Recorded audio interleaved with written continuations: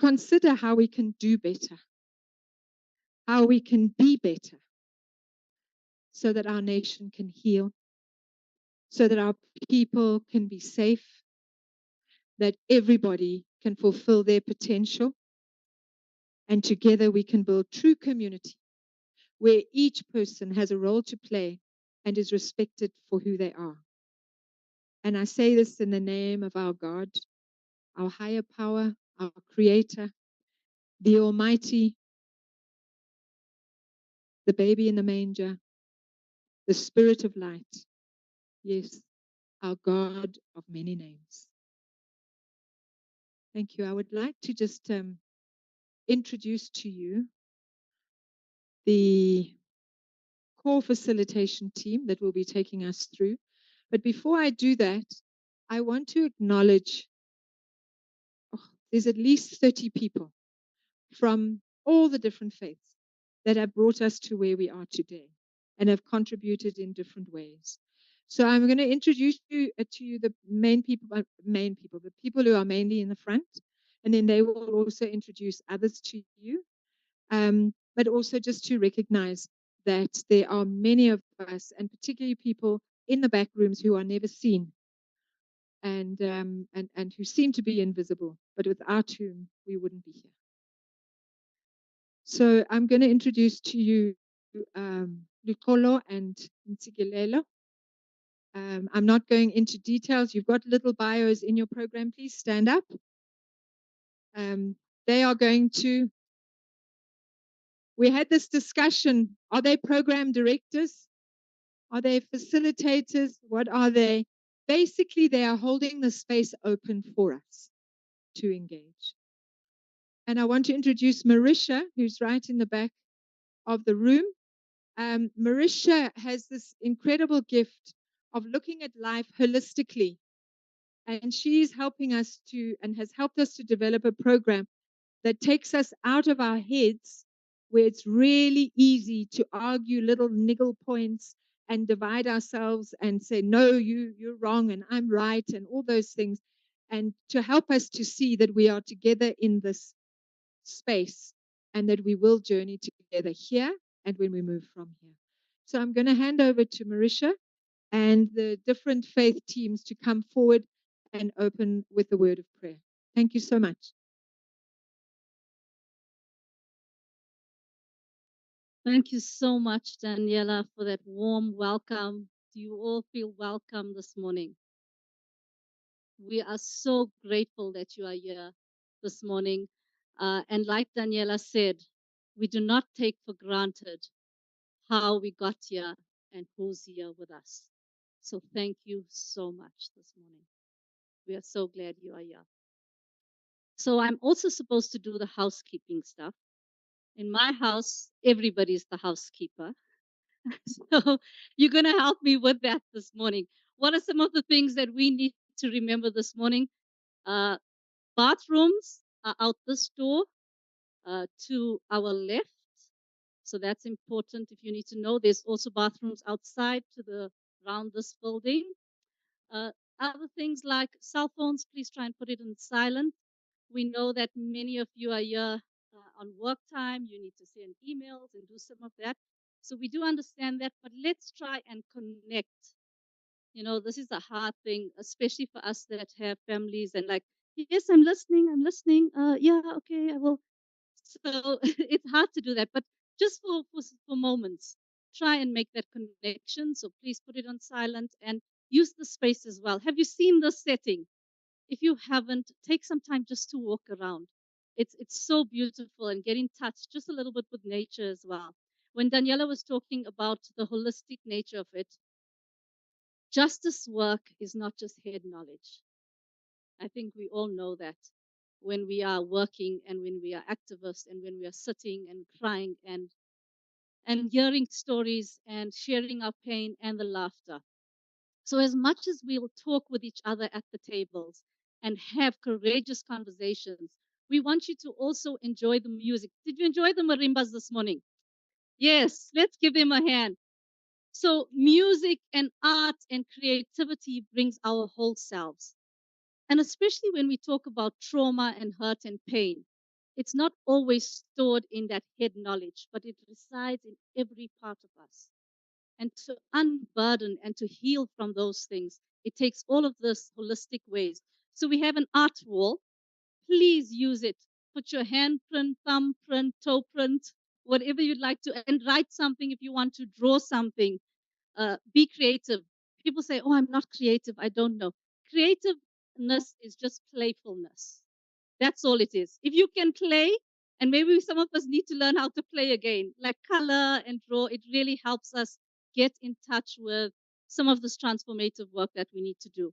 We have a nice photo booth set up there, so you're welcome to take photographs there. Those that need to put on social media, please. I'm sure Jill and Sikalelo can tell you what you need to, the handles and all of those things. I don't know the tech stuff, but I'm sure they can let you know about that. Here's a resource table.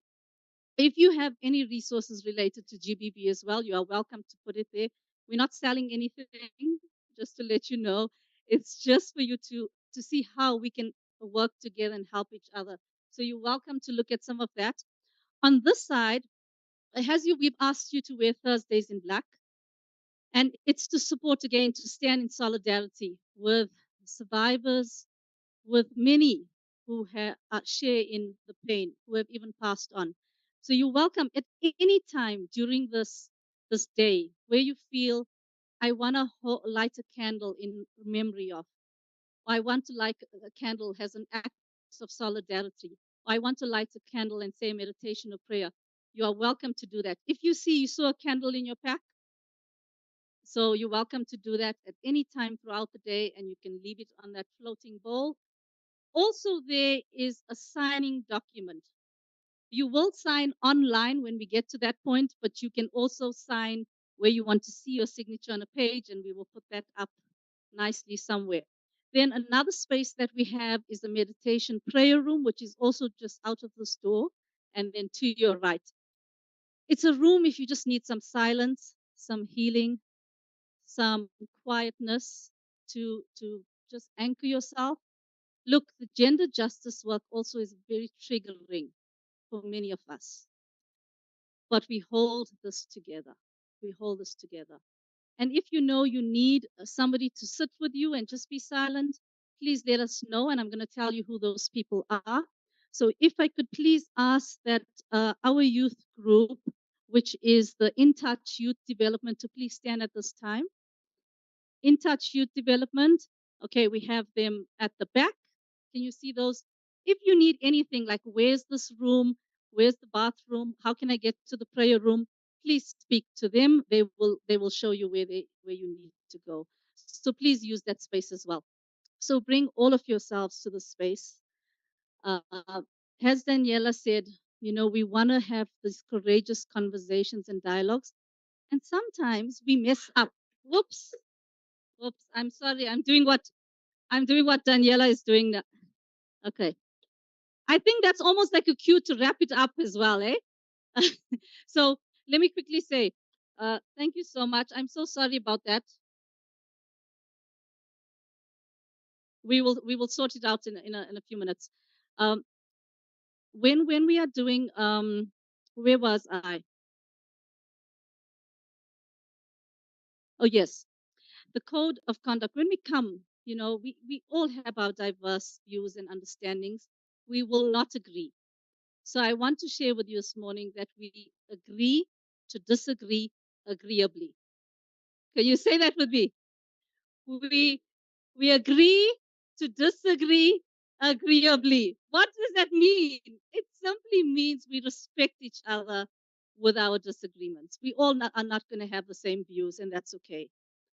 We make room for that. We will make mistakes and we may hurt each other, but we take responsibility for that. And then we be inclusive as possible, as we can. We make sure that that's at the forefront of what we are doing, how we are sharing, how we are speaking. Too much airtime, like I'm doing now, we cut it down and say, let's move on. The last thing is this: we want to say there's zero tolerance for any nature of, we won't condone any behavior of just undermining someone's dignity or causing any harm, and to be mindful of that in all parts of our engagement, and to keep the conversation and communication lines open. Are we all okay with that? Thank you so much. Now, it's easy to say that, but it's hard to do it. So the only way I know how is with God's help. So this morning, we're going to enter into a time of prayer, and prayer that would have each of the faiths. And I'll ask them to please line up here as we get to go into this time of prayer. They are going to be doing two things this morning.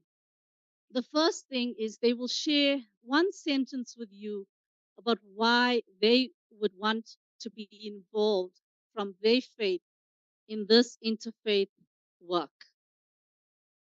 And then they will say the prayer. They will also be lighting a candle. And that candle is going to just symbolize standing in solidarity together. Together has different faiths coming, not having everything all sorted out because we don't, not even agreeing on everything, but to say we are here together to work together to make sure that one day we can see a day where there's an end of gender-based violence. Please pass it on.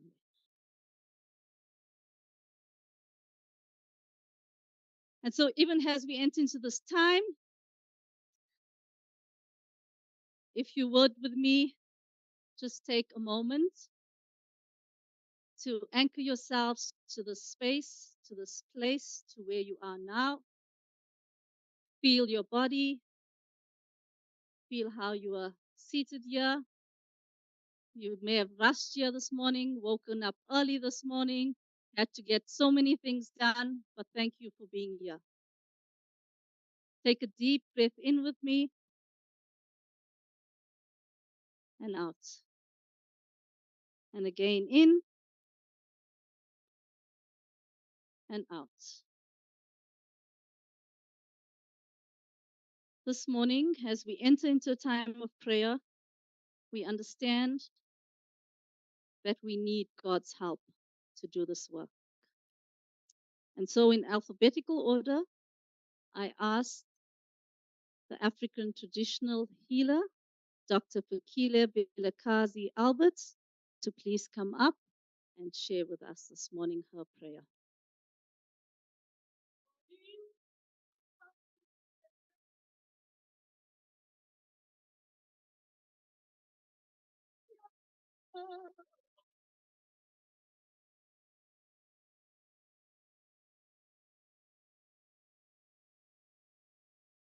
Body holiday.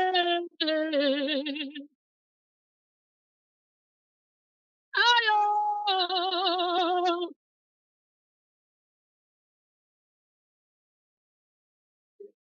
Body. Ayo, ayo, matata. Oh, ayo. Oh, matata. Ayo. Body holiday. Thank you so much, Siyabingelela Ngejabulo. We greet every faith that is represented here. We are rising from Impelo Healers Collective. I'm going to request that the prayer that I'm going to make be displayed. The reason why is the African traditional healers, health practitioners, and diviners have joined in this campaign is because we have realized that in our shrines, in our practice of what we call African traditional health, traditional healing, traditional faith, we are experiencing violence, which is what we call spiritual violence.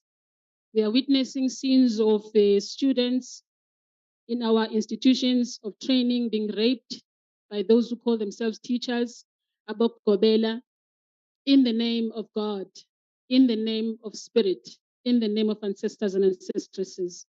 And we are saying we will speak out.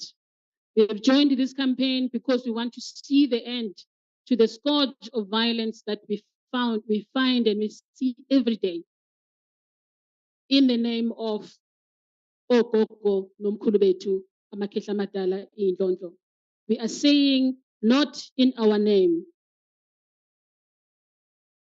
Mvelinqangi Somandla Ngonyama Yamazulu Sonini Nanini, God of our ancestors and our ancestresses, Umoya kaNomkhubulwane, beings of light,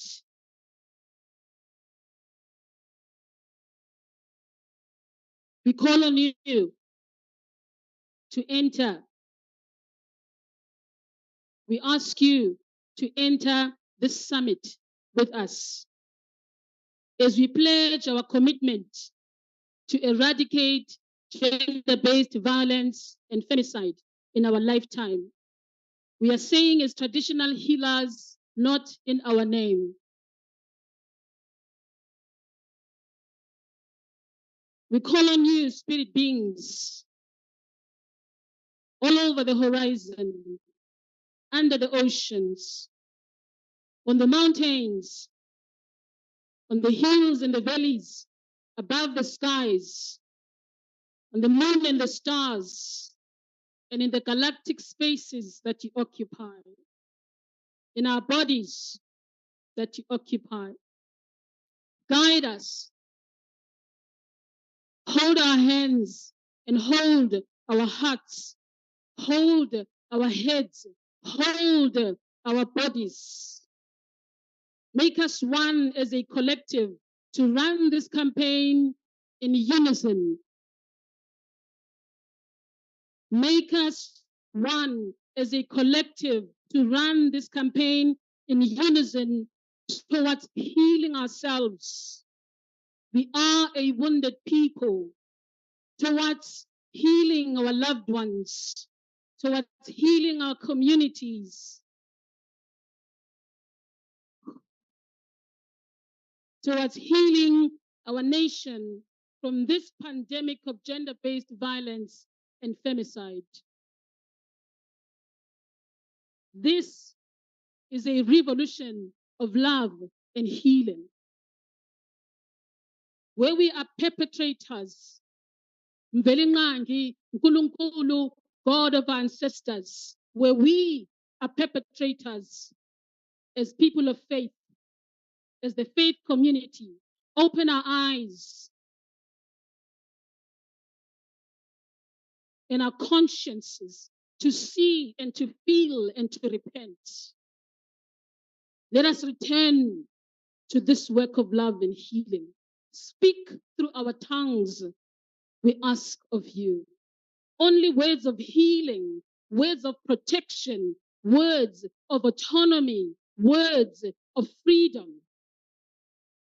Words of freedom from all forms of oppression, all forms of violences. Let us be a voice of hope.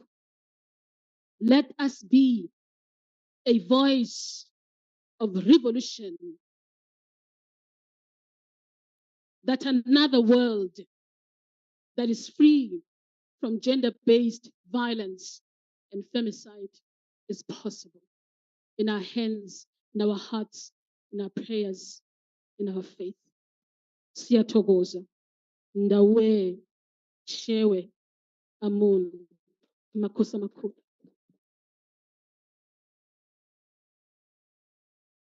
Thank you. Next, we have Zamahuhle Tobeni from the Baha'i Faith.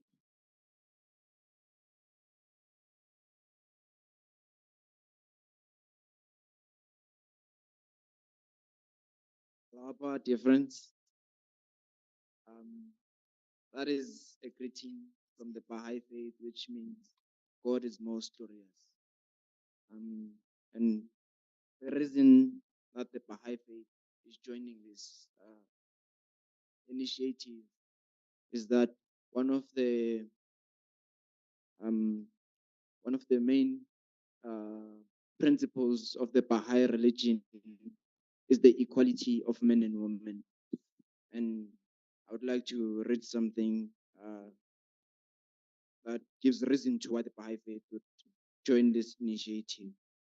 And it says, the world of humanity possesses two wings, men and women. If one wing remains incapable and defective, it will restrict the power of the other, and full flight will be impossible. Therefore, the completeness and perfection of the human world is dependent upon the equal development of these two factors. So, with the full flying bird, which is humanity, represented by the wing, which is men and women, then we are going to be able to progress as humanity. And with that, I would like to share prayer. Oh my God, verily I invoke and supplicate before thy threshold, asking thee that all these mercies may descend upon these souls. Specialize them for thy favor and thy truth. O Lord, unite and bind together the hearts, join in accord all the souls, and accelerate the spirits through the signs of thy sanctity and oneness. O Lord, make these faces radiant through the light of thy oneness. Strengthen the loins of thy servants in the service of thy kingdom. O Lord, thou possessor of infinite mercy, O Lord of forgiveness and pardon, forgive our sins, pardon our shortcomings, and cause us to turn to the kingdom of thy clemency. Invoking the kingdom of might and power, humble at thy shrine and submissive before the glory of thine evidences. O Lord God, make us waves of the sea, as flowers of the garden, united, agreed through the bounties of thy love. O Lord, dilate the breasts to the sons of thy oneness, and make all mankind as stars shining from the same height of glory, as perfect fruits growing upon thy tree of life. Verily, thou art the Almighty, the self-subsistent, the giver, the forgiving, the pardoner, the omniscient, the one creator. A unity prayer. Thank you so much, Samakuhle. I will take that. And next we have Sister Nita Makanji, and she is from the Brahma Kumaris.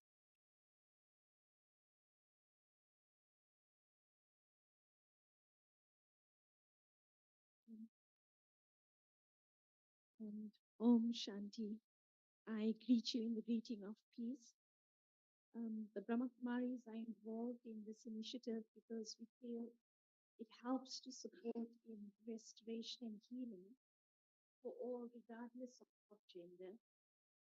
And we use the process of meditation and silence to provide this. So I'm going to invite you to reflective meditation now.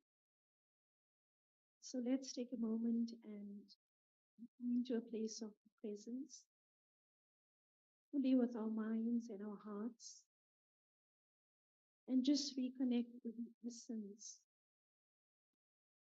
of pure consciousness, of pure light that we are. In doing so, we go beyond race, religion, culture, gender, and come to a place of love, of peace, of purity and power. And so in this consciousness, this awareness, we connect to the source that holds the ocean of all of these, creating that unity, that respect, and the innate dignity that is inherent within each one. And so let us hold this for a moment, reconnecting the essence of the self, but also holding that vision for each. Om Shanti. Thank you, Sister Nita.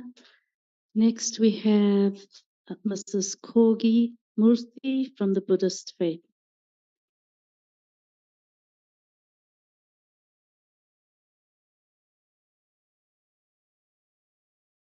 I greet you in the name of Lord Buddha. Buddhism advocates nonviolence and believes in quality of all life and does not tolerate abuse on one person by another, especially violence towards women and children. We support all groups and individuals that opposes gender-based violence. Namo Buddha. Buddhang saranang gacchami, dharmam saranang gacchami, sangam dharanang gacchami. Buddham dharanang gacchami, dharmam saranang gacchami, sangam dharanang gacchami. Buddham dharanang gacchami, dharmam saranang gacchami, sangam dharanang gacchami. Namo Buddha. Thank you, Kogi. Next, we have Eugene Mick, and she's from the Christian faith.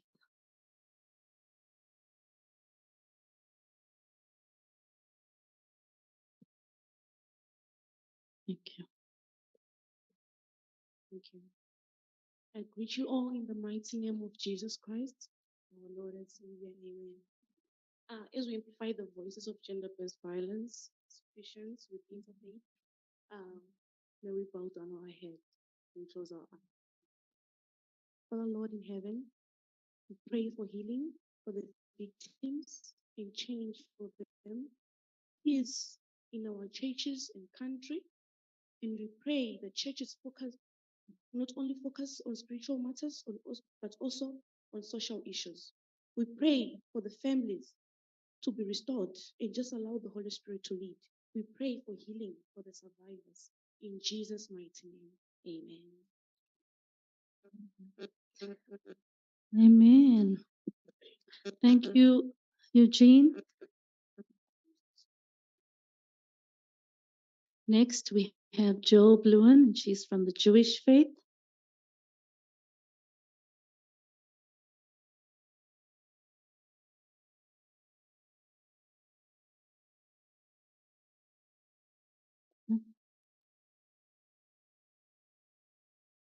Peace be upon you. In the Jewish faith, there is a person.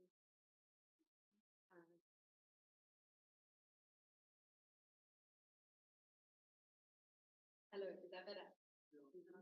Okay. We say Shalom Aleichem, may peace be upon you. Salam Alaikum, may peace be upon you. I'm from South African Jews for a Free Palestine. And it is my absolute honor and privilege to be here with you. And I am so grateful to the conveners for gathering us today. We are here, I am here. In Jewish faith, we have two concepts of hiernis, Doikheit, a Yiddish concept, which means to be where you are, to be here wherever you are, and Hineni, which literally translates to here I am here. So in that spirit, I greet you with peace and say, we are here and we are grateful to be here wherever we are. I'm going to read a brief extract from a liturgical poem from Rituals of Transition by Dr. Joy Ladin, a Jewish spiritual practitioner. The time of singing has come. I am the song that sings you, the song you long to sing. You are my stem and I am your fire. Rise up with me above the shadows, smiling in the dawn that reddens your hills of spices. My voice is the voice of becoming. I know I'm pushing you hard, I'm knocking you off your feet, but our strength is your strength. It will become your deliverance. Despair and bitterness may swarm you like bees.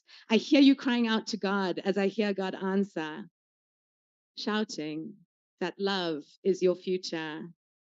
Prying open your narrowing lids, sheltering and enlarging, showering you with yeses. It is better to wait for God than to wait for death. This is the day that God has made. God's right hand lifts you up. God's tense ring with the shouts of the woman you are becoming. Shouts of victory. God has unlocked the lies you tell yourself you are. They have become the gates of truth God is leading you through. Thank you. Thank you, Joe. Thank you, Joe. Next, we have Sheikh Mohammed Malanzi, and he's from the Islamic faith.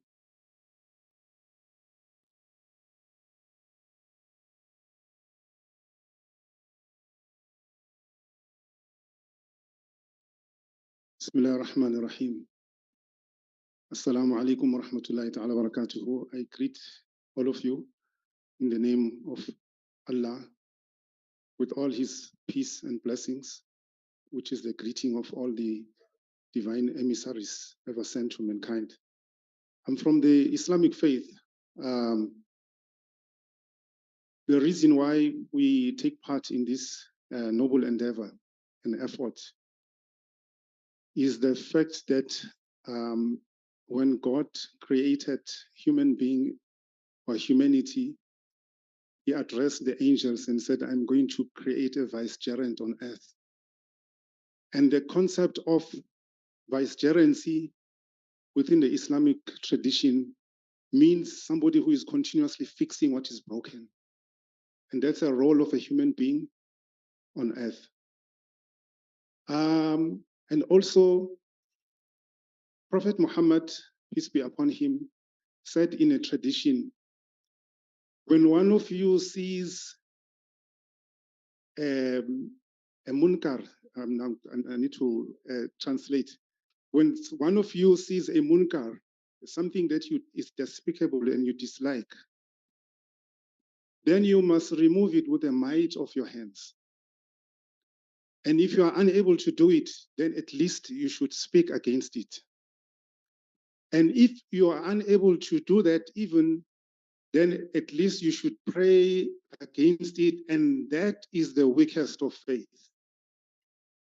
So this tradition embodies the participation of the reason why the Islamic faith should participate in this endeavor. Because we want to move from talking to action. And the last tradition that motivates our faith to be part of this program is that Prophet Muhammad said,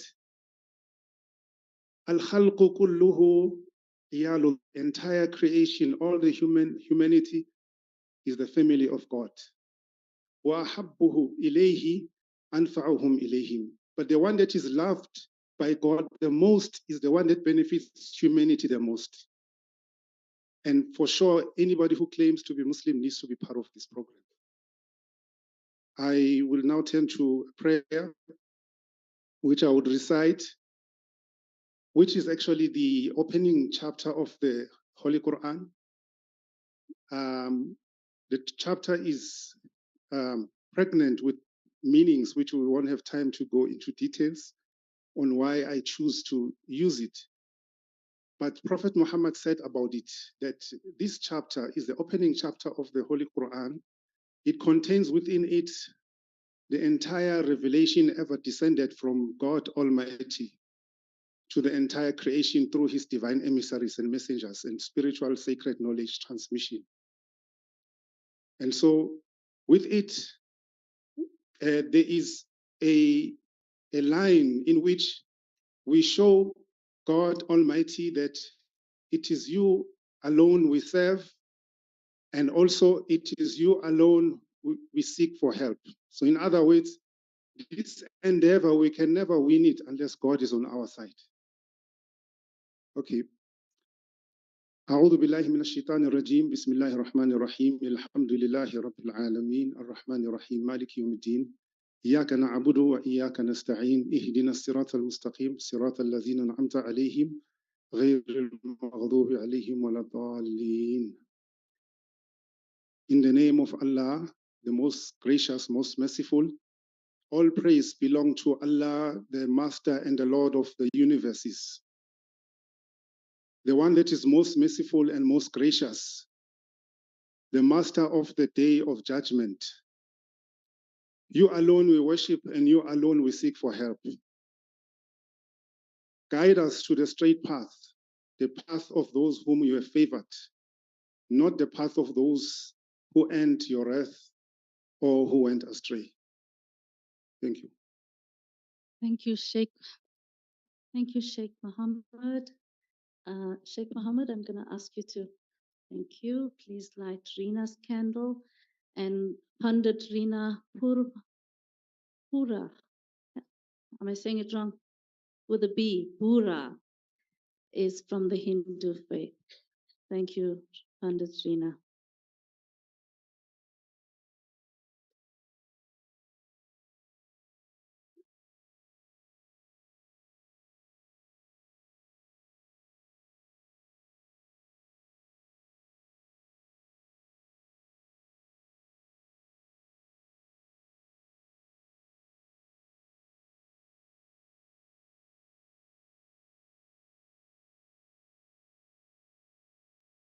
Namaste. From the divinity within me, I greet the divine in you. We are involved because we respect and honor women. Om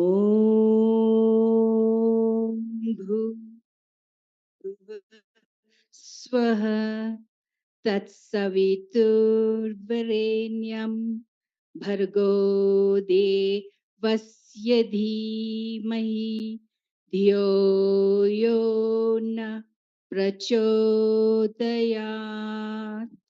The meaning is, O God, the giver of life, remover of pains and sorrows, bestower of happiness, and creator of the universe. Thou art most luminous, pure, and adorable. We meditate on you. May you inspire and guide our intellect in the right direction.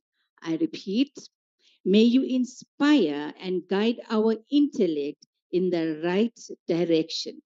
That is, to differentiate right from wrong. Om Shanti, Shanti, Shanti. May there be peace, peace, peace. Thank you, Rina, and thank you, dear friends, to each one of you for bringing your prayers this morning. As I hand over to Luktula, please know that a symbol of us and our commitment, and that we and our lives are living prayers. Our lives are living prayers. Thank you so much. Molweni, sanibonani, thobela, dumelang, ashe. Before we even start, just after that spiritual moment, can we all just send a bit of love and light into the room, and everyone just by a raise of hands all around, just to acknowledge where we are, as Daniela told us. My name is Lukolo Madomela. For those who do not speak isiXhosa, Lukolo means peace. And it's so beautiful to be able to say in so many different faiths, Assalamu alaikum, Namaste, peace be with you, Shalom, Shanti. And so this begins to demonstrate how connected we all are, no matter which side we come from. And the point of today is for us to start to movement build. To pray and to speak is quite simple. to actually reach our faith communities and make the difference is where we have to head to by today. If the team could kindly flash the agenda, I'm going to be moving a little swiftly since we obviously lost a bit of time. But if you're possible to put it at the back as it comes, we've already had the beginning and you have your program in front of you. So perhaps I'm just going to move forward. Don't worry about it. You'll be able to look and see, just to know that in the beginning, we're going to have a keynote conversation after Daniela has told us where we are, how we got here. And the real big part of that is that it has to be a conversation. Everybody online, everyone in the audience, hopefully you'll be hearing very little from us as the facilitators and more from the speakers. We will then present the interfaith statement of commitment, which again you have in your packs and you can read through. Very important in this movement is, yes, we are mobilizing the faith sector, but the faith sector does not operate alone. We have to work with government, civil society, development partners, and ordinary citizens in this country. So it is very important to have sector responses so we are grounded in true collaborative movement building. We will then have a signing ceremony with the lovely marimba band and my lovely right hand, left hand co-pilot. I don't think we decided which one I was going to say. So we keep switching hands between myself and Ntsikelelo will be singing for us. We will have a drama so that over lunch we can ponder in more creative ways, as Marisha said in the opening, and have a bit of discussion around that provocation. I think for me, the most important section comes in from moving from words to action and accountability. And that is going to be a session where your active participation will be needed. You all hold sway, influence, love, and power in your various faith institutions. This is where we will really need you to bring it home and tell us your creative and brilliant ideas about how we can make it more effective. We will then close and of course have individual pledge cards. Once we've had that discussion around serious action, we will then have individual pledge cards which will be led by Marisha. It's a tight day. It's a tight program. So if you could help us, all the speakers, if I do say so before, it is the most awful job to try and cut someone, especially because everything that somebody says in this space is important. So what I will do, because I'm too shy to cut people, but if you are running over time, I'll be sitting up there and I'll just send you a little love bomb like this. And if you see my hands doing that, it means you have about a minute or so to close up.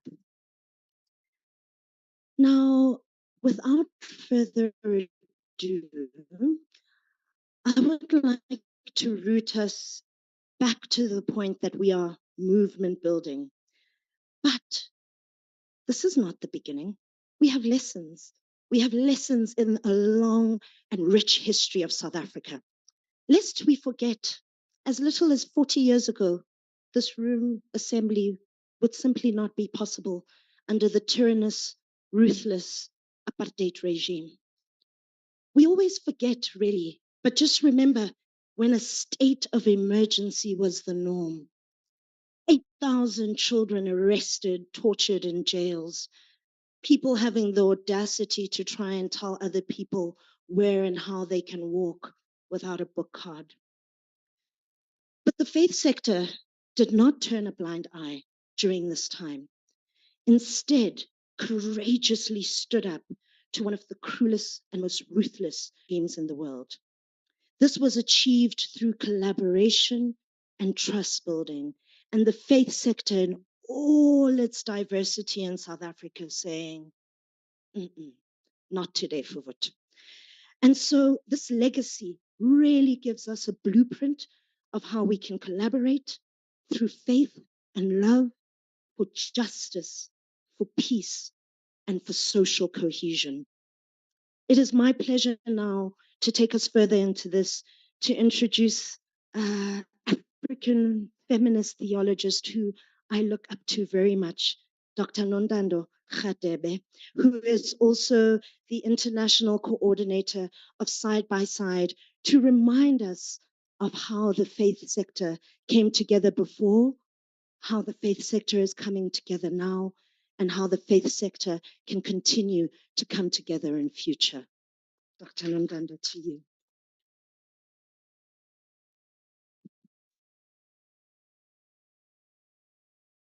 Thank you so much, Lugolo. It's one generation handing to the other.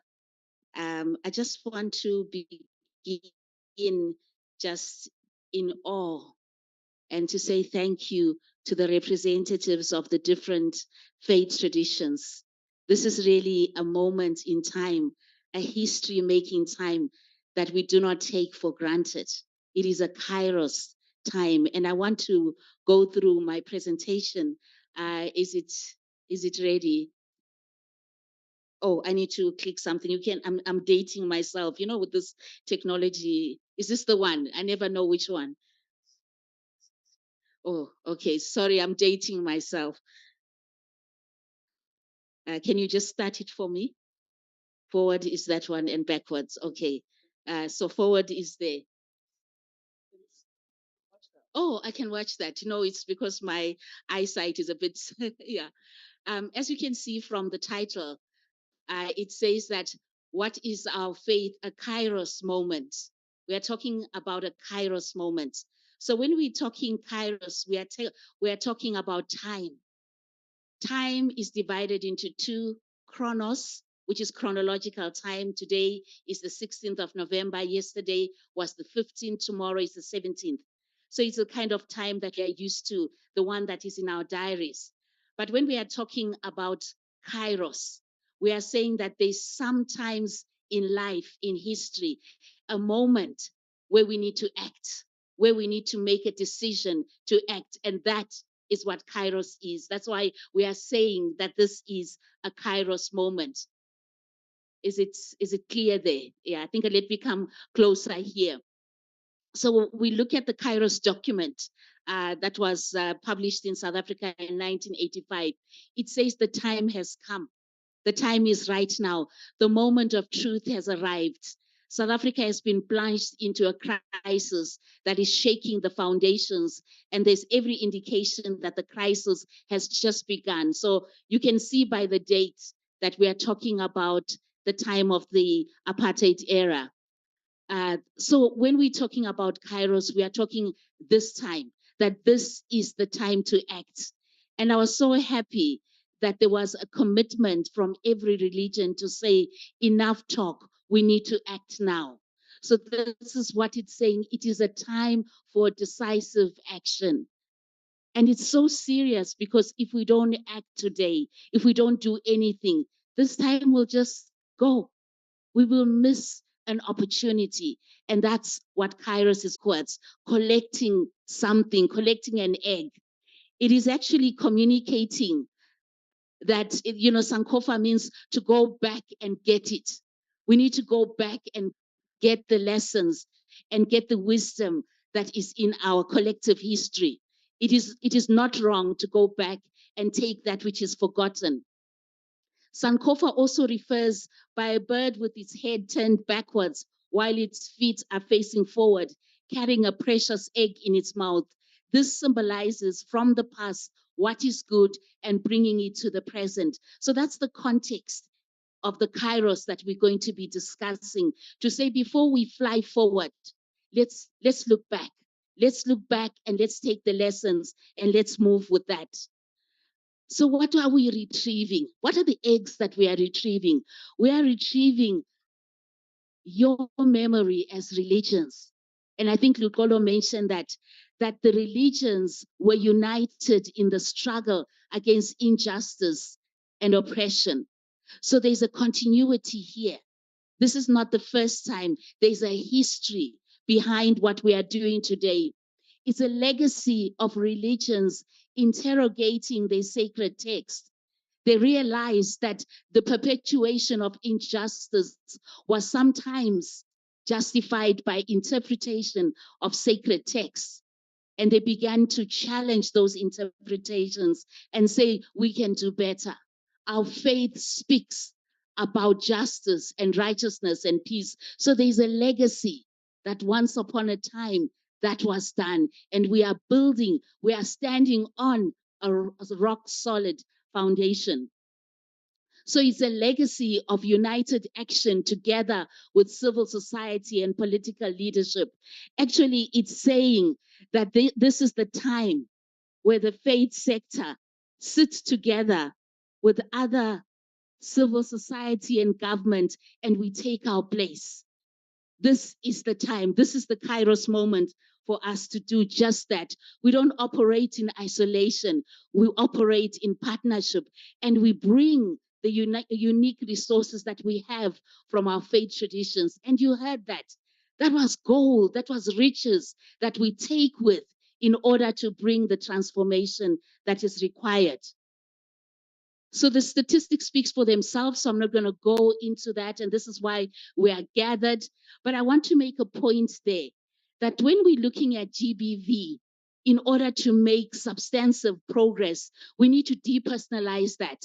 Somebody will say, that man or that woman, look at them, they must be crazy.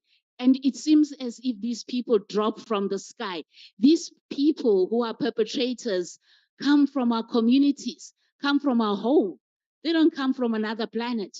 So there must be something going on in our faith communities, in our culture, in our society that seems to come to somebody, gives one person a kind of permission to say, I have the power to harm another. So that's why it's important to depersonalize it. We can personalize it, but we need to know that in order to shift, we need to depersonalize and ask ourselves, who are part of the faith communities and who are part of society, what is it that we are saying, that we are doing, that is allowing this to happen? It's not an accident. It's not random. It is a fruit of our theology. It is a fruit of our culture. So we need to be questioning the root causes, the systemic, and a lot of things, given a divine baptism. This is God's will, woman, to be inferior. You brought sin into the world, right? So we're going to make sure that's an eternal punishment. So our statement is clear. We want to recognize and we want to act. And I don't want to emphasize that because it's coming. And then we spoke about from rhetoric to action. And this is such an important thing because when we think that our faith is about sacred texts, we miss the point. When people go Sunday after Sunday or Friday after Friday into our faith spaces, they are hearing something, they are praying, they are singing. And it is in those spaces that patriarchy sits there, hidden, invisible. And so that if we are only tackling one, patriarchy goes to bed unworried, unbothered. So we need to understand this package that consists of the expression of faith, the beliefs, we can tackle that, the sacred text, we can tackle that, but the liturgy, the repetition. What are those repetitions saying and doing? Because that's where the shaping is happening. That's what we call the hidden curriculum. You see, patriarchy is not stupid. It's not going to say, I am patriarchy, I'm coming to oppress women, go for it, gender-based violence. No. That's why it has persisted for centuries. It just sits there, unnoticed, under the radar. And we need to go under the radar and examine our liturgy and the artwork around our churches. Can a little girl step into our faith spaces and feel immediately affirmed by what she sees around in terms of art, by the music that she hears, by the text that she hears? Because unless we integrate every one of those aspects of faith, patriarchy goes to bed unbothered. So we need to look at our hymns, our artwork, even our leadership. Who is standing there with authority? Who is standing? Where are the women?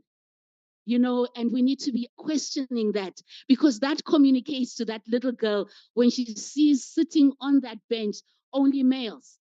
It it speaks volumes. It's not just saying to her, it's telling her you're excluded. You're not worthy to be sitting there. And when she sees that time and time again, it becomes something that is ingrained. So we need to tackle all aspects of the expression of faith and the practice, because patriarchy is hiding. It's very, very intelligent. It's hiding and perpetuating every single time we meet.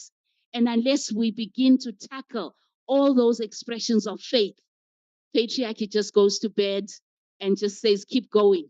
You're not touching me. So the vision, and also to say that the vision for justice never ends.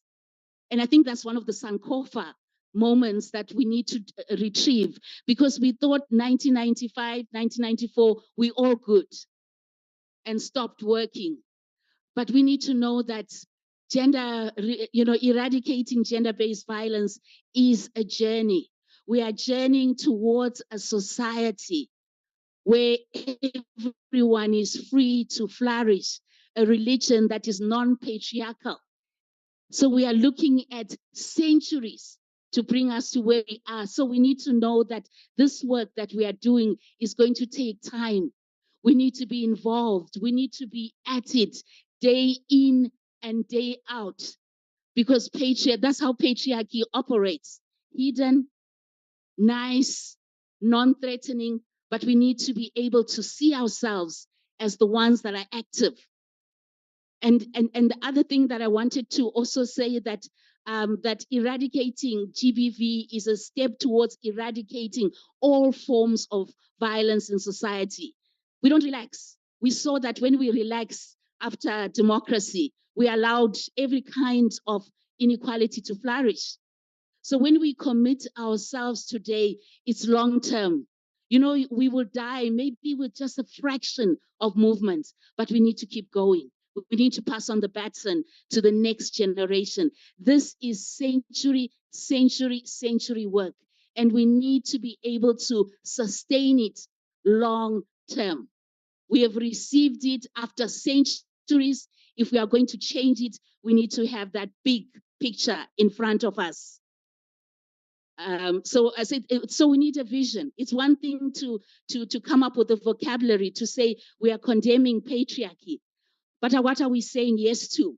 What is the language that can communicate to the young people that women and men are equal, that violence is not a way of relating, that in society, all the systems that are driving violence are completely opposed to our faith?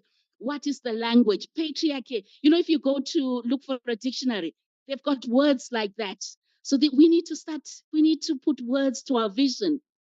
We need to start generating vocabulary so that even in how we speak about our faith, how we speak about women, like one of the words that I try to say to women in the Christian Bible, it says that women were created to be helpers. And that word is Eza. But that's the same word that is used to describe God. So when you think of helper, not in our thinking, but in the way it is in our context, we realize we are powerful beings. We don't have to apologize. We are powerful beings. We are described as image bearers of God, as people of equal dignity. And we need the sustaining vocabulary so that little girl hears that all the time. Hears that all the time in the hymns, in the liturgy, in the prayers. And slowly but surely, that becomes the identity. And even a little boy hears that and he realizes that women are equal. These are partners. This is how to relate. And we begin to shift the narratives with our words, with our concepts. So that's where the hard work comes. That's where the hard work comes. And as we do that, so words are critical in our struggle to transform our faith traditions.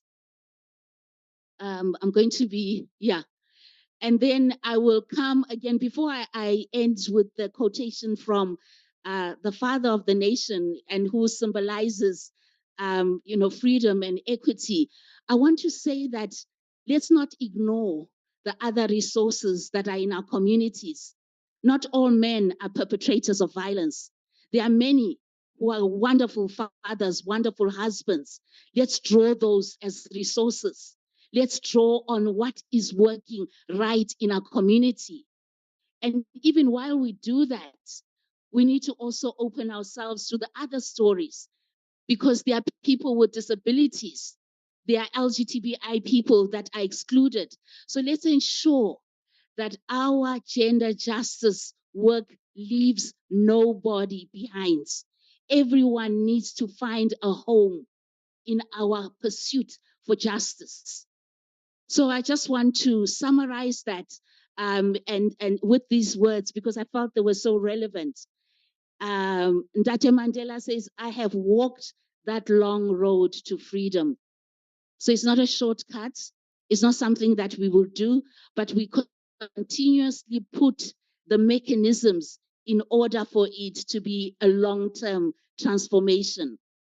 He says, I have walked that long road to freedom.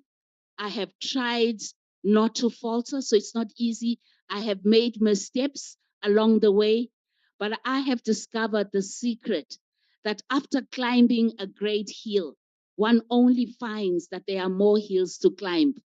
So we will see that after climbing the gender-based violence femicide hill, we'll discover that there are still more sides of liberation that we need to do. It's a never-ending quest, because we are aiming to ensure that no one is ever left behind in our own struggles for gender justice. So he says you'll see many more hills to climb. I've taken a moment here to rest, to steal a view of the glorious vista that surrounds me, to look back on the distance I have come. But I come only for a moment, for with freedom comes responsibilities, and I dare not linger, for my long walk is not ended. So we are starting today. We have arrived at this point, but we need to know that we have a long way. And all we do, as the Chinese tell us, that a journey of 1,000 miles begins with one step. We do the next thing. We correct our liturgy. We correct our artwork. Sure that the leadership is inclusive, that there is a woman, there is a man, there is a person with disabilities, different ethnic groups, different sexualities, that we normalize what has been vilified.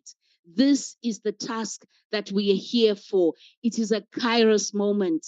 Dear brothers and sisters, if we ignore or if we just make this another conference without any action, we not only miss the opportunities, we betray our role in society. We betray South Africa, we betray the world, because we are called for such a time as this. We have all those resources that we saw when our faith leaders came up and made the commitments. So I want to thank you for listening to me, and I hope that in the afternoon we make it concrete so that all expressions of faith for a little girl communicate without ambiguity that she has dignity, and for a little boy that women have dignity, and that violence is not the way of relating. So thank you very much.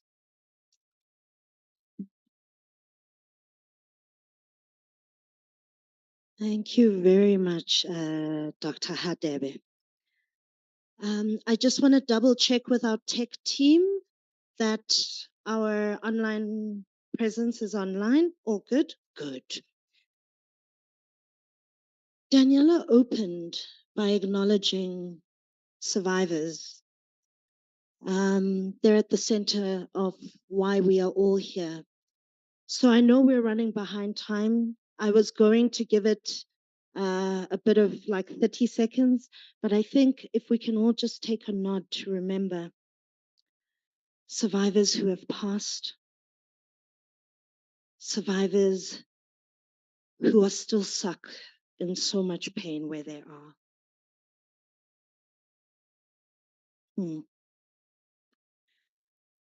I think everyone who is here knows the dire situation. I'm not going to talk about South Africa being 5 times that of the global femicide strategy and the fact that a woman gets raped, every hour. We know this. We know this. And it's not just here in South Africa, but globally. And so to just give us a moment to acknowledge and hold that pain, I read an extract from Warren Shire's poem, What They Did Yesterday. And later that night, I held an atlas in my lap and ran my fingers across the whole world and whispered, where does it hurt? The world answered, everywhere, everywhere, everywhere.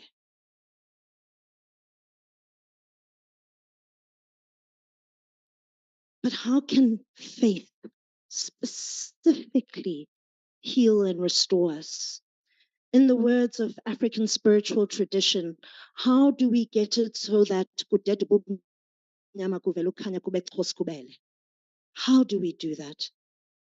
And what role does faith play? Online, it is Mpilo Kwesena from Pepisa Survivors Network. They are both executive members, and a lot of us have been saying survivors this, survivors that. Let us let Pepisa Survivors Network speak for themselves.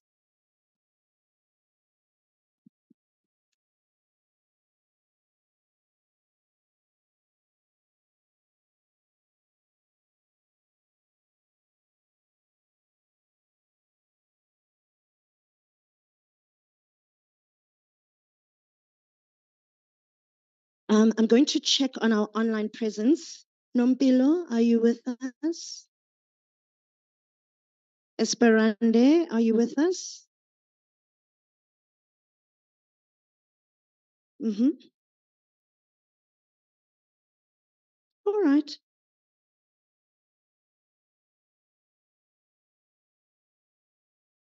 Is zooming?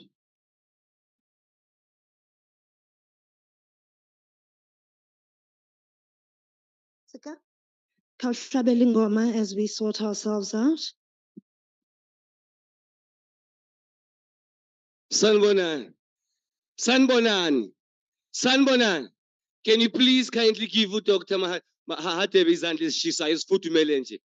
Just give us a peek and man. You know, for once I thought no, this is a funeral service. Because like everyone, like after every speaker is like, okay, down. Please, let's do it again. Please. Thank you. Okay, so hence we are waiting for our online participant. I would like to say, Modi Mohalite. Matata. Matata. Modi Mohalite. Hey, Mata is that Matata. I'm gonna show. Thank you so much. I was gonna show. I said, let me show them what do we do in the train services. Over to you, ma'am. Thank you. Technical problems. Oh, is this all good? Technical problems occur, but we move with grace, we move with the Spirit, and we carry on. The idea was to have survivors first speak about why exactly the faith sector helps. But on the other hand, as faith practitioners, how do we practice that healing and that faith and that restoration? And so Pundit Arti Shanand, she has been walking this journey with us and has done a lot of healing work, restoration, and rehabilitation for survivors within the framework of faith.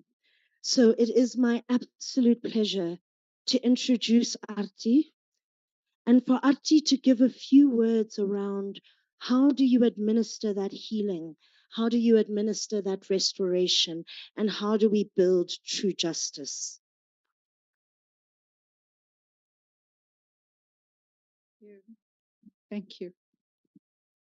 Thank you, everybody, and namaste.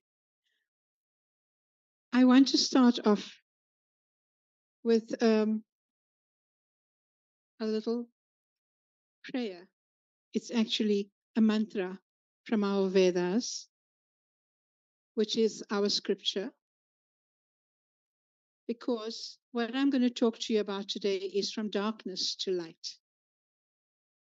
Om Asatoma Sadgamaya Tamasoma Jyotirgamaya Mrityurma Amritam Gamaya. Lead us from untruth to truth, from darkness to light, and from death to immortality. Ladies and gentlemen, brothers and sisters, my namaste to all of you.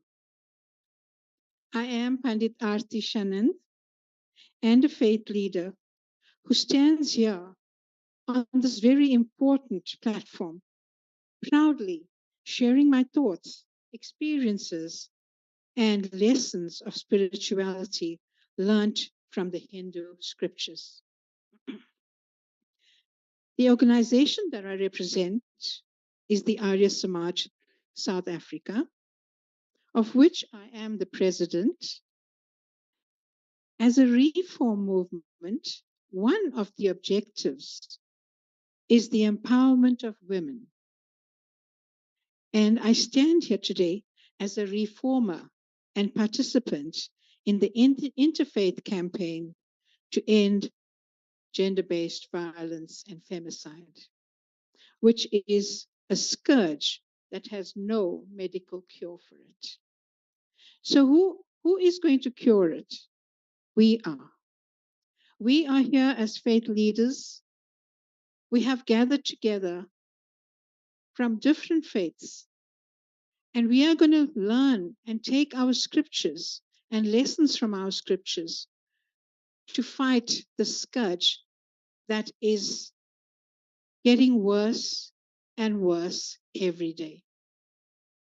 I thought COVID was bad, but this cannot be cured unless we take a stand to do so. Before I go on, we were waiting to speak to our survivors. I would like to say to you that I am a survivor. And I'd like to share my experience with you. A bit of my life experience that has grounded me so firmly in my resolve to bring to an end GBVF. Growing up as a child with parents who loved and respected each other, even though theirs was an arranged marriage. Yes, amongst Hindus, it was customary for parents to choose a compatible partner for their son or daughter. So growing up, I watched my parents love each other and respect each other. And that formed such a beautiful image in my mind. And I thought, all marriages are made like this. But I was rudely awakened when I got married. And I was subjected to violence, even during my first pregnancy.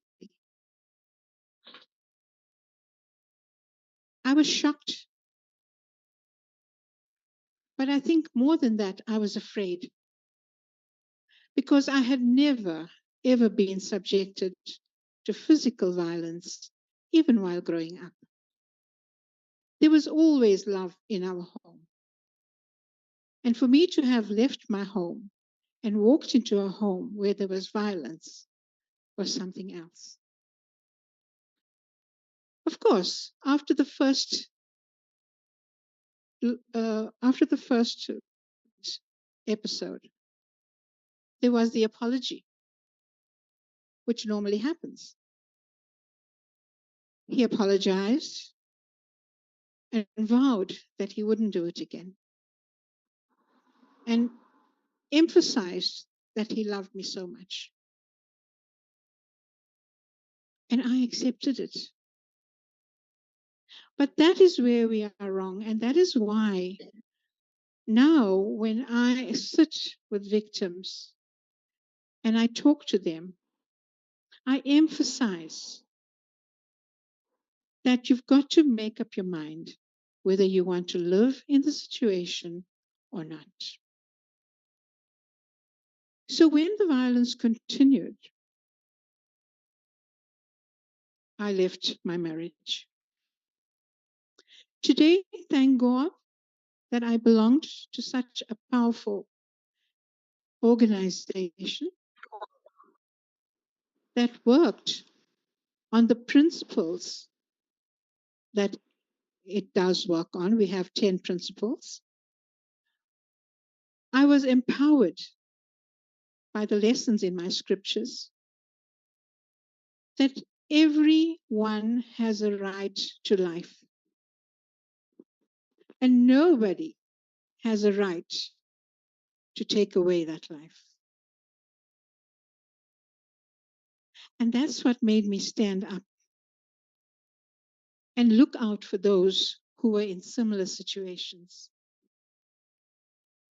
When we talk of patriarchy, yes, patriarchy was rife at one time. But I think today, as women, we must feel proud that we can stand up and count ourselves and say to everybody that we also have that intellect and that power to move forward. And as Pandit Rina said earlier on, prayer, please God, guide my intellect in the right direction. And that is what God did for me. He directed my intellect in the right direction.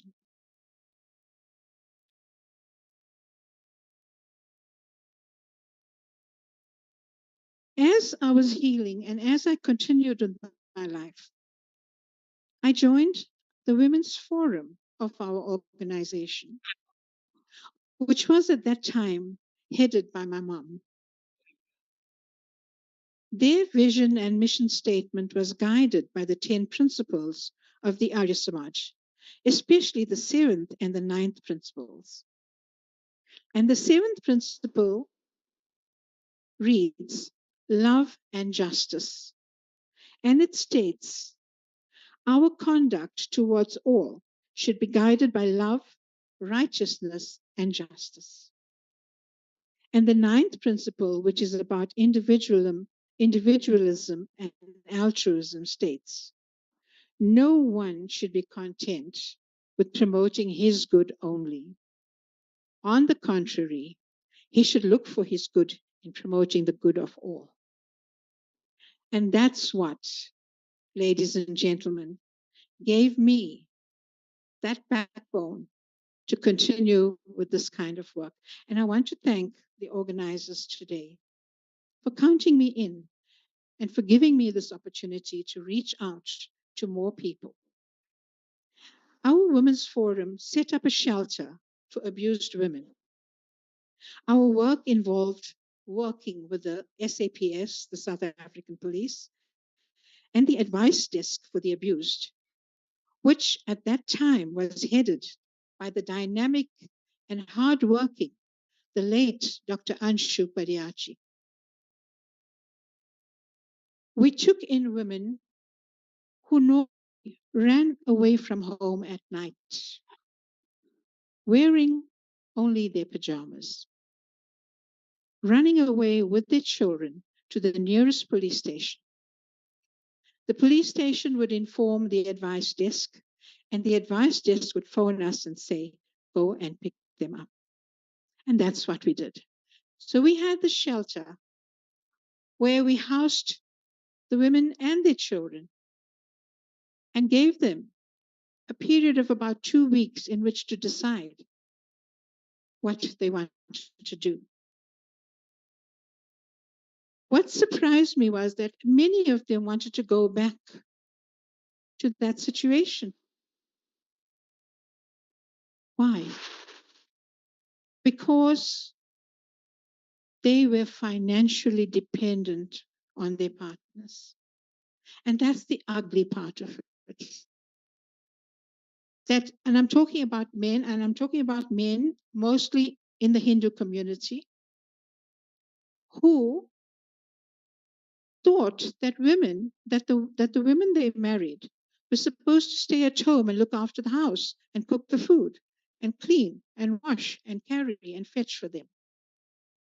So obviously these women were financially dependent, and that was the huge set. So what we did at the shelter was we got in touch with the schools that the children were attending. We spoke to the principals. We had them sent back to school.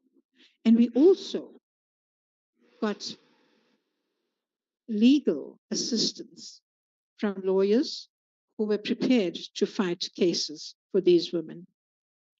We housed them, we fed them, we clothed them, and we were able to restore some form of dignity to them before they decided what they were going to do with their lives. So, ladies and gentlemen, this is why I stand here today, to get together as a united people with one thought and to speak with one voice against the scourge that is really taking over our country. Thank you.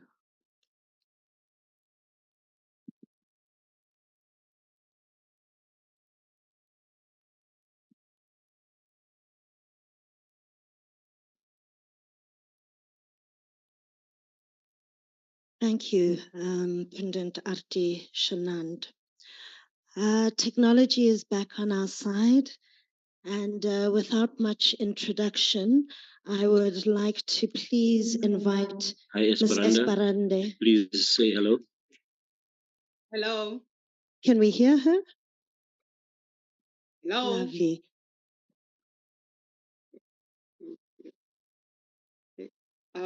Good morning, everyone.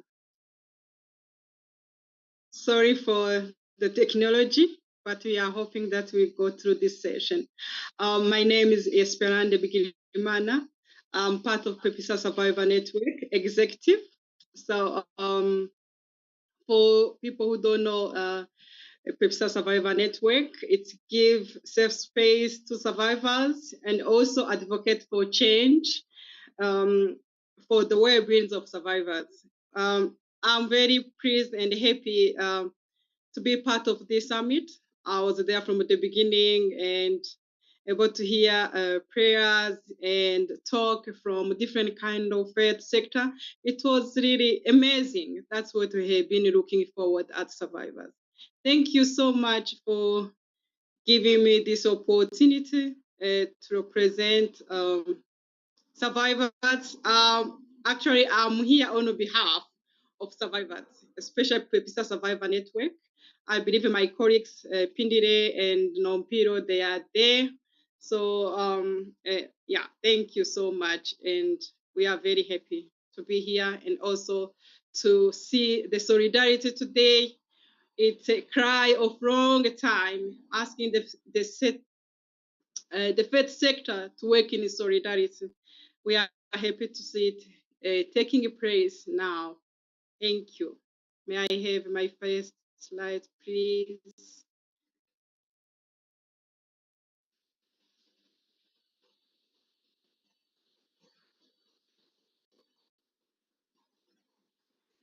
Are we able to project the slide?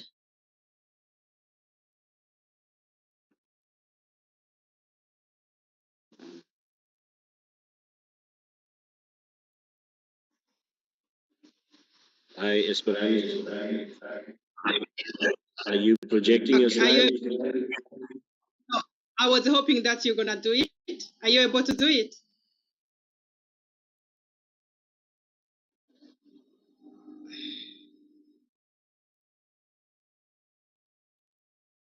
Hello. Are you able to project the slide?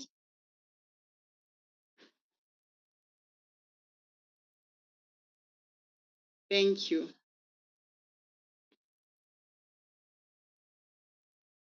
Second, please.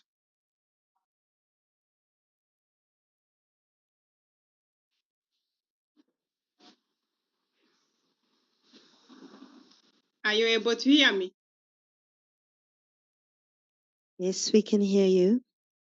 Yes, the second slide. That was introduction.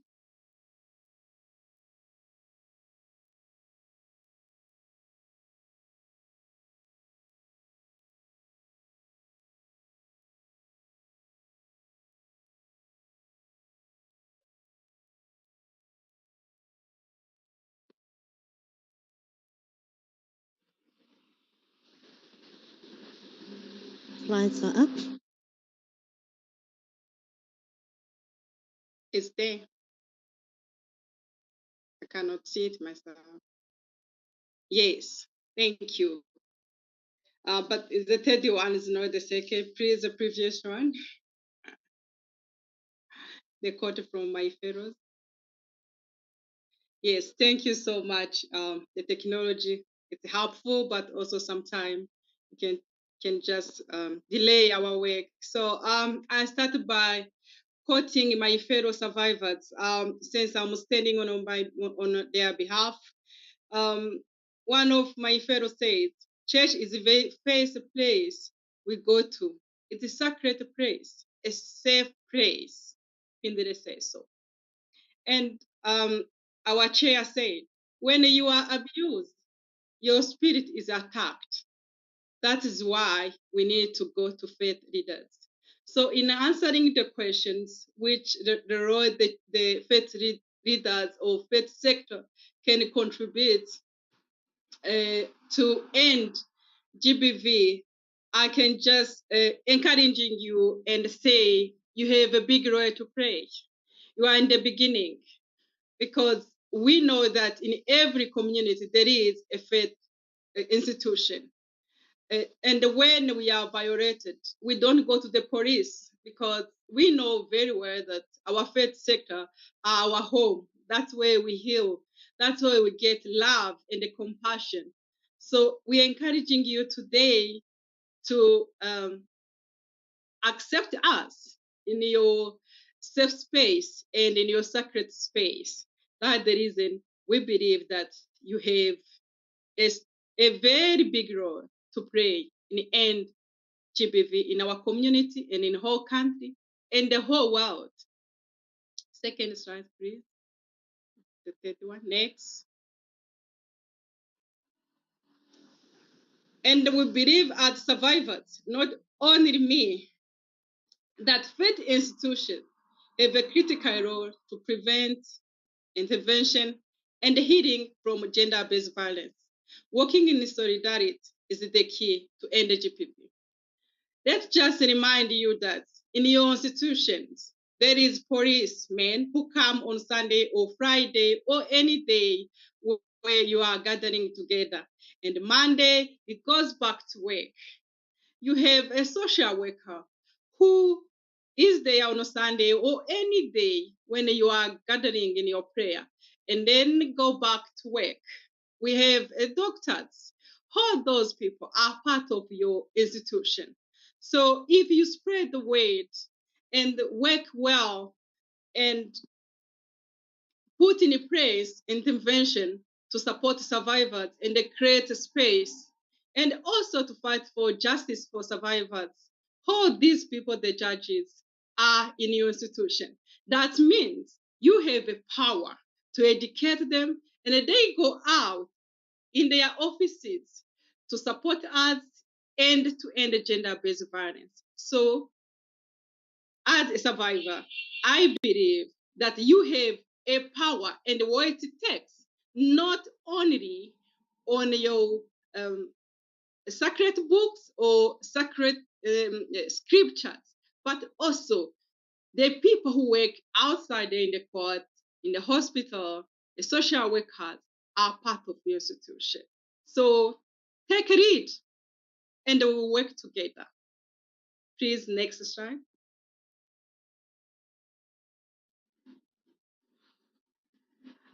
And before I end my talk, because I believe that there is many people coming to talk or to speak or to encourage, let's just go back to what we call it survivor centered.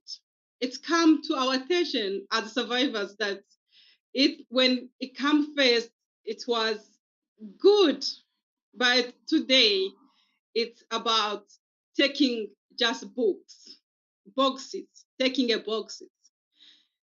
I want just to remind you that survivor centered, it means allowing a survivor to lead you, work together as partners, not only listening to us, but also working in solidarity and allowing us to lead you. If you allow survivor to lead you, because they are expert in their pain, they know what they need. They need only institution to allow them to articulate what they need.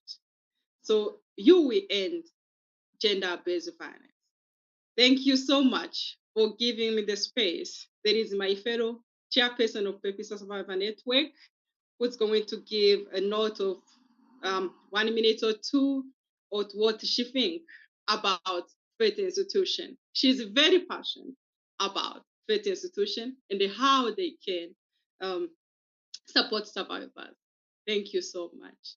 You may go to the audio, please.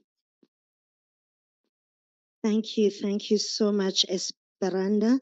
Is Numpilo online? Her voice note. If we could hear Numpilo. Yeah.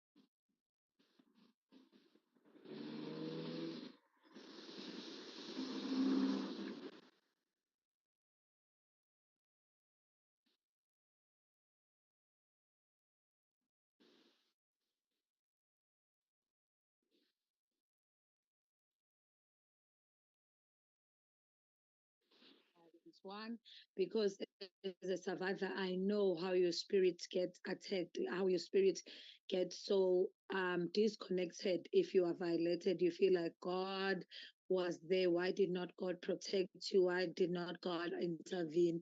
So I think in all the part of the healing, the restoration is also the key in making sure the healing of one person is there. And that's the role of the faith sector, of the faith leaders, of the faith people, where they bring in the process, the healing process of restoring you, of assuring you that you are healed. And also, I believe that there should be the practical actions where we know as survivors that this is how the response is. I'll make an example. If I were to lose a family member, I know exactly how the faith institution, as a Christian, I know how my church will respond. So I think I know how they will support me through the process, through the whole time until the period, and after that, they make sure that I heal from the lost one. So I think there should be those practical actions where I know if I were to be attacked, whether it's inside the church or even if it's family, however I am violated and wherever the gender-based violence occurred, but I know that there will be action. This is how where I can run to. So I believe those restoration parts, those parts of affirmation of our spirit, it's the key role of the faith sector, and also not just for the congregation or the faith people or within the institution, but I believe even the community, it should be that priority that the institution go out, the faith people go out and respond to the community. Gender-based violence is a social ill. So how is it available or how is it visible to the people where they know that I can run to so and so. They can pray with me. They can pray for me. They can bring that restoration. I can feel again as myself. So I believe, though, that's the part that is lacking, and it's contributing very negatively if it's silent and if survivors do not get healed in those areas, because they disconnect a lot from their faith, which is something that most people do believe in faith. So, in my point, I think that should be looked at, not just talks, not just awareness, but also the response and knowledge that is available, and everyone know this is the process, or this is how I can be restored and healed. Thank you. Thank, Thank you so much. thank you very much to Pepisa Survivors Network. I think they have certainly put a challenge to all faiths in the room around playing an active role in both the prevention and the responses. And we do have examples like those of Pundit Arti, of healing centers, of shelters, of places, and of practical ways that the faith sector can make a difference. It's been a lot of listening. Do we want to just stand up and shake it out a little bit? Just a little bit, walk around in your spirit. It's been a lot of listening. There's been a lot to take in. Just to revive and bring us back in the center of the room, to remember our candles, to remember why we're here. Quick, brief stretch, feel the legs, and so we can sit. All righty. All right. So as we get revived, okay. All right. As we settle down after a moment,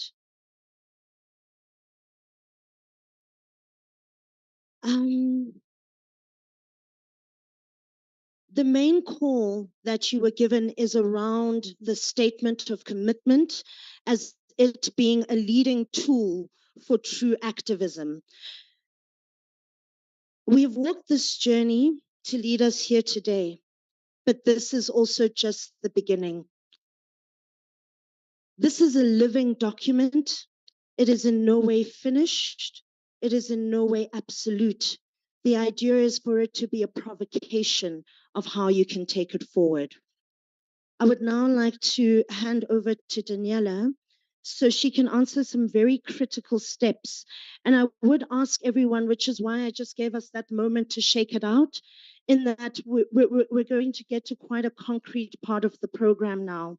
And for those who had not been part of drafting the statements, a lot of the questions we get is, who is the statement by, for whom, by whom, how, what was the process, what was the journey? And in a brief slide, Daniela will be taking us through the process of how we gathered information, how the statement was put together, how it was validated, and the version of it that will be presented to you today. Daniela.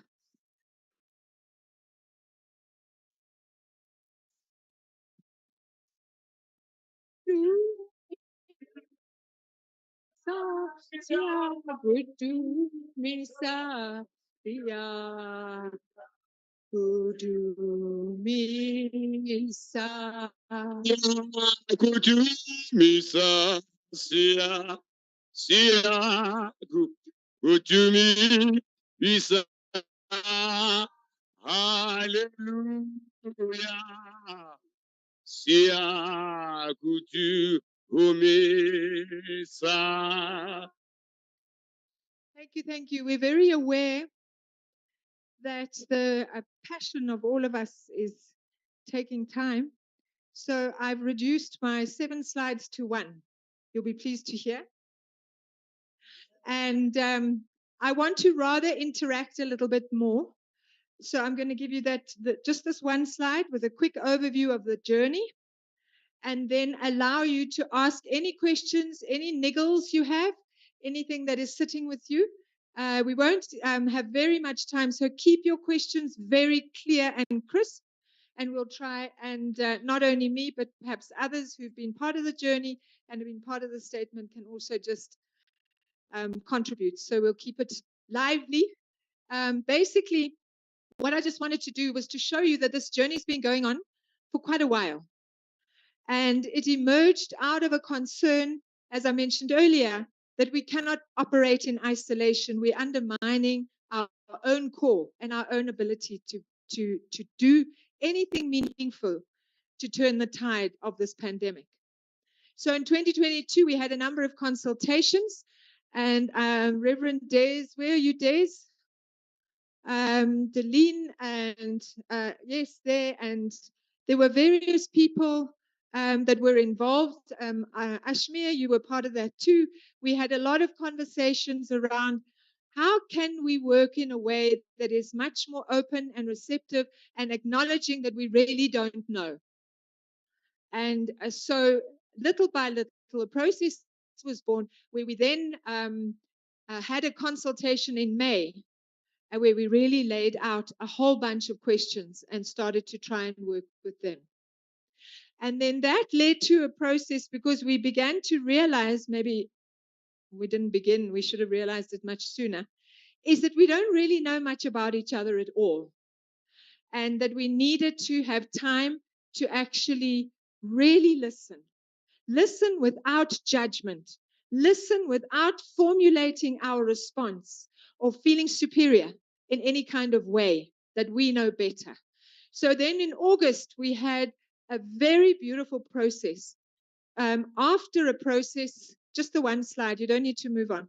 After that, that May process, we had a couple of months where different people from the different faiths volunteered to go back into their faith community and speak to people and hear how is gender-based violence being experienced, talked about, if at all, what is happening in our context. And then we shared in August, where we spent 2 days just listening to one another. And we had some uncomfortable conversations. And we worked through a number of things. And then our very able facilitator, who was Lukolo at the time as well, helped us to go through a process of defining what were some of the main emerging themes that were coming out of everybody's different presentations and the research that they had done. And then from that process, we agreed on a basic framework, and then we spent another month or so with different people drafting those different sections. And you know what the sections are. You have it in your folder. I'm not going to go through it all with you. But the basic movement is saying we see what's happening in our country. These are the ideals that our faiths celebrate, that are common between us. But we have fallen short. And therefore, to be true to our different faiths and our faith values together, we commit to a number of things, which we agreed to. And the aim then was to take that, and a number of the different faith teams took the draft statement into their communities and said, are there any changes you want to make, anything you're confused about, any proposals that would enrich this document? And then we received a number of report backs from a number of faiths, and we've tried to integrate those as much as we can in a way that is inclusive. And that becomes quite a challenge and quite difficult. And the end result is not really an end. It's a living document. And what we are asking people to do after this meeting, once we've signed, yes, we commit to this in general, and then we are going to go into our spaces and we are going to say, what does this mean for us? Which of these are the most important for us? So we're not expecting all faith communities to do everything that is there. We've tried to have a conglomeration of things that different faith communities have said from the teams, that these are important for us.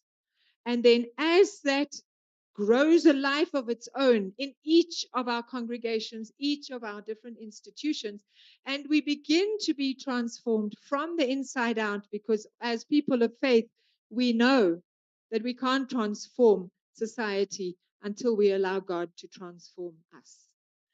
So that is the process. And today, what we are asking for signatures to is to say, yes, we want to work with this. We may not agree with every word, but we want to work with this statement and take it back and make it our own and work with it in a way that will be transformative for us, so that together we are able to bring the impact that we dream of and that we cry to God for.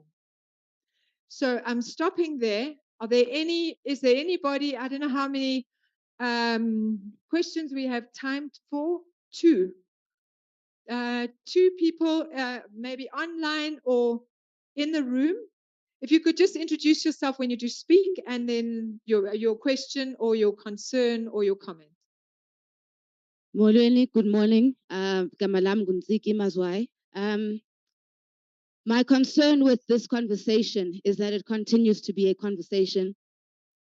We are survivors, and we've had to get over ourselves and get over our pain. Because even though we speak out, even though we say we've been abused, we actually get punished for speaking out. So being further re-victimized by the same situation, I find that our biggest problem is actually the men in power. So men in power can manipulate the justice system, and they can control how things happen on the ground. So we can talk all we want and have all these amazing programs, but the reality is that we need conversations about how am I going to heal the fact that I've been raped and I'm carrying it on my back? How am I going to heal the fact that I live in a home where there's an abuser? How am I going to heal the fact that in my industry, I see women getting abused, and when I speak up, I get sued? How am I going to deal with that? Even now, I mean, for those people who know me in the room, I'm those girls that talk too much. I'm too opinionated, and I say the wrong things to power, and I get into trouble for that. There's a gig I just there's an agency that wanted to work with me for 16 days of activism against violence against women now.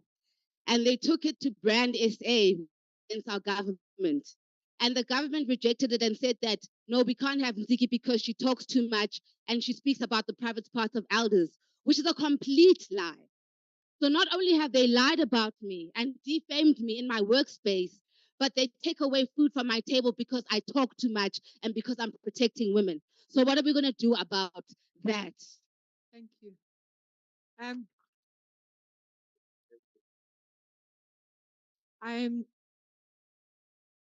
The only response that I'm asking for is that we hear you. And if we hear you, we need to hear you right in our souls and in our spirits, because you are not speaking only for yourself. And I just want to thank you for speaking up. And I also want to say later in the afternoon, when we speak about action, how can we put these things into real action? It's about our own selves, and it's about our places of worship, etc. But we have to then also call ourselves to account and have the humility to be called to account in exactly that way. There's one last thing just to say. One person, a priest, when we've often spoken about how do we create these safe spaces that are responsive, that listen, that are there, that will journey with survivors. And this priest stood up and he said, I'm tired of this conversation. I can say the only way I can create a safe space is if I am a safe space. And that is where we start. Good morning. Can you hear me?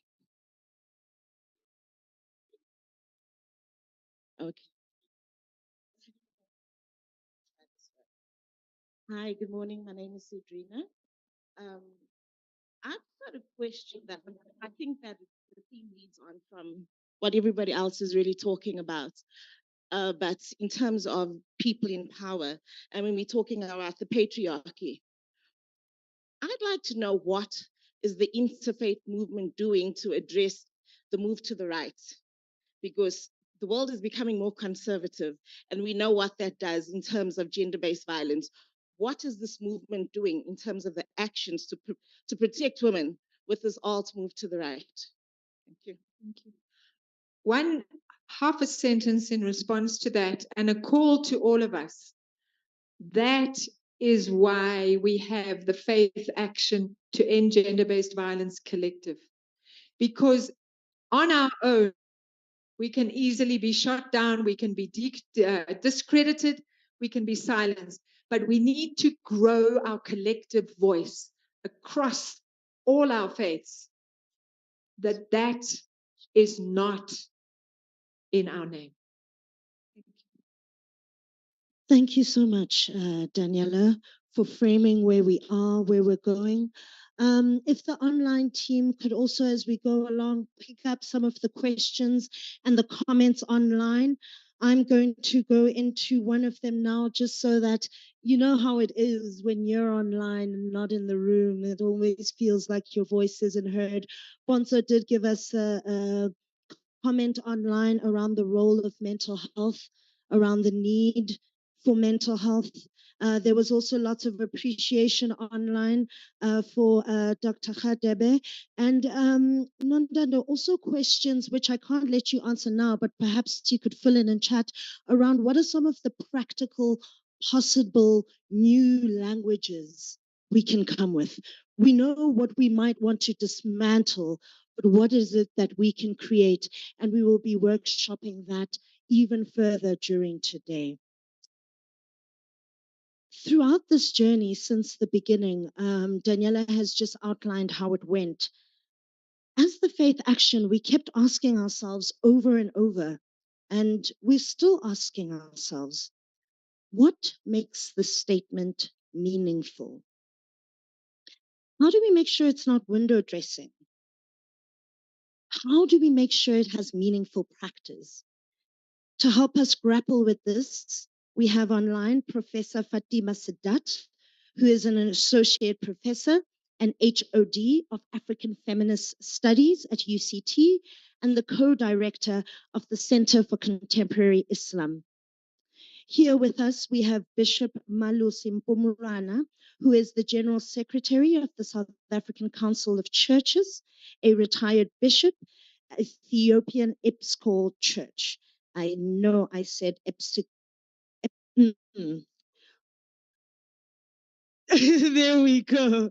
Help from the floor. Thanks. And we have Lingani Boswayo, who is the director at the Baha'i Office of Public Affairs. For the two gentlemen in the room, if you can kindly come join me on stage. And for Professor Sadat online, welcome if you could put on your camera.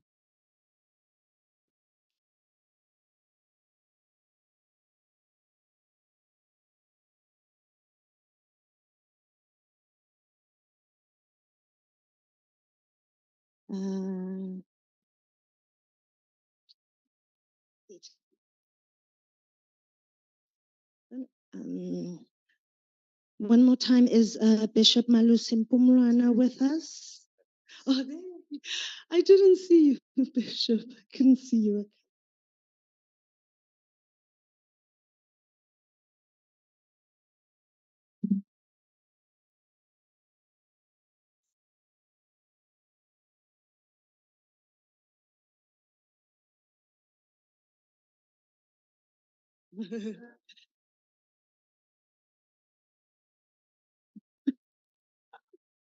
Welcome, Bishop.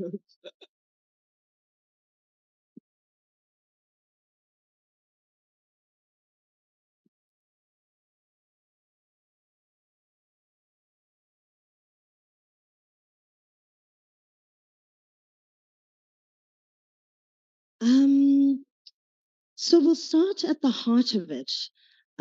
This statement aims to begin to transform sacred spaces for millions of South Africans so that we can be united in the goal of tackling GBV. Sounds great, sounds easy. I said it in 2 seconds. Professor Sadat, I think in your experience, you know that movement building within the faith sector is not 2 seconds, as quick as I read that. What would you say are the main ingredients for an effective and impactful campaign?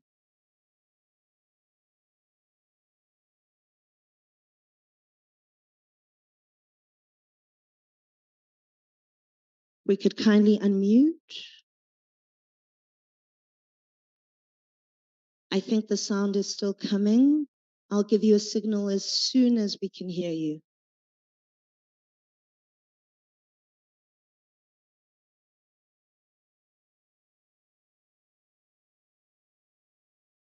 Can you unmute, Prof? Thank you so much. I couldn't unmute until admin gave me permission. We still can't hear. As we figure out that, and I will let the tech team do that, moving along, Bishop, I remember so distinctly earlier this year. Is it working now? I can hear you. Can you hear me? We still cannot hear. If you could possibly please just work on that in the meantime and try to unmute and figure out the sound. But the conversation must go on, and Prof, I will bring you in. But the idea is to also let us have a conversation around it. So Bishop, I remember so vividly in the first consultation we had earlier this year, you came with a calm voice, but you came with a critical one. And you asked us a lot of hard questions and asked yourself a lot of hard questions. What finally turned the tide for you in seeing what this campaign is, to think and see the value of the campaign? And also, more importantly, what were the main pitfalls and challenges?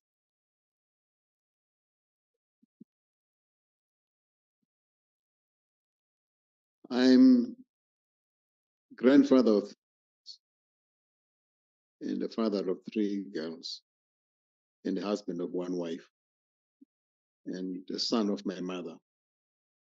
That's it. But the pitfalls are largely in the context of interpreting or dealing with societal norms as well as the religious beliefs and teachings. I say this often. I studied theology because I was trying to understand and answer to the question of what does it mean to be created in the image of God if you are black in apartheid South Africa. And I believe that's the question that every woman is asking today, every little girl is asking today. What does it mean to be created in the image of God if you're female in a patriarchal society?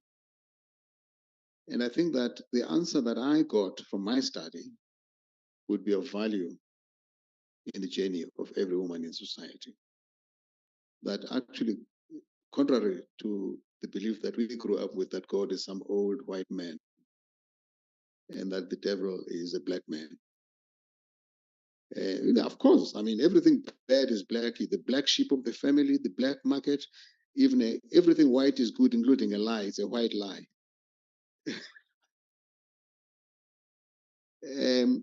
But that actually God, the scriptures say God is love, and therefore love is a human fundamental.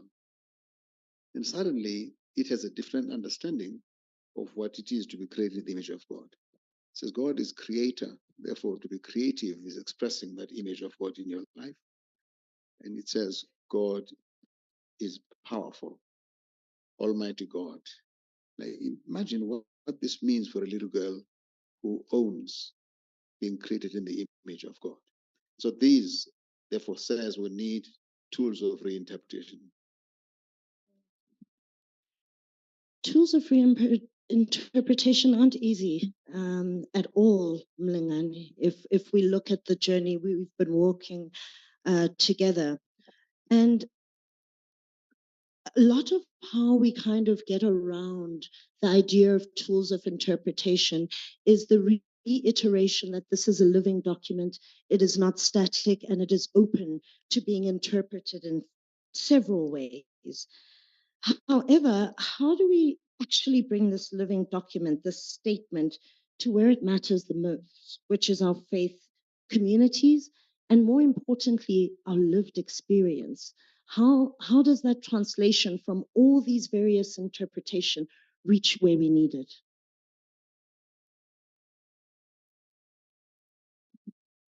Thank you. Good afternoon, everybody. It is a privilege and an honor for me to participate in this conversation because this is a topic that is quite dear to me.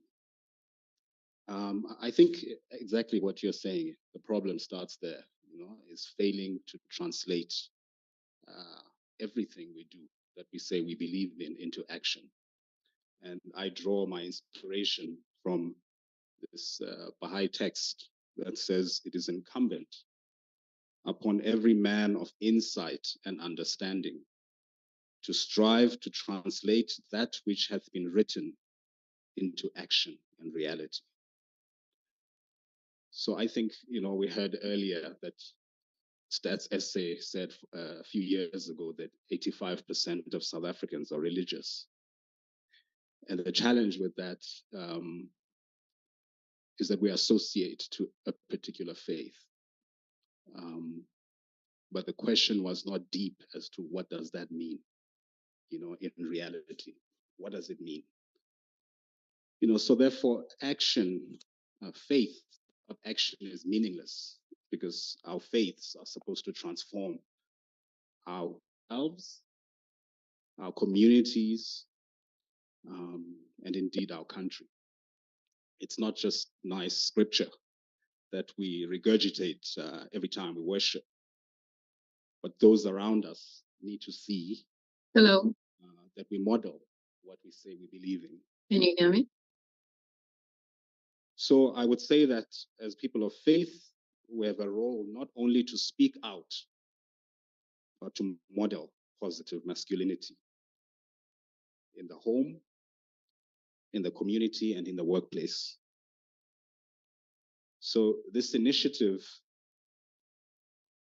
is really galvanizing the faith sector to come together. I think even that, is something we can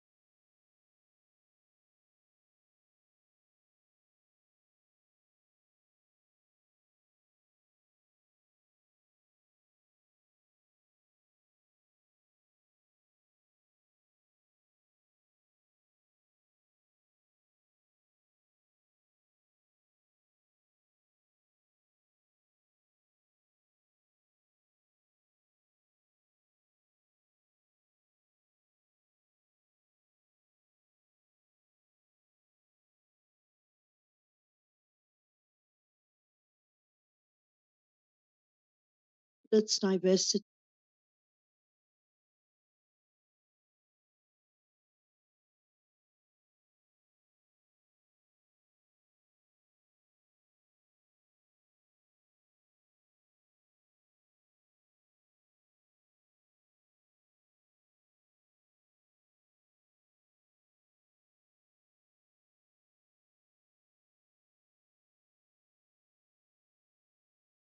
You can hear me?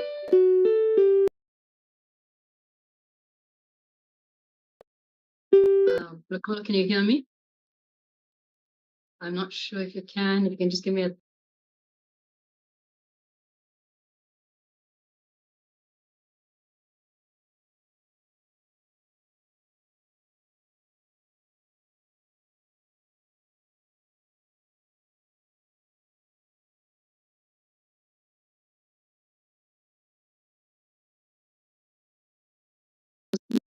not sure what to do.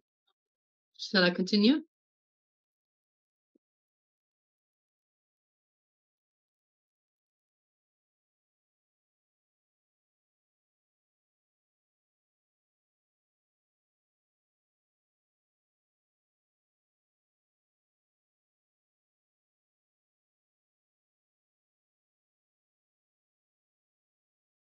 That's a thumbs up.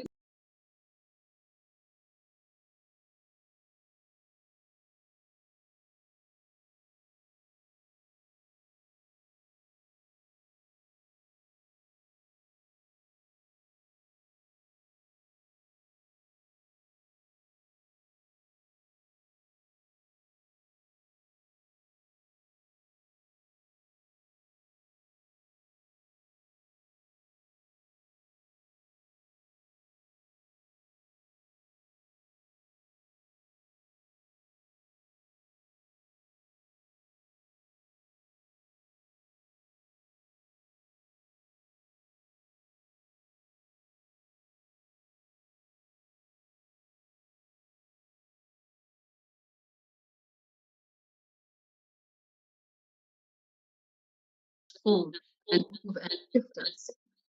The question would be, how do we do that? How do we take it out? How do we move it around? How do we shift it? It nourishing, because you've certainly put all the good things into it. Now, how do we make it nourishing? How do we encourage people to eat? How do we encourage people to get succor from it? How does it become that balm that heals? And amongst the things that we often hear about movement building is, you've got to have vision, you've got to have mission. And we've heard Ntando and Daniela talk to us about this. And so you've done all the right things.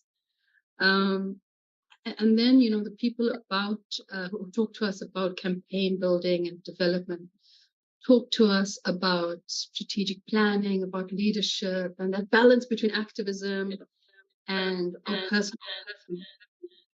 And those are all extremely important.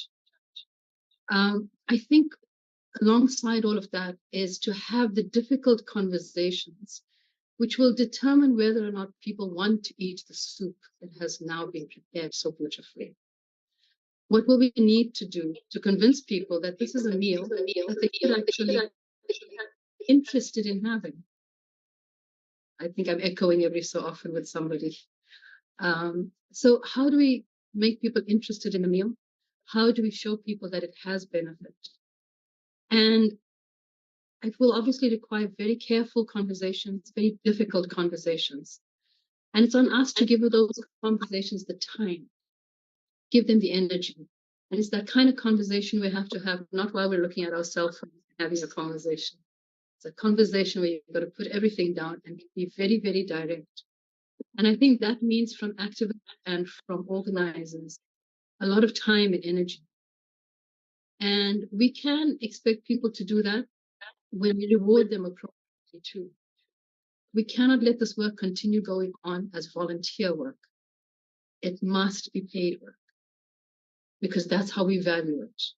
The people who are doing the work, the people who are in the front lines, the people who are sharing the soup all over must be fully supported so they can do it with the fullness of their energy. We shouldn't expect them to do this part-time on the side. So I think that's one part of it. And the other part of it is very, very careful monitoring. And what are we monitoring for? We're monitoring for those who we are taking along on the way. We are also monitoring for who we are leaving behind and why we are leaving them behind.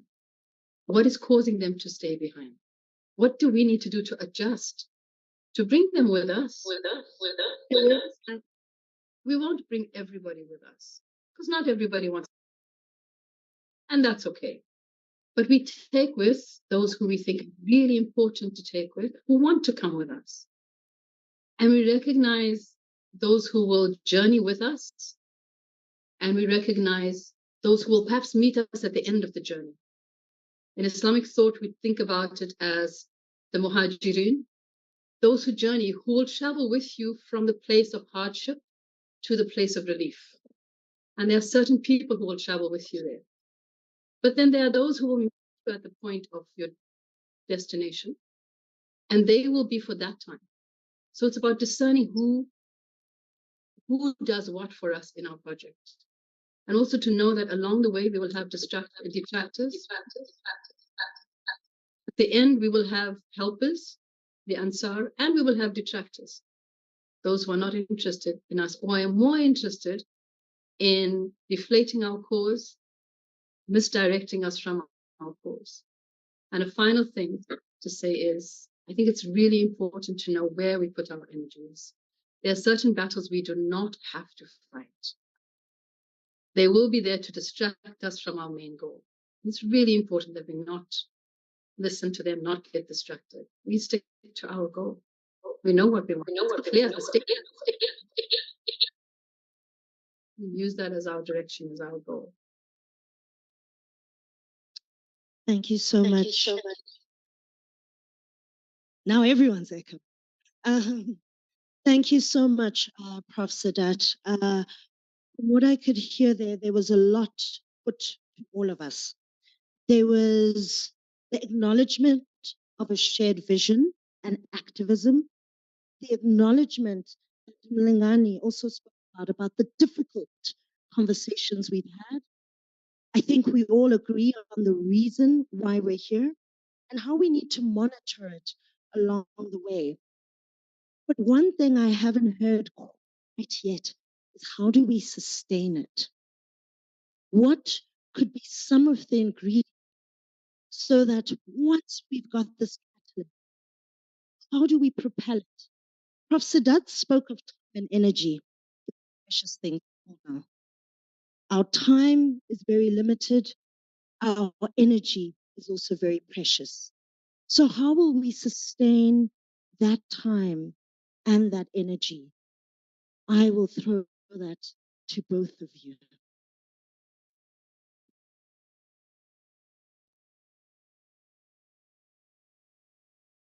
I liked the idea of ingredients into the soup pot. I had used a different illustration of a marathon and what you need to take in order to survive the long run. And I think that's what you're talking about, how do we sustain.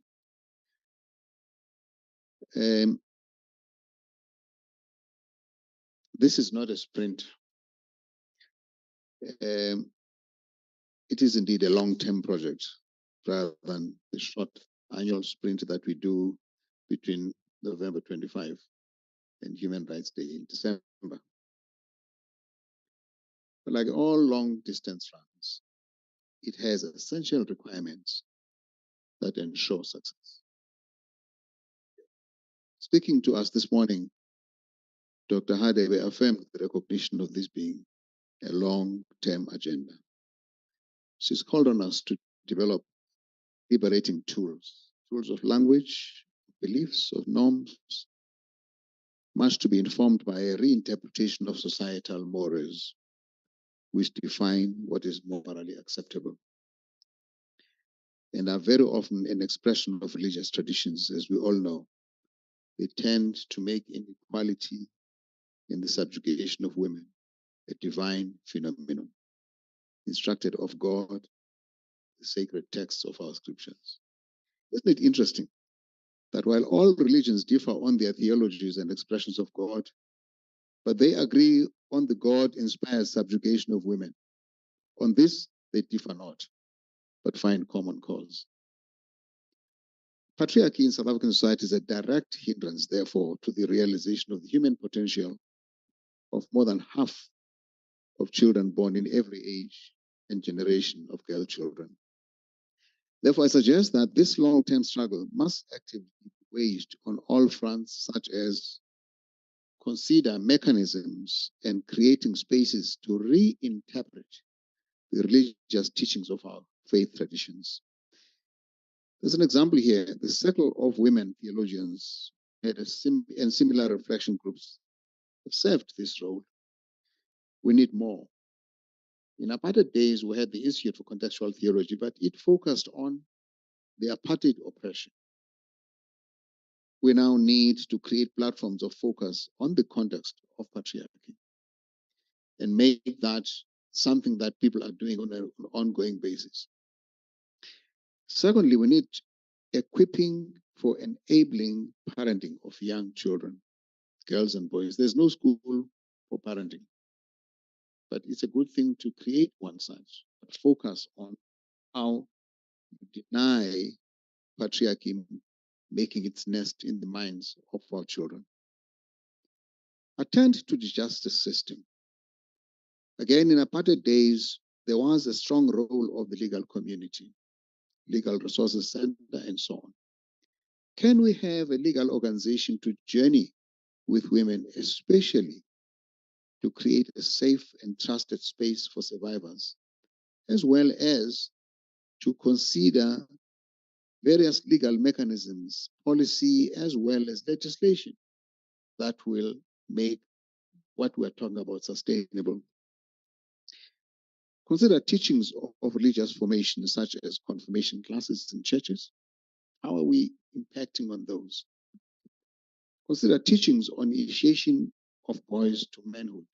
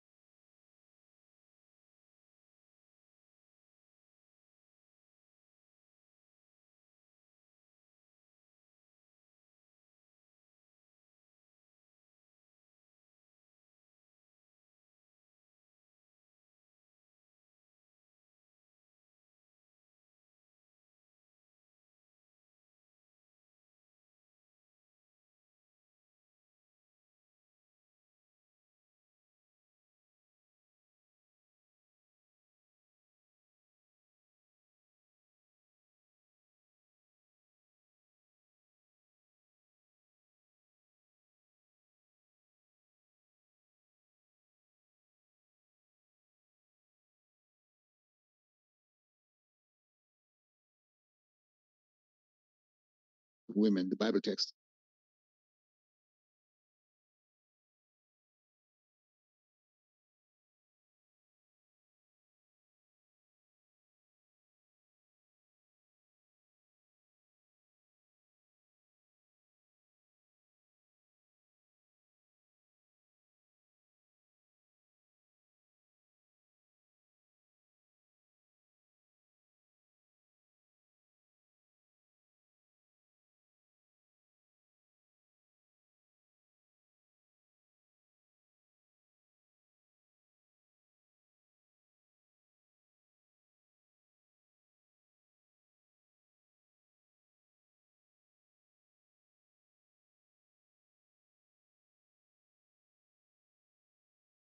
Zeller centers.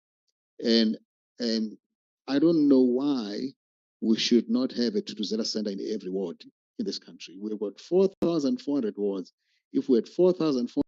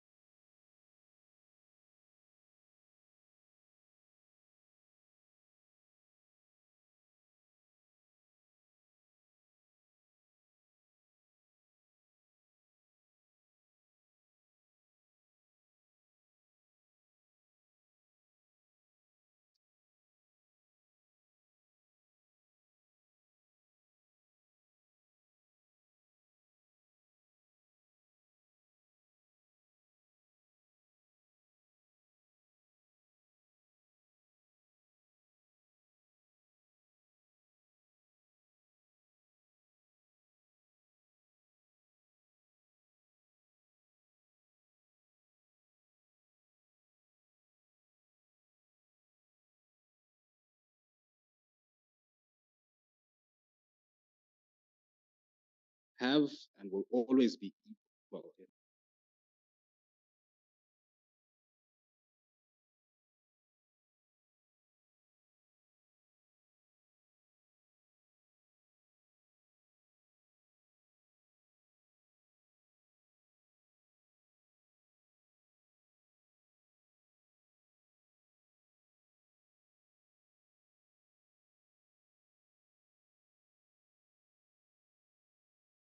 In contributing to this. You know, we say, who are we? We are souls, right? This is our true identity. We're soul. And this soul is without race, ethnicity, or gender. Our souls are genderless. And I think we need to say this and we need to empower children that are growing up to understand that they cannot be superior to women. We need to empower boys to understand that what makes them, you know, is something far greater than this physical existence. And that we have this common identity, which is the soul, and this soul is without gender. I thank you. Thank you. Quickly going to open to the floor, but not too quickly. This is your conversation. So I see a hand right at the back. I think panelists are okay. We'll take two at a time and then answer. Please also, when you speak, let us know who you are and which organization, faith group, or just who you are, whichever you prefer. Okay, good afternoon. I'm not too sure which to start with. I'm Anglican by baptism, but from the Department of Sport, Arts and Culture, and responsible for social cohesion, nation building, and target groups. I'll try to be brief. I hope that my input is still going to be relevant, and I'm glad that Nsig is back in. The first part, you know, as I'm sitting here as a government official, I'm thinking, I think one of the things that we needed to take advantage of is issues around collaborations and partnerships, especially now that we're starting to talk about austerity measures. And I think we took too long, perhaps, to get to that. Because over and above wanting those resources from government, we need to understand as interfaith, what do we really want from government? For instance, what I would think is the issue of institutional mechanisms. Because even as we speak about the things that we're talking about, the fact that communities still need to be sensitized, to be conscientized, to have their capacity built. That has to be done by people, and not only the churches will be able to do it. But we know that government had a framework of 2000 of women's empowerment that says that every government department should have a gender focal point. That's the person who should be able to work with interfaith and all the other structures that community. So those are the things that we should have been lobbying for. And I'm afraid that it might be late now that we've frozen posts and all that. We know the drill, what's in the media. But then I think we can still be creative and adaptive and see that can we use other existing positions within departments to still go back to gender focal points. Otherwise, we'll never get to it because somebody has to do the work. And if we're looking for governance, that's the kind of thing that we're looking for. So that was the first part, just in terms of what we want from government, but also to say that I was going to scan the room to see that who was at this meeting that the deputy president was hosting on the 26th of October, of September rather. And fortunately, I was there because we had an interfaith dialogue with the deputy president. And I'm not too sure if anyone here was represented. And coincidentally, the week before we were finalizing the conference of the 26th, the Premier of Gauteng had also called Interfaith to dialogue with them. Now you're thinking, who's talking to who, when? Because now you're calling the same people the following week. What are you expecting them to say? But the things that I'd like to again, it's the issue around planning and coordination. And I'm not too sure in South Africa why we're not getting it right. Because until we get that right, I'm not too sure how far we are going to go. And so I do want to then agree with Bishop Mpumlwane in terms of the first aid kit, and dare say that I think to add to that, because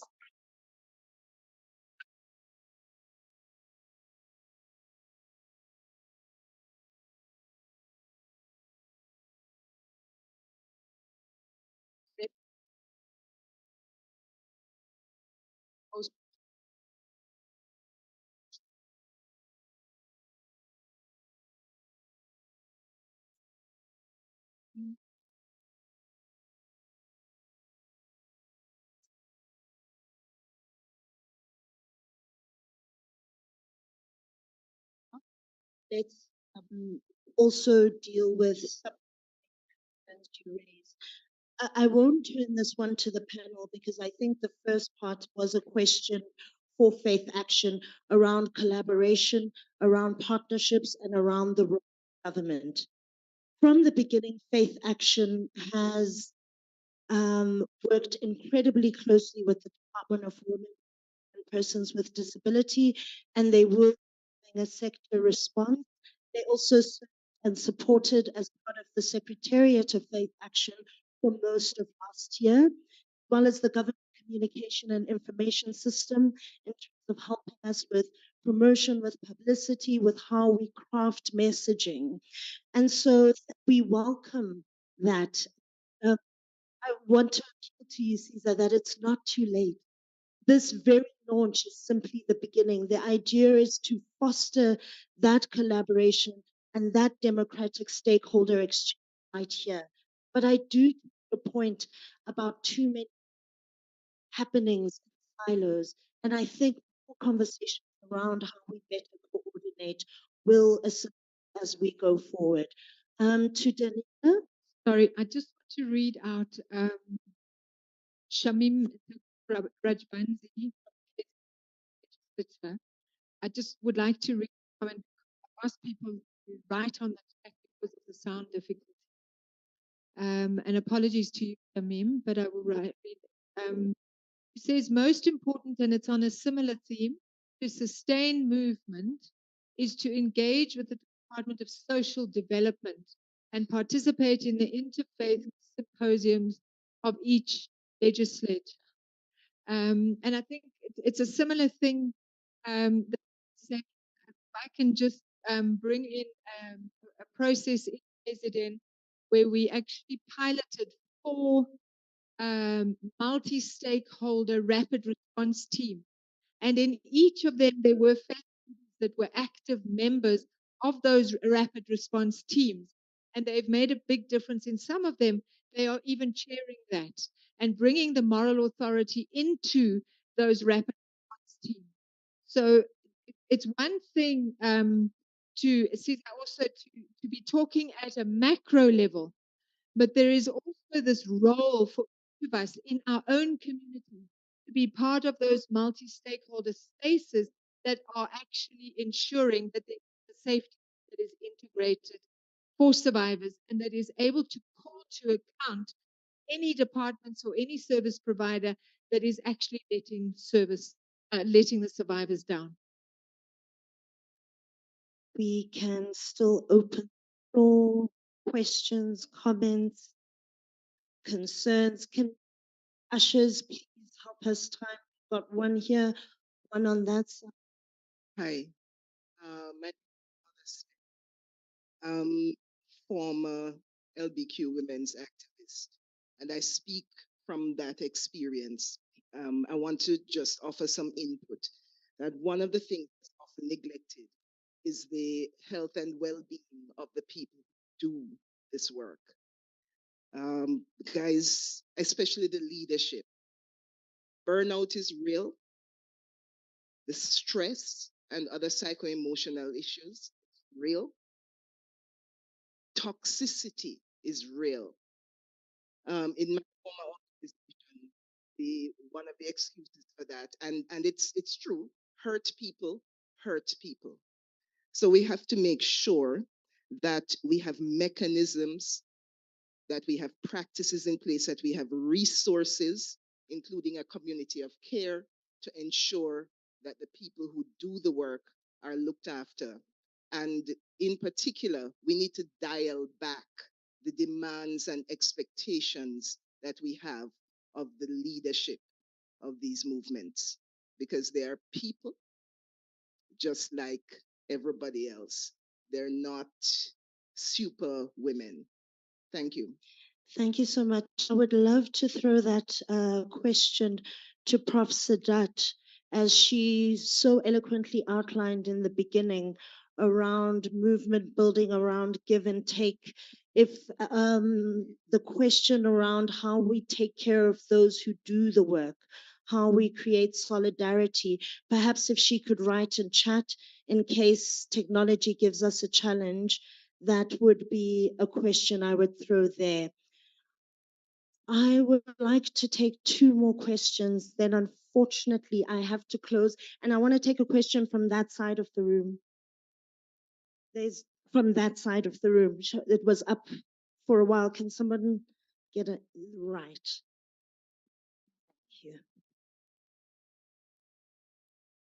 Thank you so much. My name is Morisi Twai Setutu, a chaplain within the South African Police Service. And often when it comes to the agenda of gender-based violence and femicide, the police also come out as the delinquents, if I can put it that way. But yeah, I'm very grateful for this invitation to represent spiritual services within the SAPS at national level. And I think what I am taking away from this is really the challenge. I think that Bishop really has given us as a church in terms of when do we start making this the agenda of a church. I mean, he touched on something very important in terms of confirmation classes. Where do we start? From Sunday school, what message are we bringing about female and males? Sometimes the difference is that we use the Bible to say that this is what females are, this is what males are. But what I want to say to us that yes, I very much believe that it's not too late. I am here just to ask that if there are those people who want to join hands with us as chaplains within, I think, the SANDF, the correctional services, we are open to that because we feel like there's something that you can bring because the police, those are our clients. And we want to be able to take this message to them and to can even be able to help them to develop them, to equip them in a way that how they respond to the needs of the community is in a way that is, advised and by this kind of gathering. So that's what I'm saying, that we are open. We want to see how we can do things better for our police as police officers because they are faced with the issue of femicide. They are faced with issues of gender-based violence themselves so that they are able to go and help others.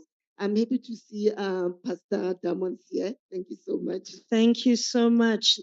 That is exactly the spirit of today, is to offer all those moments of collaboration, to share and to build together stronger. We had one more question from the floor, and then at this point, I will unfortunately have to close. One more question. Hello, everyone. Hello, everyone. And not actually a question, just a comment. My name is Avi Bura, recently retired at the end of last month. So my wife twisted my right arm to get here today. I'm a member of the Arya Samaj, a lay priest. And sir, Arya in Hindi means noble, and Samaj means a community of people. So we'd like to think we're a community of noble people. So addressing the issue of sustainability that was talked about earlier, I think that a lot of the discussion today has been around patriarchy. There's a thing called matriarchy as well. There's the issue of paternalism. And I got the impression that there's a lot of top-down instructionalism that we are considering to take out to the community. I think that there requires a lot of push and requires a lot of energy. And it was correctly said, it could run out of steam after a while. I would like to ask that the officials consider a pull effect rather than a push effect, because that way is a lot more sustainable and it addresses the needs of people. In terms of the messaging that the interfaith movement through the churches, through all the religious organizations. I think the messaging is going to be important, and not in the normal way where it's, again, instructions given. I think it must appeal to people's logic. So there's different ways of life. I think philosophy comes into it, and psychology. In the Indian psychology, we consider three things, three ways of life. You can Google it. I'll put it on the board there for those who are interested. There's what we call sattvic, rajasic, and tamasic. And it's too long a topic to dwell on now. But obviously, the sattvic one is the one that works with the mind. The rajasic is with the emotions, and the tamasic is what is to do with the stomach, really. Food and the basics. It links quite a lot to the Maslow's hierarchy of need, and I think coupling that with the sigmoid curve or the S curve, the maturity cycle, I think there's a lot there for young people to learn. And I think that no one will say no to any self-improvement. So if it's branded self-improvement for where people can aspire to something better, it'll be a much easier sell. Thank you very much. Thank you very much. Apologies, but at this time, I will have to close. And thanks so much, my panel members, for this conversation. And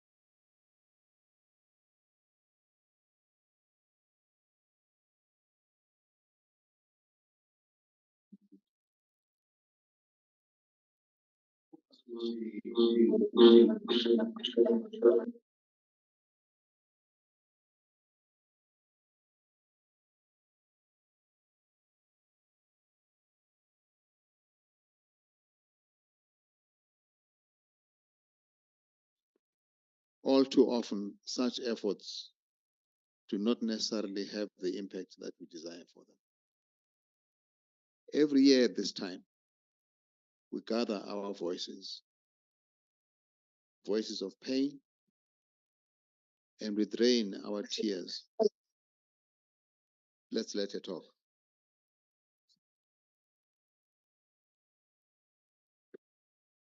can you hear us on your side? I hear you. Can you hear me?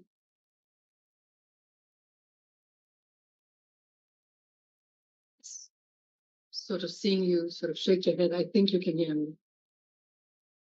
Someone tells me you can see me, but no sound. I don't mind being skipped in the interest of time. If you need to move ahead, do move ahead. It's not a problem for me. We can hear. You can hear me. Yes, please go ahead. I think the question that I'm responding to now is, how do we sustain the work? How do we make shifts from little things into bigger things?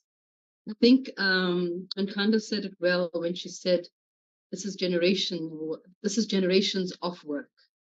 And if we see ourselves in a trajectory of work that has begun many generations ago and will continue many generations after us, then we will know that we are not starting from scratch. We're not starting from zero. We are actually starting from, to turn a phrase, we are standing on the shoulders of giants who've done this before. And it's important for us to recognize that. So we recognize the work has begun before. It didn't begin with us. It actually was work that was already happening before us, before we got here. And I'm saying that just to say that, we shouldn't be as worried about making huge steps. These little things are what make the difference along the way, all the little pieces. The important thing is to sustain this, and to sustain this is to sustain ourselves, to sustain the conversation, and to sustain ourselves is the fundamentals, which is we must pay people for this work. This is not small work. This is not nyanga work that happens on the side of our big work. We have to centralize this work, pay people appropriately for their costs, for their time. So the work is central to every single religious community that we are in. It's not tangential work. Once we centralize it, we realize that this work is the lifeblood of our faiths. Because unless we're able to communicate and engage between two people without violence, we cannot sustain our faith without violence. And for that, just to connect to the bigger picture, this declaration on gender-based violence, someone has spoken about being a kairos moment. And I think it's a kairos moment in the sense where it's significant for God. And we look across the board, the kairos moment right now is that we live in a time of immense violence across the board. And to recognize that the violence that we see in our families is a violence that we see in our societies, which is this violence we see on a political level, at the international level. Each of those are iterations of violence. And if we're able to work with the violence in our families, we begin to be able to work with the violence in our societies and at a political level. And I think recognizing the connection between that will stop us from keeping this as work on the sidelines and work just for women. It is not. It is work for our entire societies. And so it must be sustainable because we must put resources into it.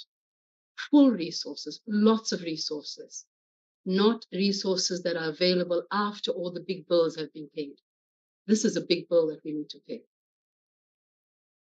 I see your hand going up. I can't see much more. But I can't hear you, so I'm going to stop. Thank you. Thank you, Paul. Yes, no, I wanted to say that we're all faith communities, but actually, the faith practice is a local congregational matter.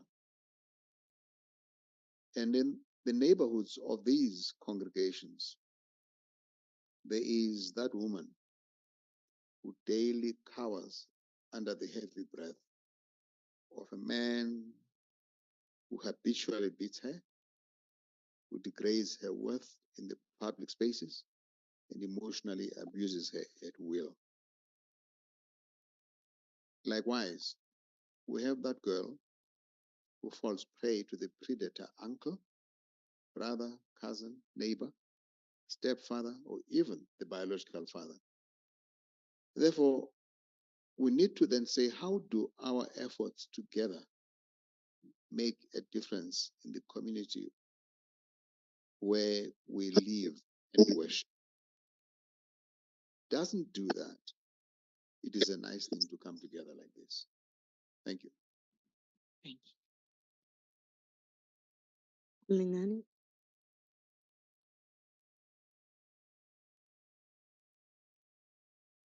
Well, in brief, I would say that social transformation is often a very slow and painful process.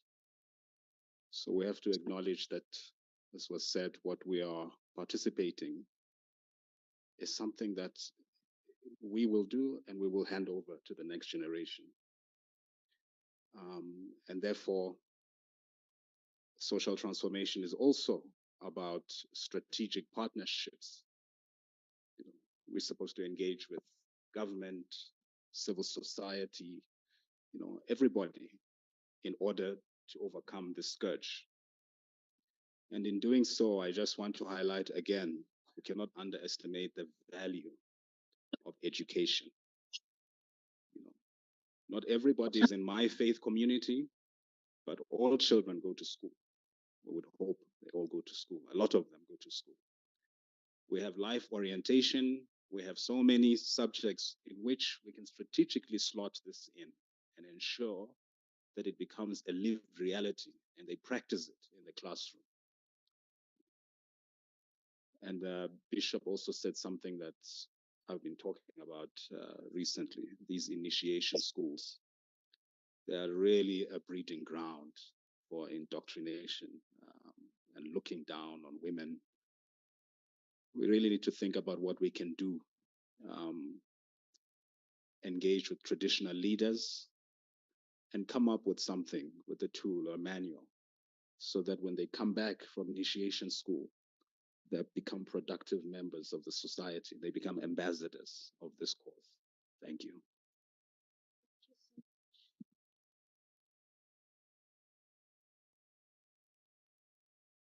Thank you so much to our panelists. Thank you to our audience for being patient with us as well in terms of time. One more time, a warm thanks to Prof. Fatima Sadat, to Mr. Mlingani Poswayo, and to Bishop Malusi Mpumlwana.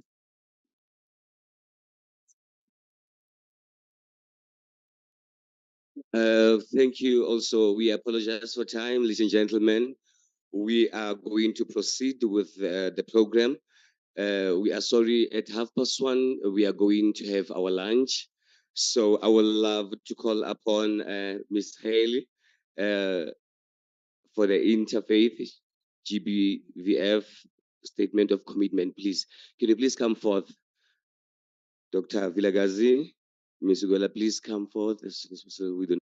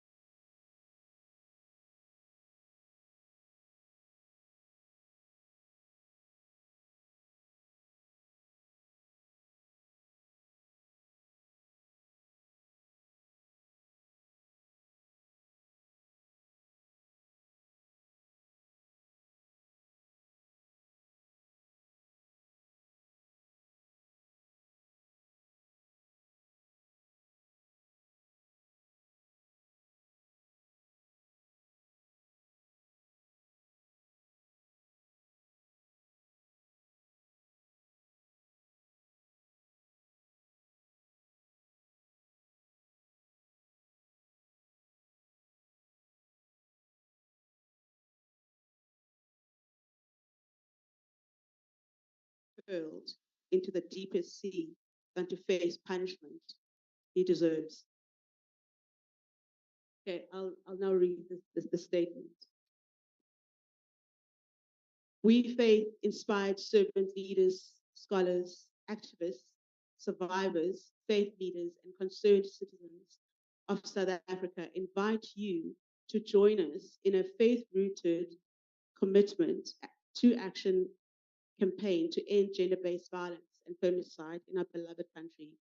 We note that President Ramaphosa acknowledged that gender-based violence has reached pandemic proportions, and the National Strategic Plan on Gender-Based Violence, started in April 2020, refers to the critical role of the faith sector as part of the solution to mobilize through faith, dignity, humanity, Ubuntu, social justice, and gender justice, harness their capacity as agents of social norm change.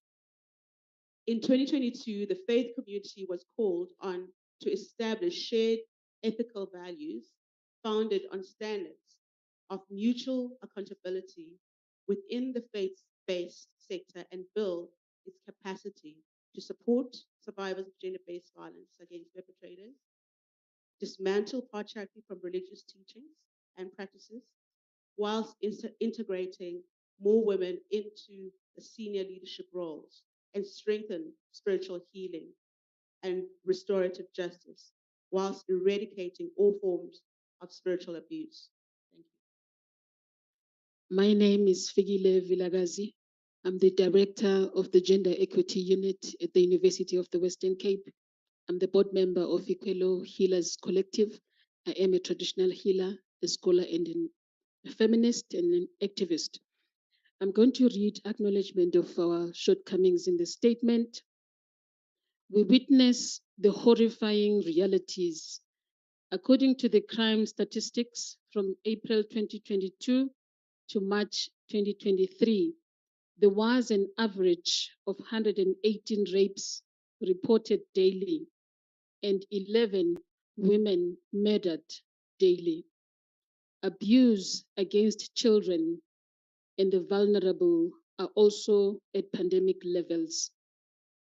All the statistics do not reflect the true reality. As so many crimes go unreported, and the cost of the human life, survivors, families, communities, and the economy are immeasurable. Over 85% of South Africa profess a faith. This means that GBVF is a lived reality in our faith communities. We agree that this is not excusable and is contrary to all of our diverse sacred texts. We were created with equal dignity.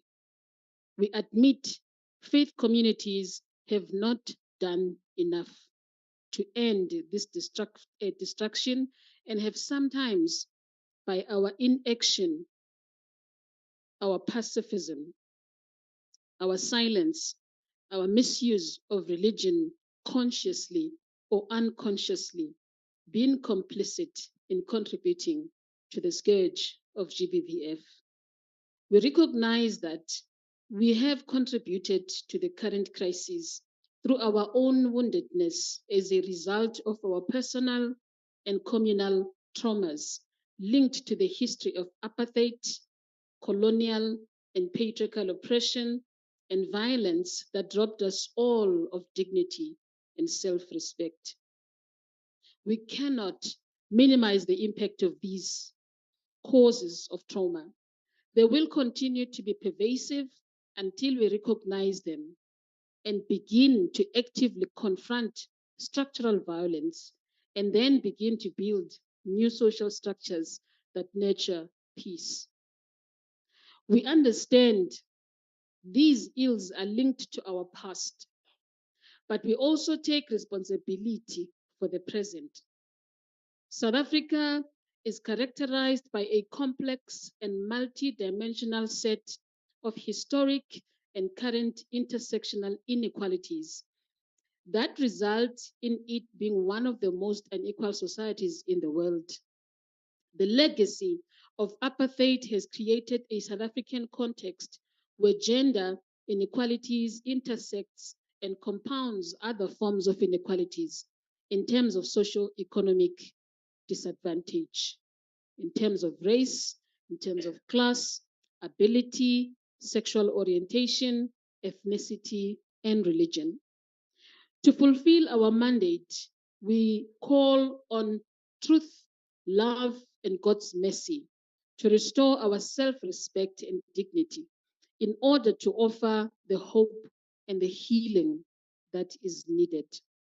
We are blessed to live in a democracy where we are now free to confront GBVF and interrogate the root causes of biases, toxic norms, stereotypes, and structural inequalities. We say in bold, we recognize that this is a first declaration of intent, and that while we share much common ground, our local and contextually appropriate interpretations of the details of this document may differ. This is a work in a transformative journey for all of us.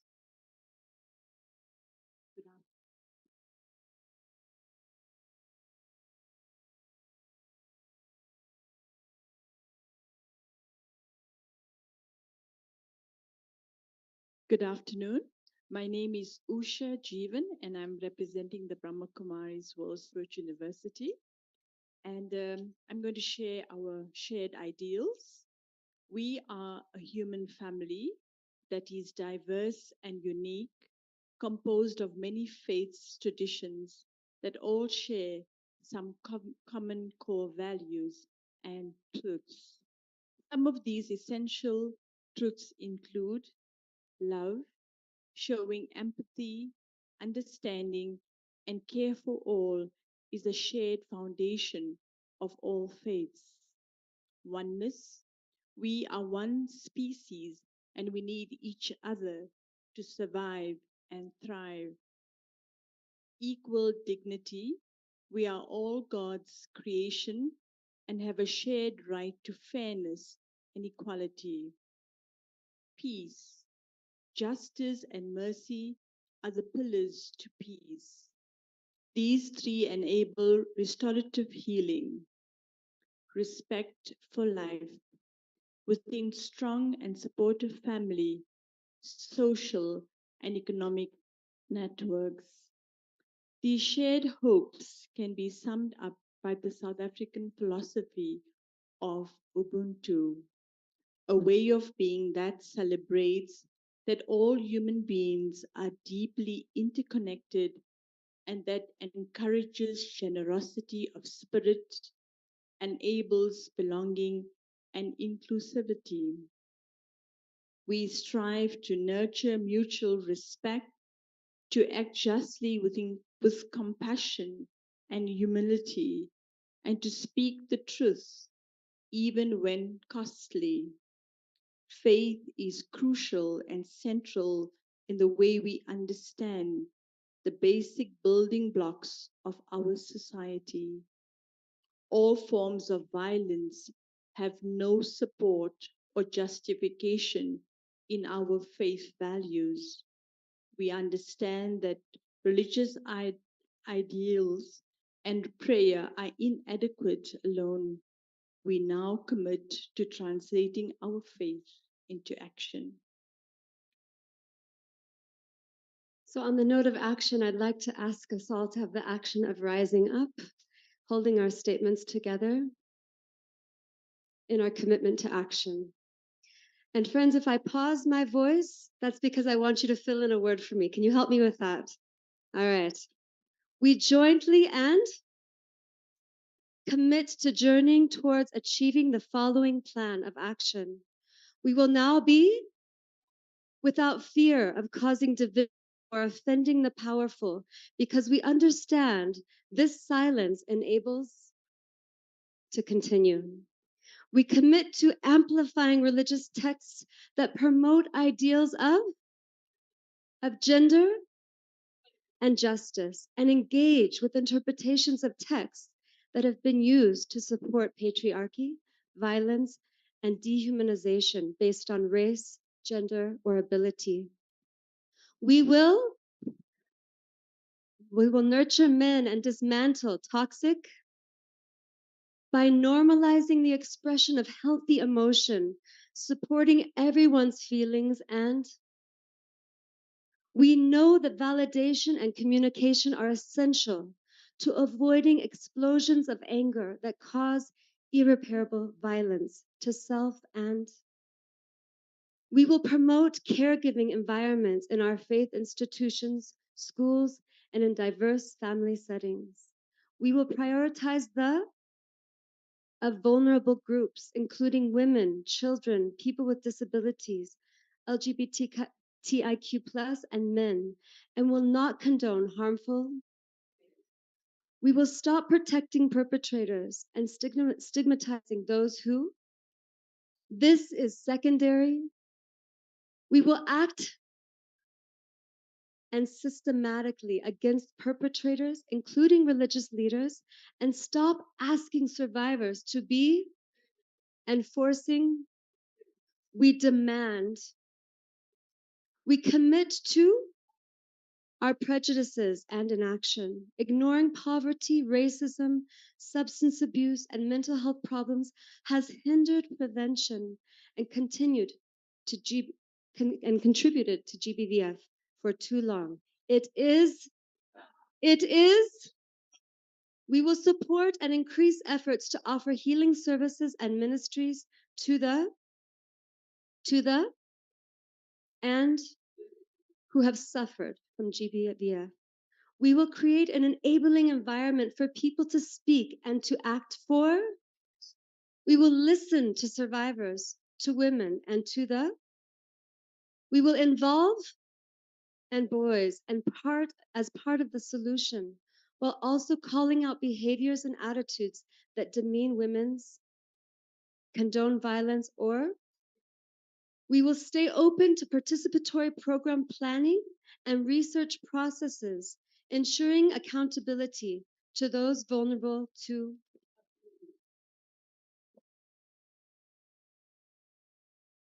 We will support faith leaders who are speaking out and acting, and will work alongside one another by speaking out when we encounter violence in and we will contribute to public forums and media spaces on equality and justice based on so that religion is increasingly associated with justice, gender equality, inclusion, and we will adequate resources are allocated to reflect that we prioritize transformative action and are able to equip ourselves and our faith communities to make a we will with each other we will communicate, consult, and share prevention programs, leadership training, counseling service, and resources across government, NGOs, the private sector, and groups in a spirit of we are ready to learn from, improve our practices, and support as part of a whole society approach to and building a healthy and safe. It is only by working together that we can establish sustainable peace and economic at every level of society. Finally, we remain steadfast in the promise of a true and in the spirit of and the need for contextually appropriate action, we commit to continuing to build a and interfaith collective for mutual support and to hold one another accountable. To translate our hopes and ideals into decisive action through proactive policy development, we will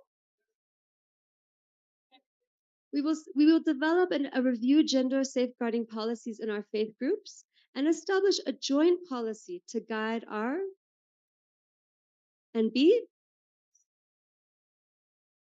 These desks will be led by combined teams of women, men, youth, and children in faith sectors to engage survivors and shape responses, provide meaningful support structures for healing and accompaniment, as well as structures that have a mandate to put in place effective as needed.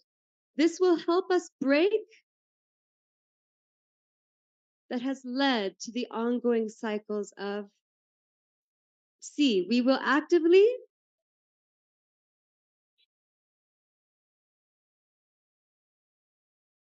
these decision-making processes. Good. As equals, we can better consult, find solutions, and form policies beneficial to all. Address any reported to our faith communities in accordance with the relevant policies with respect and without any attempt to create joint learning platforms to re-examine our use of and our religious and developing more theological approaches in the current context. Document our and report on progress using and building a shared evidence open. These safe and courageous spaces will reflect our work to learn from mistakes and improve our. And let us all read this together. We believe that through our shared hopes and ideals, by acknowledging our shortcomings and committing to this decisive course of action, we can establish Ubuntu in our rainbow nation and transform into a culture of peace. You are invited to join this campaign and add your name and commitment to this individual and joint statement to action to end GBVF in South Africa. Siyabonga. Alalan. Ladies and gentlemen, thank you so much. At this moment, I would like our team to show you a space whereby you can sign in. If you don't have internet access, we do have a space. We have a Wi-Fi access so that everyone in here can sign and share. And also, we do have a place so that you can put your signature down there on that place. Thank you so much. We appreciate. We will still discuss about the statement on our groups later on. But now, what is important is that we go and eat. Before we eat, can we please change.org on our phones, please? Can you kindly also share to our Zoom participants also to do the same? Thank you.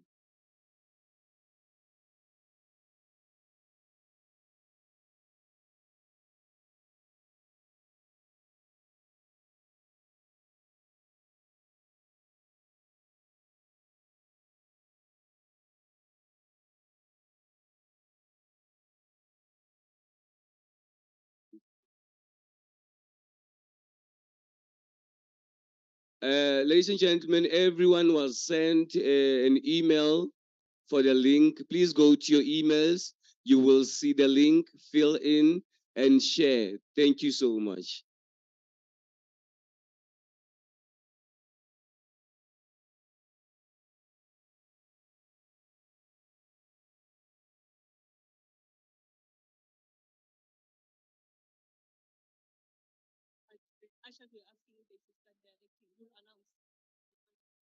I'm gonna announce when people should go to lunch because now I'm just watching people signing. Then I will queue for lunch. I will. Can our ushers please help people to show them where to go for lunch? Thank you so much. Jill said in their emails they must go to their emails, then they get to them, then they sign. They say they can't. We can't play a song. They said we can't play that song. I sent them the song. They said we can't. They can't. Yes. Okay. Time. Okay, let me just. Yeah.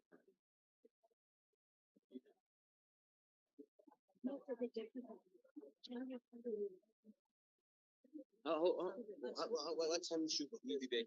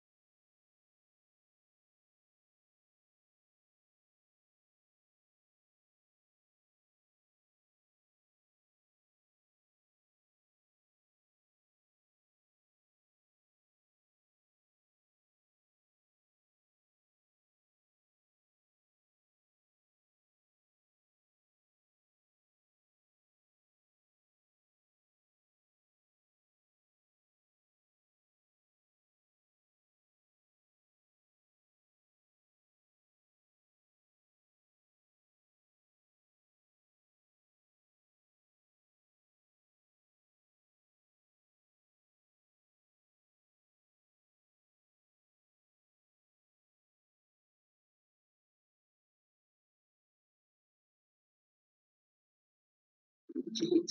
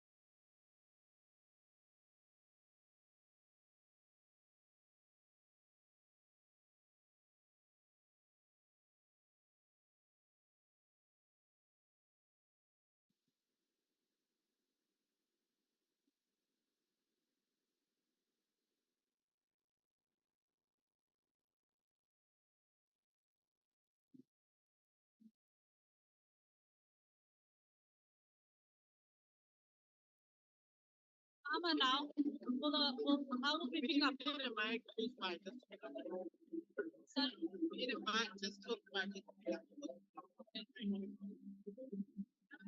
But this mic is not on. Sorry. Is it on? Did you say the wrong?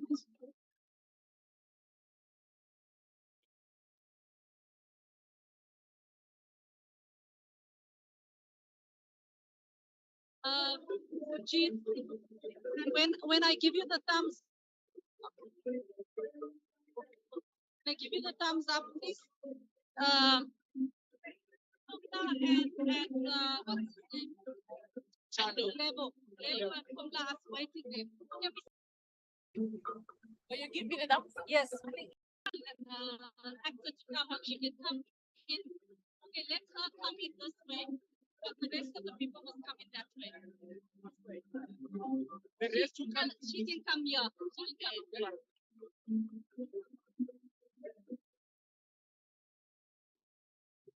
Hello.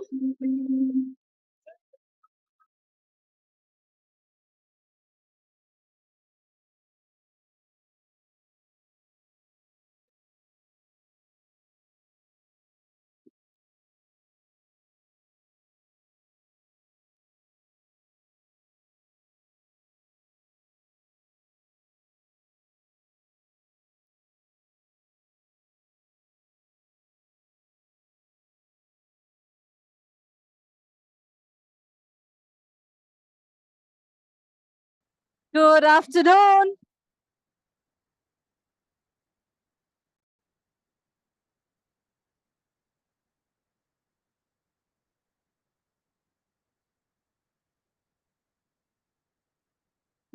We have the mic. The drama. Will it pick up the drama? On Zoom, it won't pick it up. So you don't have a one that they can put. So what we'll do, we'll just have to, we don't have a, yeah, we'll put it there. I need it for the actor. I need to start now. Can I get the mic on this, please? Okay. You need us to. Okay.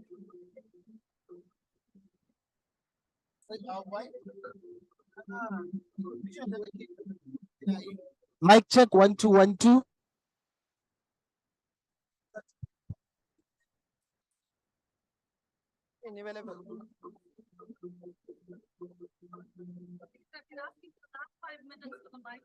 What's that? Okay. So.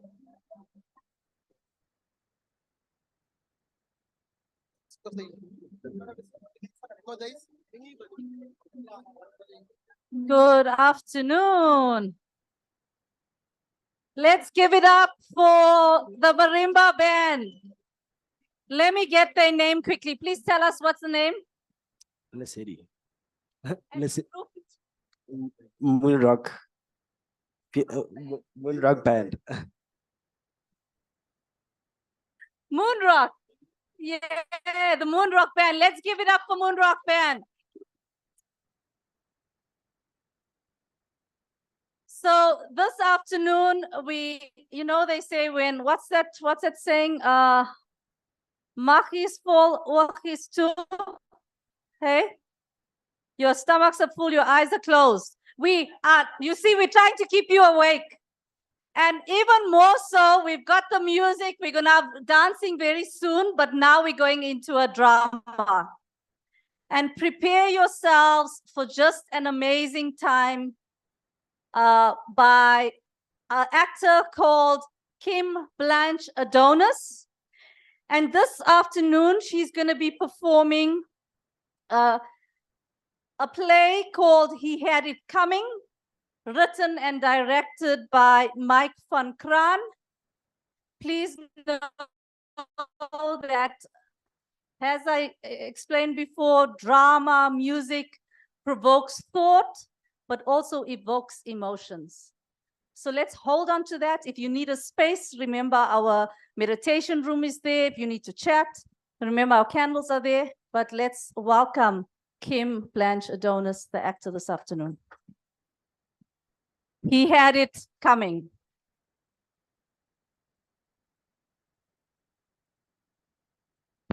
Brothers and sisters in the media, thank you for attending today's media conference at short notice. As government, we would just like to say that we are shocked, absolutely shocked at the levels of gender-based violence in our country.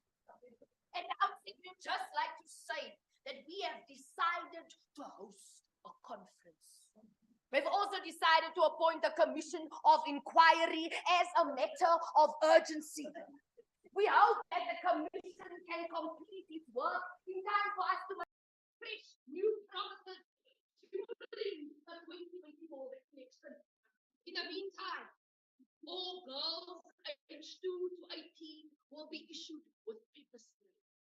In terms of our BEE regulations, only companies specializing in black pepper are invited to tender. White pepper monopolies are encouraged to contribute to vote INC 2024. It is unfoundation that during government's campaign of 16 days of activism, there's always the number of women and children were killed. And so government has decided to shorten the campaign to 14 days. We'd like to appeal to all political parties not to turn this matter into a cheap populist issue. Some are mischievously calling for the VIP protection units to be disbanded and billions and budget to be spent on protecting women and children. You have elected to serve you. I'm sure you want us to be safe so that we can help you after we've helped ourselves. Cabinet has also agreed on a tough new policy. Any politician who commits a violent crime against a woman or a child will not be appointed to the prestigious post of Washington, London, or Berlin, but instead will have to make do with Afghanistan, Yemen, and South Sudan. We realize that gender-based violence needs to be addressed through better education. And so we have decided to fund a new musical. Sarafina. That won't any Gemma has a lot of relevant experience for this musical. Yeah. The ruling party has taken a hard look at the Women's League. And we have to concede that it has not been as effective as it could be in the fight against gender-based violence. That is because there's only 3 teams playing the Women's League at the moment.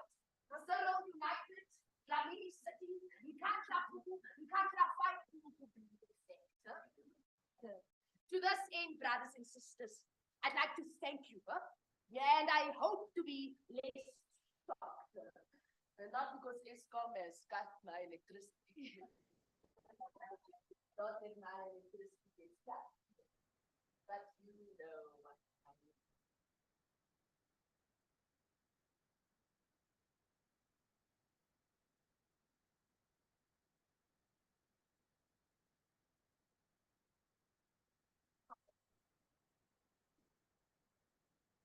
My name is Pusisiwe, and I'm 23 years old.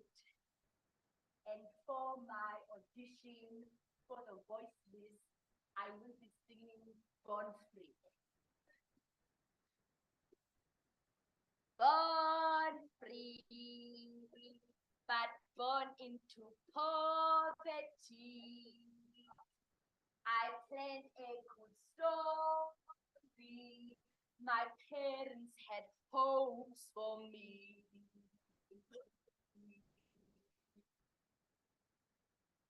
UCT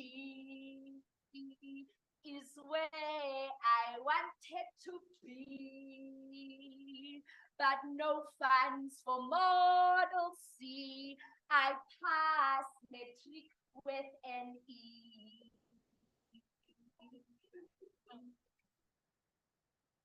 Falling fees, great for those at varsity. But what of the rest? What of our life's quest? Born free, but is life with living? If poor and no prospects, are you born free?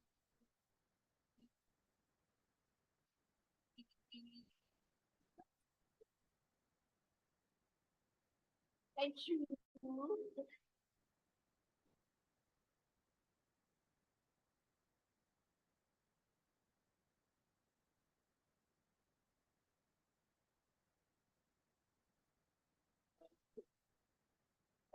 It's a great honor to receive this award tonight.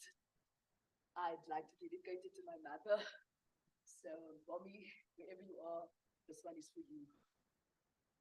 I know mothers aren't supposed to have favorites, and maybe it's because I was the youngest and only girl child. But my mother, she taught me how to dream. This is the new South Africa, my child. You can be whatever you want, she used to say. She didn't have many choices. She could be a teacher or a nurse. But for me, I had big dreams. A lawyer, pilot, air steward. But there was only one recurring thing. Soccer player. Would she have approved of my choice? I'll never know. The last time I saw my mother, she got into a taxi on her way to the supermarket. 3 families lost their mothers in a car accident that day. I was 12. And I snuck off to watch my brothers play football, hoping for a game. With 4 older brothers, you're always going to bond around what's important to them. And sometimes when they were short of a player, they would throw me a jersey. And that's when the coach of the other team saw me and he told me about women's football. Saying he didn't have any sons, he only had a daughter. And she was forced to live out her father's dream. But for me, that was like a dream come true. Because a few years later, I was part of the national women's team. And then I was off to the World Cup. You know, I'm sorry if my acceptance speech is running over time, but what I want to say, I've never said it before in public. And this is such an important platform. A few years ago, when I was coming back from the World Cup, I was ambushed by 4 men. They told me gay. They told me it wasn't natural for a woman to be playing football. They said I was bringing shame to African culture. They said they wanted to put me on the right path. So they raped me. Again and again and again. But one takes what life dishes up, I suppose. When my brothers and their friends beat these guys to an inch of their lives, it felt good. It felt fair for what they did to me. We live in a country, on a continent where women and children are raped all the time. In schools, in their homes, in the workplace. It's difficult to be positive. And I'm positive. I have been ever since they raped me. But thanks to my football doctor, I'm well. But I've never been this aware of my mortality. And I think of my mother. She didn't have a choice to live or to die. So I choose to live. So this award, Best Woman Footballer of the Year, I would have preferred it without the woman bit. But for now, I will take it and work towards my dream of becoming Best Footballer of the Year. Thank you.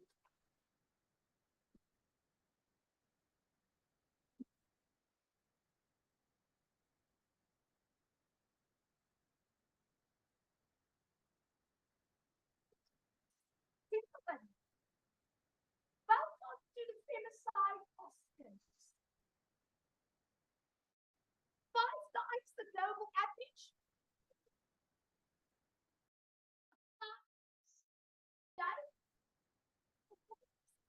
In South Africa, the femicide Oscars still is a reminder so that this behavior will not be normalized. In the category for the best play of the following nominations are all starring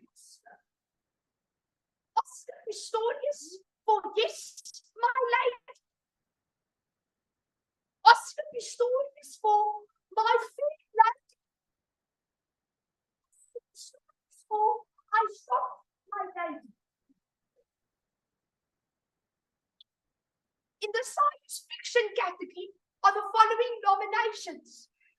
Blade Runner Goes to Jail. Blade Runner Goes to Jail 2. Blade Runner wishes he was Jacob Zuma so that he does not have to go to jail. Vying for honors in the animated movie category are the following nominations. Tall Story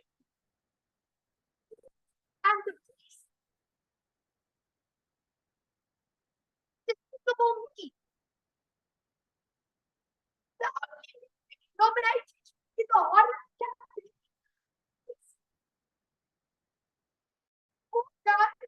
What You Did That Valentine's Day. Finally, while those with money often get away with murder, The only movie nominated for the best soundtrack is an ABBA remake. Money, money, money can't buy you freedom.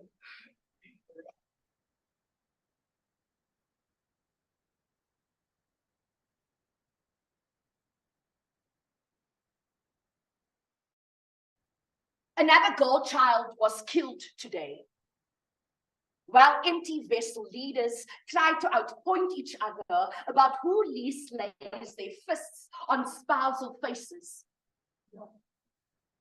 Another girl child was killed today.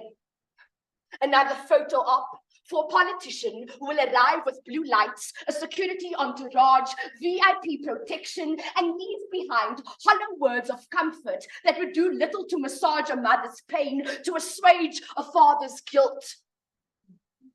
Another girl child was killed today. It could have been my niece. What if it had been my daughter, perhaps my little sister? I couldn't bear the thought, which now causes me rage. Spare me your conference talk of evil systems that create evil men. I shut my ears to your mitigating pleas about human rights when the most fundamental right to live has been brutally, viciously, callously ripped from a young girl child by a monster masquerading as a man. You traitor leaders who trample the law, who contravene with impunity the Constitution to appease your insatiable bellies. You unconscionable thieves who appropriate the people's purse endlessly to avoid your day in court for looting the people's purse. Who know that we poor are unequal before the law to the politically connected and the rich. You dare ask that the law takes its course when the law has convicted, jailed, to rape and murder again. When next you self-righteous leaders assume the moral high ground, debating crimes against humanity with some apartheid fossil. Remember these names.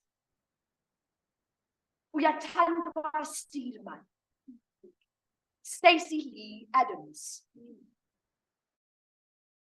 Yamile, Privilege Mavongwe, Courtney Peters, Yannicka Manu, Tasni van Wyk, Uyenene Mugitwana.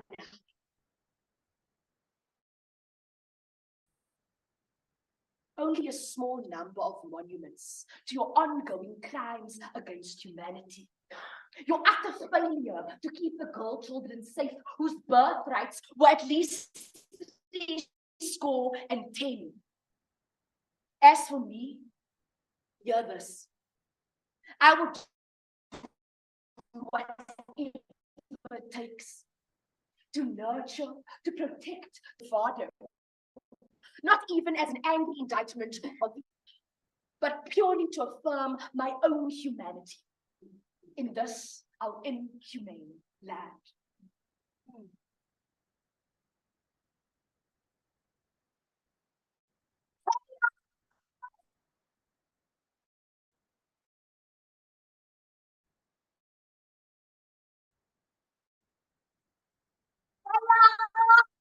And then it's my honor to toast to the bride tonight. I really want to hear from my brother so that she could be my sister-in-law. But that wouldn't have worked out because my brother got married to Martinez, which is really cool. Yeah, I know. I'm supposed to make a toast to my gorgeous, gorgeous best friend, but actually, I'd like to say a few words to her husband, Richard. Now, Richard, if this gorgeous, gorgeous girl comes home one day with her hair in a mess and her lipstick all smudged and smelling of alcohol, she was with me. Not that she's that kind of woman, but you know, like she doesn't really need to know what you think of her. It'll just make you feel like a bruised man made for richer or poorer, through sickness and in health. Now, weight loss. So when Vicky, who has this body now, gains a few pounds after giving birth to your children, you best keep your eye on your woman. At least until your kids are married, by which time you would have gone through the South African male evolution pathway. So it won't matter. You also said something about till death part. Oh, that's really, really sweet, Richard. But that does not mean that if you want to get rid of Vicky, you take the route of Jason Rode or Rob Packham or Oscar Pistorius, just to mention a few wife-killing arseholes. But, girl, if you want to get rid of him, who am I to tell you what not to do? You guys got married ANC. And nuptial contract. Not abusive, nepotistic, and corrupt as per the other ANC. The guys that couldn't keep the lights on for this wedding, hence the loud generator, he had it coming. He only had himself to blame. If you had been there, if you had seen it, I bet you would have done the same. Less than a quarter of parliamentarians worldwide are women. And do you wonder why husbands can legally prevent their wives from working in almost 14 countries?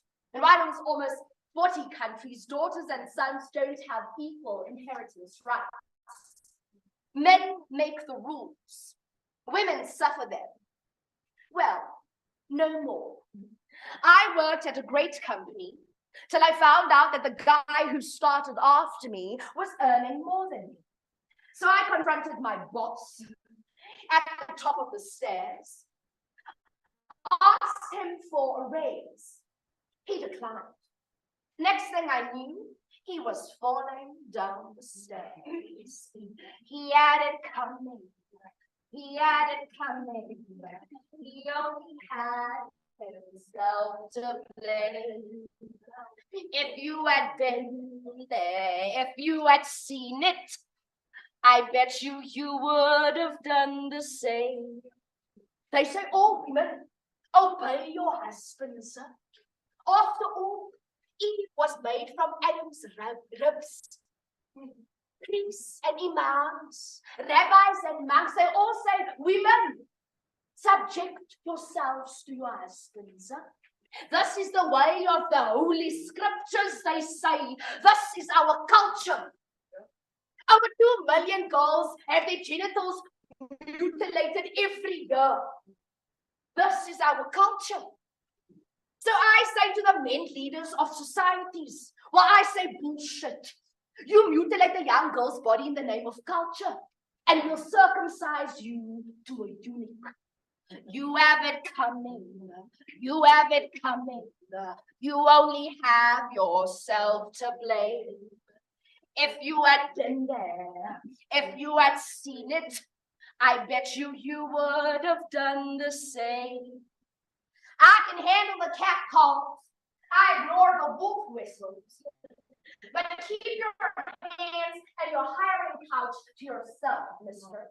A woman is murdered every 8 hours. Half of those by their intimate partner. I had a partner once. He tried to get intimate with a cricket bat. I told him, I'm not that kind of maiden. So I stabbed him with a wicket. And now I'm out on bail. He had it coming. He had it coming. He only had himself to blame. If she's your daughter or your sister, I bet you would have done the same. Wouldn't you? Yes.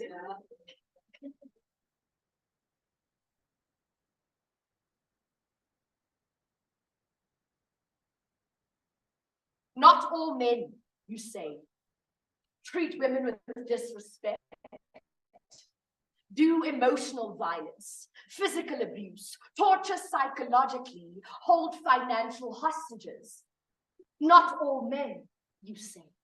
Yet all women, the whole gamut of black to white women, rich woman, poor woman, just getting by woman, teenage woman, granny woman, toddler woman, single, married, divorced woman, widowed woman, hashtag all women, local women, tourist women, women diplomats, women who speak Pedi, Zulu, woman, Afrikaans woman, Portuguese, French woman, Arabic woman, hashtag all women, illiterate woman, woman professors, student woman, disabled woman, queer woman, straight woman, transgender woman, atheist, fundamentalist, agnostic, Muslim, Hindu, African, aggressive woman, racist woman, woman liberals, radical woman, all women, rural woman, woman in the township, suburban woman, women behind high walls, high fences, women on the streets and women in their homes, professional woman, housewife woman, part-time job woman, sportswoman, women who ate gyms, short women, thin women, tall women, round women, all women live in fear. All women live in fear, yet still you say, not all men, not all snakes bite, not all lions kill, not all sharks taste human blood.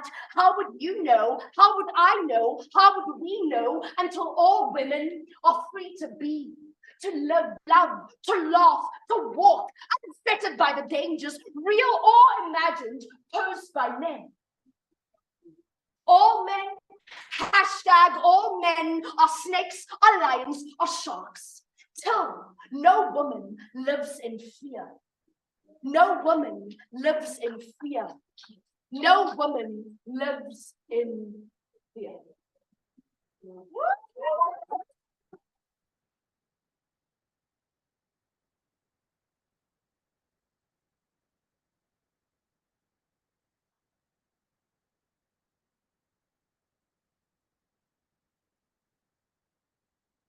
Wow, can we give him another hand, please?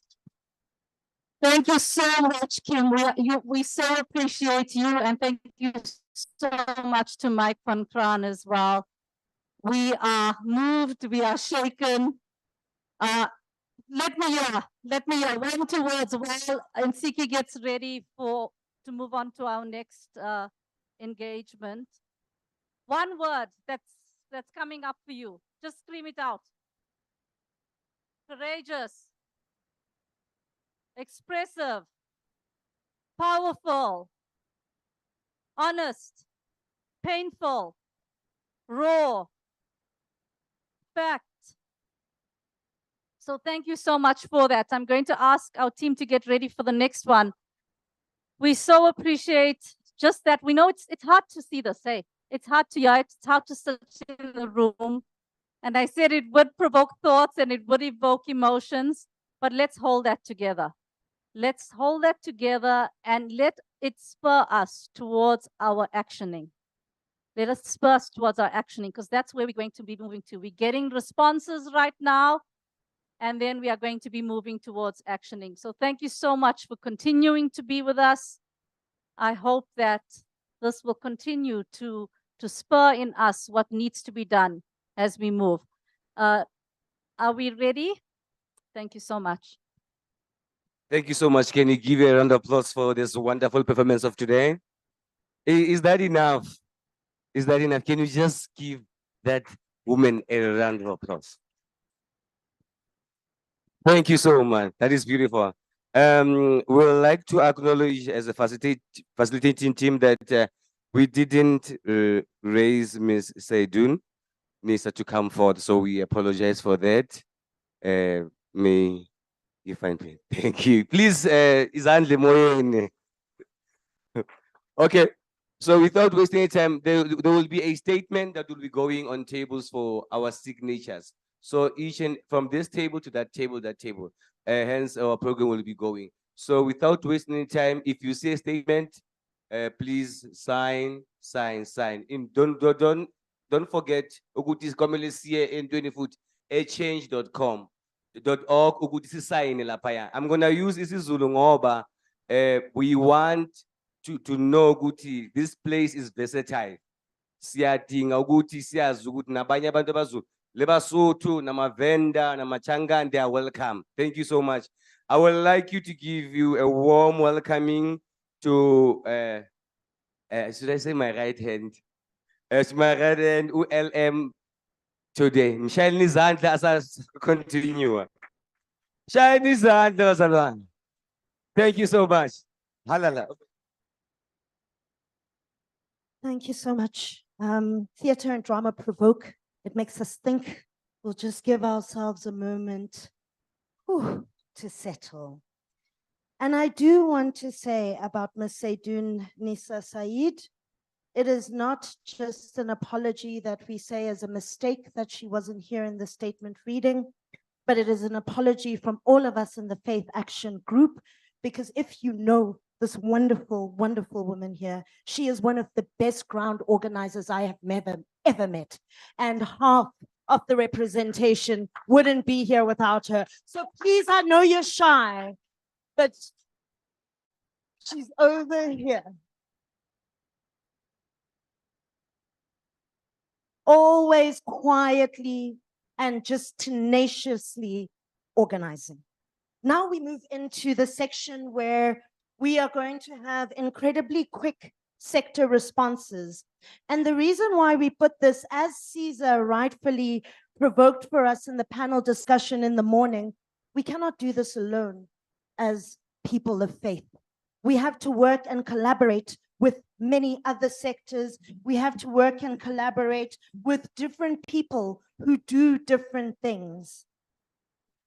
The very first sector response I want to invite is, for me, the most important sector response in peace: the youth.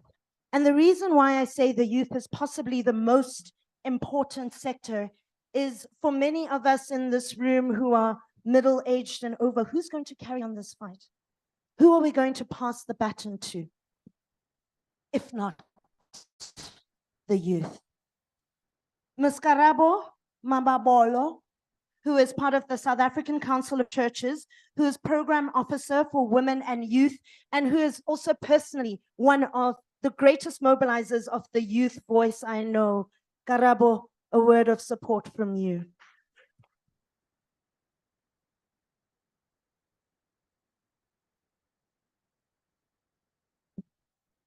Good afternoon, everyone. Thank you, Lukolo, for the opportunity and the space, because I represent a group that never makes it to the stage. In many instances, we don't have young people coming to the stage. And I always have a challenge to the faith sector or the church in general to say every time when they want this table to be moved from this point to that other point, they'll ask young people. But when the very same table is put together, painted and brought together, they never ask any young person. So I'm here to say it is time to allow young people to be part of the development stages. So as somebody that represents the young people, I just want to appeal to the faith sector to say in the next 5 years, in the next 10 years, people who are seated in this room won't even be there. And as I was looking this morning, as I was busy with the faith sector, ensuring that this statement goes out, you could see on the table, I was the youngest. And how can I be the youngest in my 30s? We can't consider somebody in their 30s to be young. We need young people who come and say, I was part of the development stages. Each and every line on that statement was impacted by me. And I want to say that let's not call young people when we want them to sign, but let's allow them to be part of every step of the work that we do. And thank you so much, Nicolo.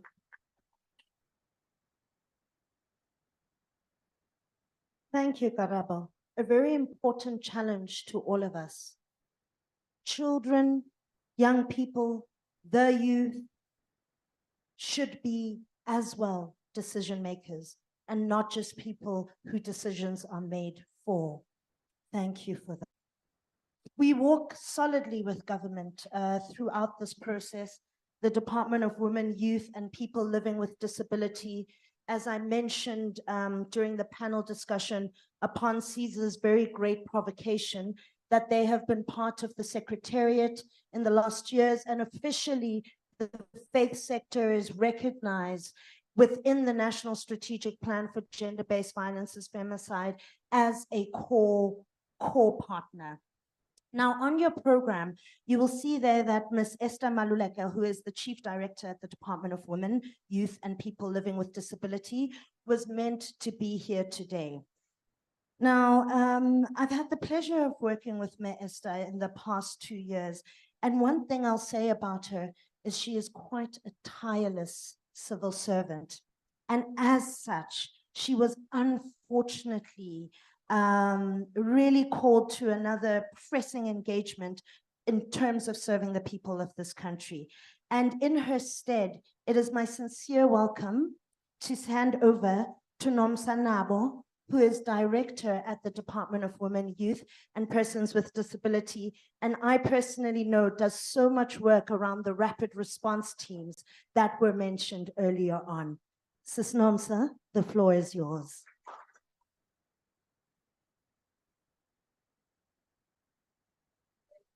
Good afternoon, colleagues and all protocol observed. We really appreciate, being invited to a session like this. The department, has worked with the state sector. It supports it, and they.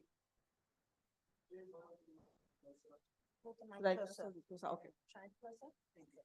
So what I was saying is the department has worked closely with the faith sector in the past few years, starting from 2020, where they had organized, for funding to be provided for support of the sector, and specifically for coordinating and facilitating the the creation of this forum. So as a department, we support the initiatives by the faith sector, and we call upon the sector to be really involved, not only at this national level, but even at the local level. Because the faith sector, the religious leaders are key, especially when it comes to the coordination structures on gender-based violence and femicide, they are key. The rapid response teams that the department has assisted in facilitating are not only involved, in KZN. There are some in the Eastern Cape, there are some in the Northern Cape, in the Free State, we've got some in even in Mpumalanga. So we call upon, the religious leaders to be part of these structures, because it's important that they be part, because they are key, especially when it comes to the prevention of gender-based violence, to the changing of the norms and behaviors of our society. So as a department, I represent Ms. Esther here, and I say, that we support the initiatives, and we are going to go all the way with the sector to support it. Thank you very much.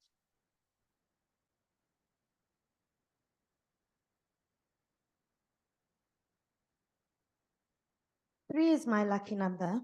So I put third, civil society, because I believe they are at the backbone of the work that we do.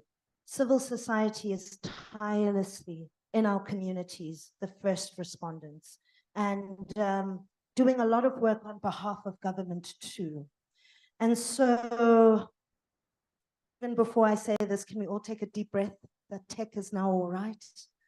I will tentatively invite a video from Reverend Bafana Kumalo, who is co-director at Sonke Gender Justice. And although he could not make it in person today, his video.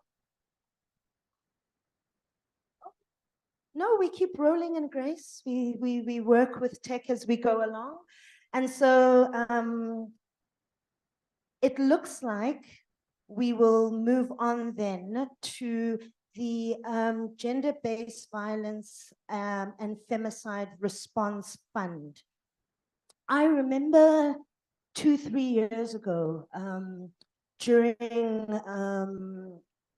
building the NSP, one of the big questions that was constantly asked, and we could never quite answer, is where is business? Where is the private sector? Take a moment to think, when was the last time you had any GBV rally and someone really called the private sector to come, and business that can make a fundamental difference in the resourcing of GBV prevention and response? Well, the GBV Private Response Fund did answer that. And it is my pleasure to invite Dr. Terani Mangani, who is Program Manager at the GBVF Response Fund and has been supporting this work, most specifically as well, the Faith Leaders Gender Transformation Project, and has been walking this journey with us. Over to you.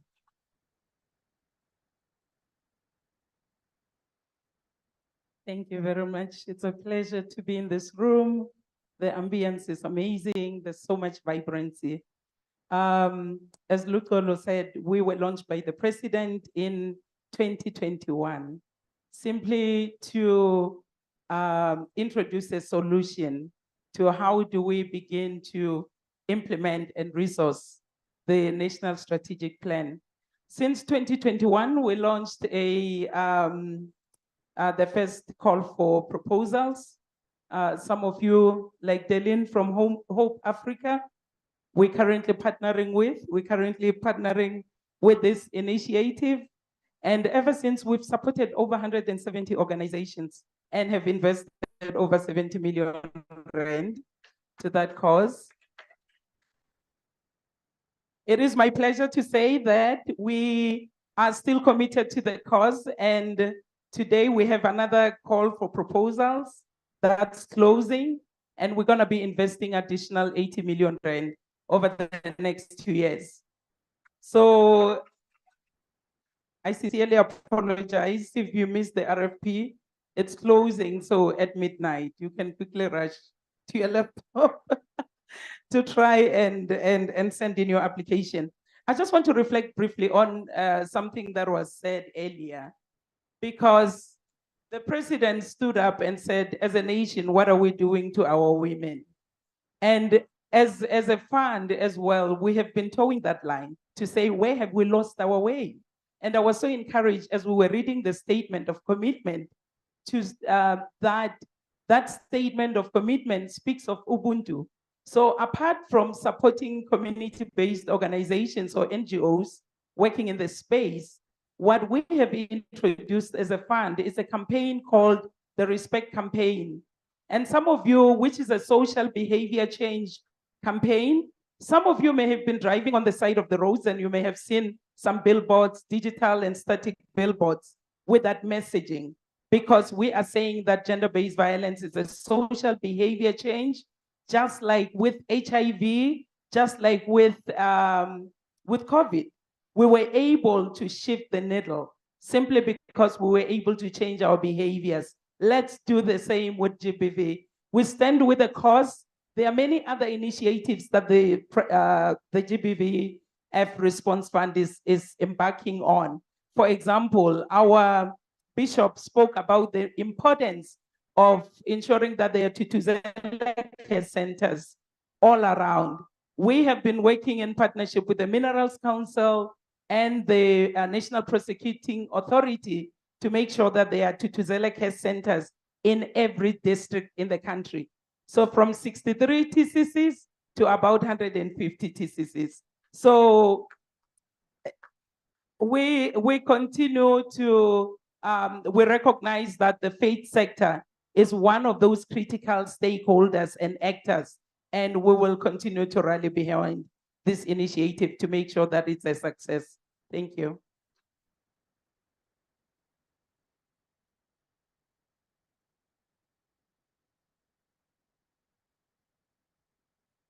Thank you. Oh, there we are. Thank you very much. I would just like to check if the video that Reverend Bafana, no, or in fact the message of support from UN Women was also coming in the form of a voice note. All right.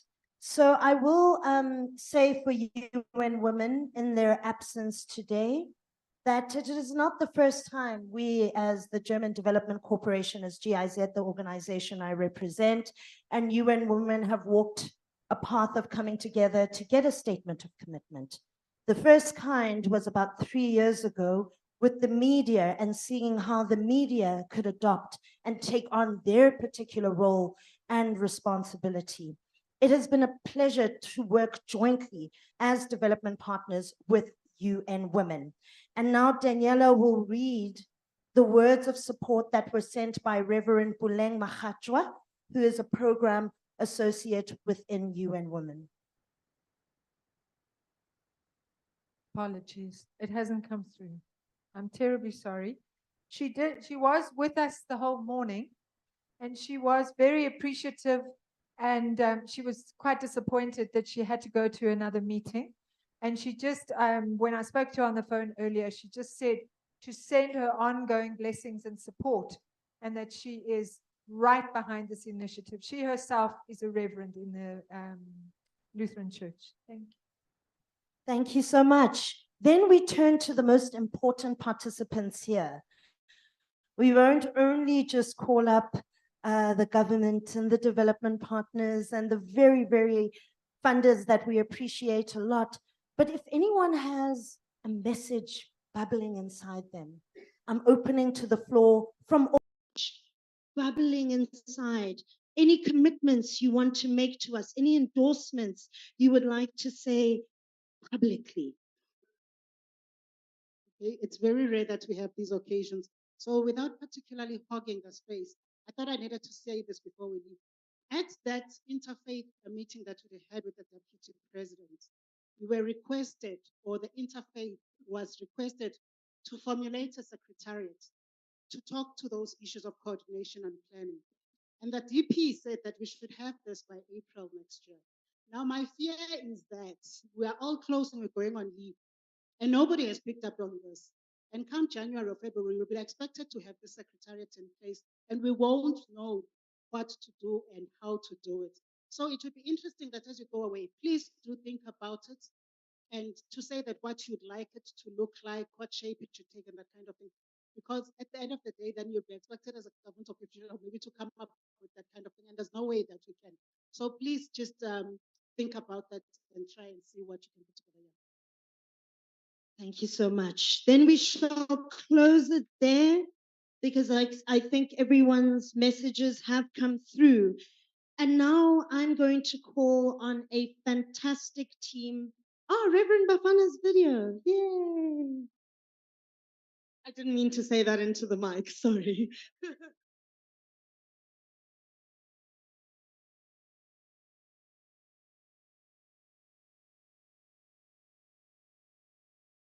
Good day. You are meeting today on a very important occasion as faith leaders to consider this important task that is confronting us at the moment in our country. I do wish I would have been there with you, but due to competing commitments, I am not able to be there physically, but spiritually I am with you. This statement of affirmation by faith leaders on the challenge of the scourge of gender-based violence and femicide in our country is very important. It is a statement that says to the country, we as religious leaders care about what is happening.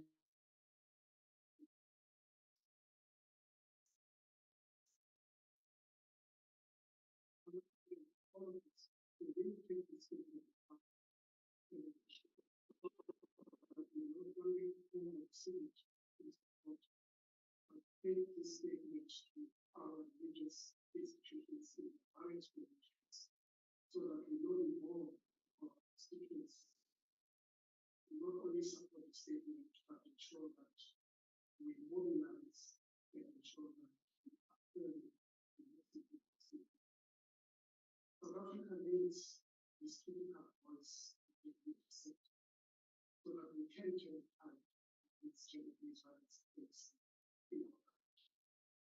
Almost all of our religious faiths speak very profoundly about the need for dignified physical justice and the need to respect all of God's creation and creating good communities.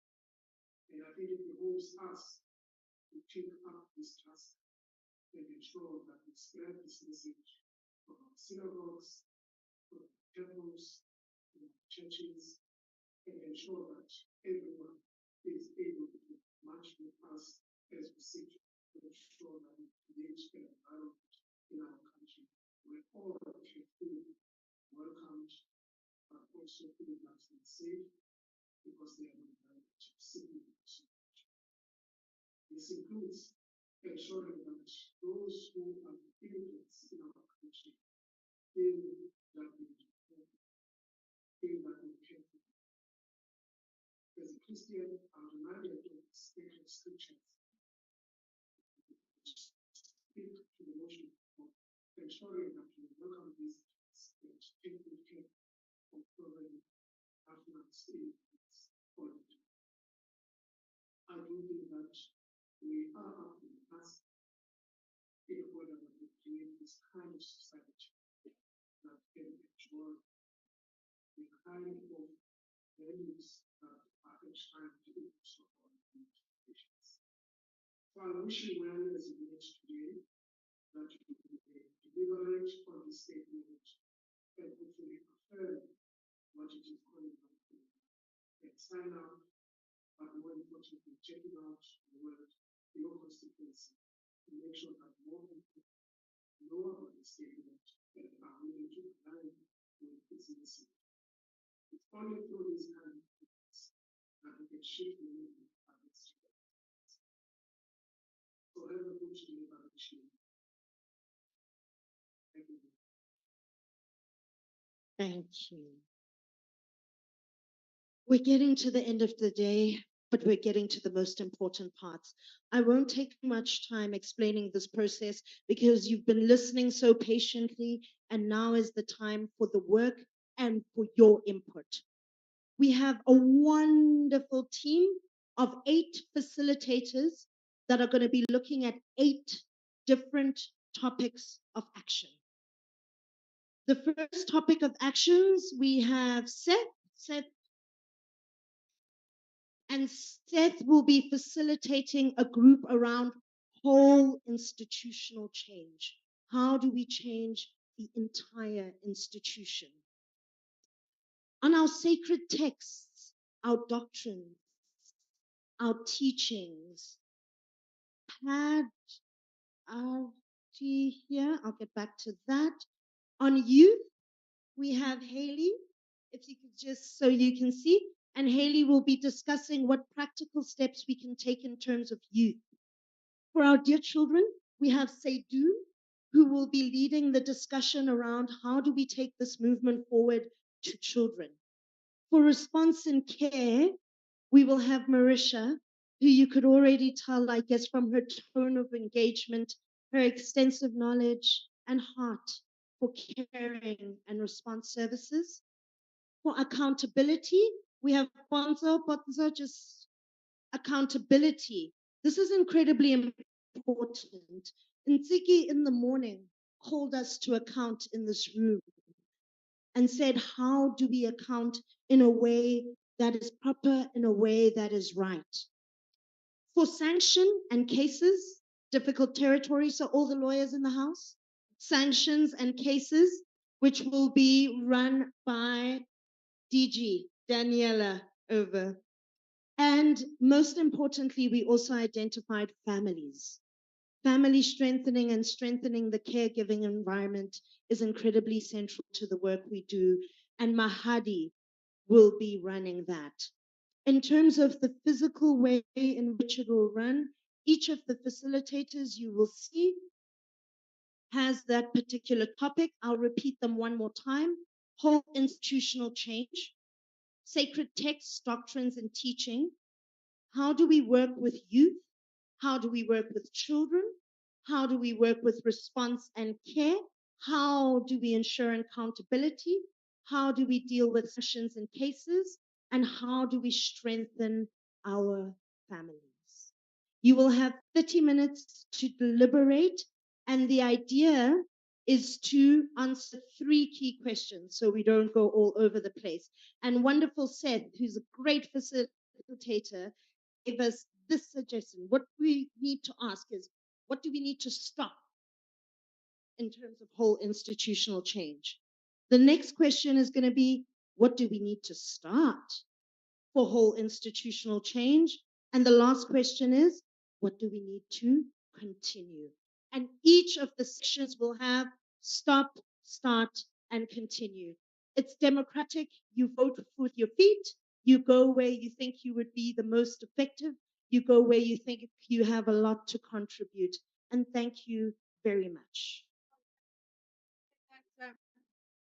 The group on sacred text, doctrine, and teaching is going to be facilitated by Bongi, who stood in because somebody had to leave early unexpectedly. So she's over there with that group. And thank you, Bongi, for staying in.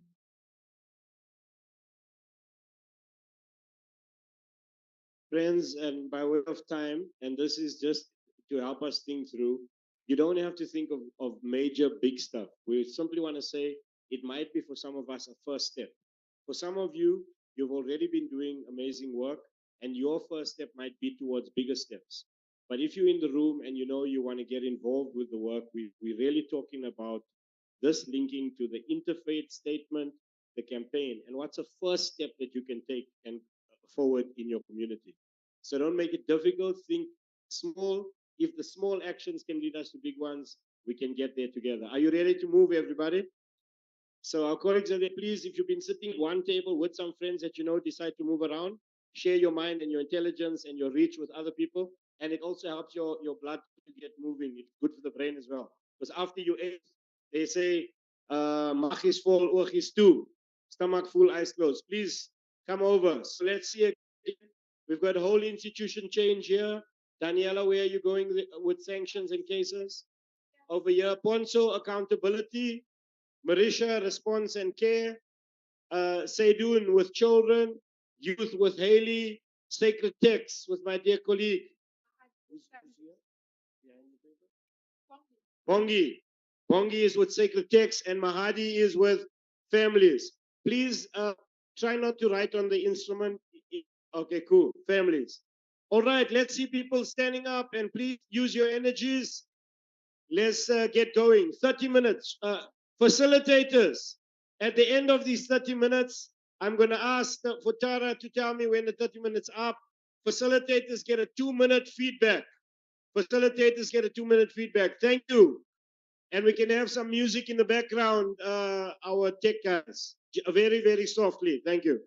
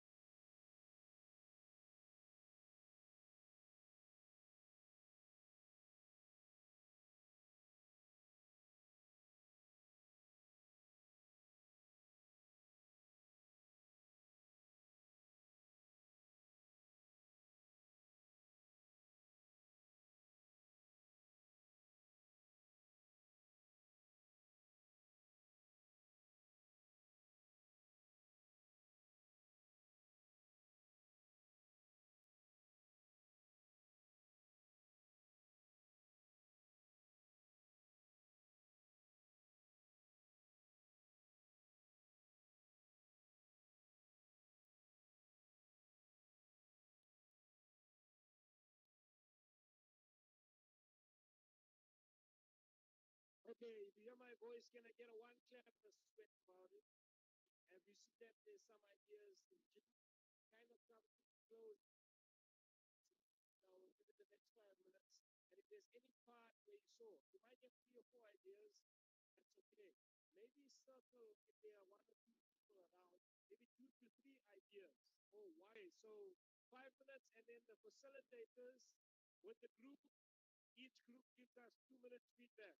Let's go. 5 minutes starting now, Dara.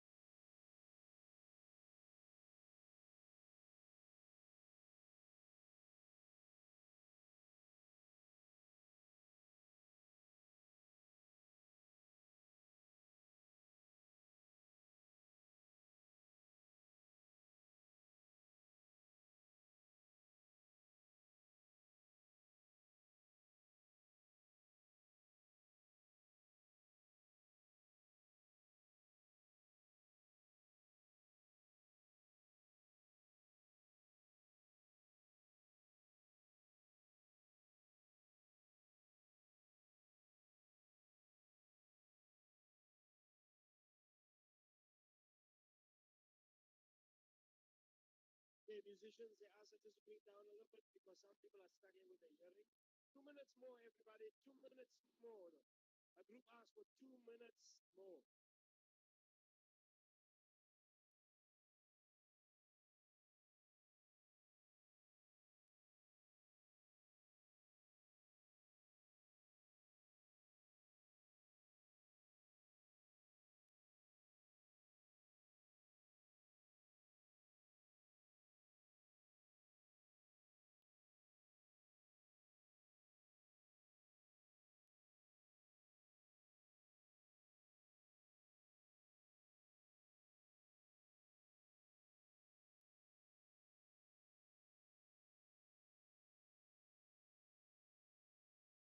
Okay, our conveners have said we have a minute left now, and then we're going to go to feedback, okay?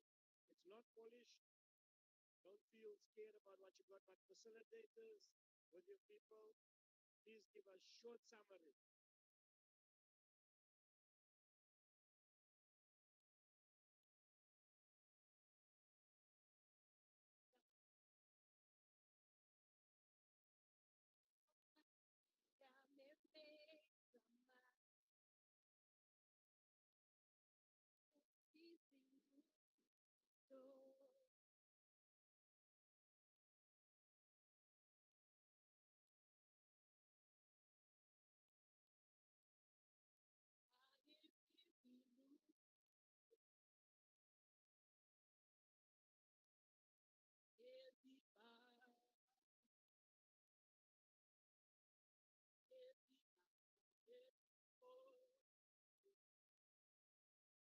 Okay, so we're down to 10 seconds. If you work with me, please count down with me. 10. I know you can count. 9, 8, come on. 7, bring it home. 6, 5, 4, 3, 2, and 1. All right. So please, if you don't mind, we're just going to go around the room and just listen. It's going to be a listening exercise. And groupings, don't feel pressurized to have it all polished. But I'll ask Donna and Julie. Okay, do you hear my voice? Can I get a 1 clip? Hear my voice? 2 clips? So we were the very quietly attended, very humbly attended. I think there was a learning point. Donna, you can come and join us here. All right, so let's give it up for a round of applause for whole institutional change. Avi was here, Donna was here, and Tuli and myself. I'm summarizing. We kind of first had to observe that not too many people wanted to talk about institutional change. So we said, stop ignoring the big picture. One stop in the GBV space. We can't only do it from the bottom up. We need to look at a big picture. There was a key focus on recognizing, let's start recognizing the queer community. And we know that for many people in the religious sector to talk about gender rights, gender justice, the LGBTQ plus communities, we really struggle. But one of our colleagues put it forward, recognize the queer community. All right, so you get this. We said the idea of paternalism. There's patriarchy, there's matriarchy, but there's also paternalism. And so in light of that, it was really from what we heard in the room, young people be recognized. Lastly, stop stigmatizing and condemning and putting people to hell. So in light of that, we spoke about gender transformation work where women are in leadership, but not only in leadership.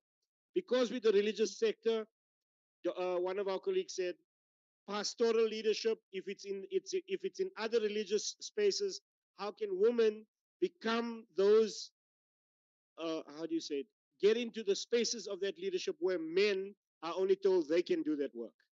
And I know for some of us this is challenging, but our people here in this group said we must do that. And with that, colleagues, I think we have the last one. Deep and long-term work that is required to help people who come into positions where we look at socialization and leadership. Because to deal with institutional work, we need people to have communities and have support. Because too many times when people come in, they just become same like the system. Thank you. Thank you, Seth. I do just want to acknowledge to the House, we understand there was little time for deliberation and we asked big, big questions. This is simply a highlight. This is simply the beginning. Early next year, we actually want to have action-orientated workshops. So bear with us, unfortunately, that you didn't have too much time. Sacred texts, doctrines, and teachings. Bongi, I can hold it for you. And if you can feed back, I'm just going according to the list.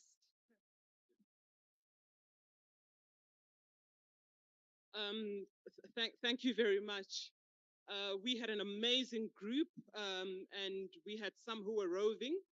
And we said what we need to stop includes using outdated translations of sacred texts, misinterpreting scripture, misrepresentation of text, believing in biblical literalism, extremism. We need to stop covering up texts of terror. We also need to stop using texts to create fear. We need to stop using sacred texts to shut people up or shut them down. We also need to stop gendering who gets to read the sacred texts. We said that we need to start contextualizing sacred texts. We need to start rewriting liturgies and using language that is gender sensitive.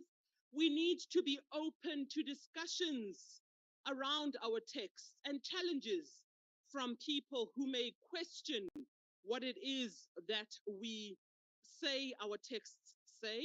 We need to focus on the feminine or female voices in our sacred texts. We need to start to interrogate why those female voices are excluded. We need to start interrogating the alignment of sacred texts to the current human condition, human understanding, and interpretation. We need to start training theologians in critical thinking. We also need to start finding commonalities through sacred texts, as well as synergy across our faith traditions. We also need to start interrogating and understanding the limit.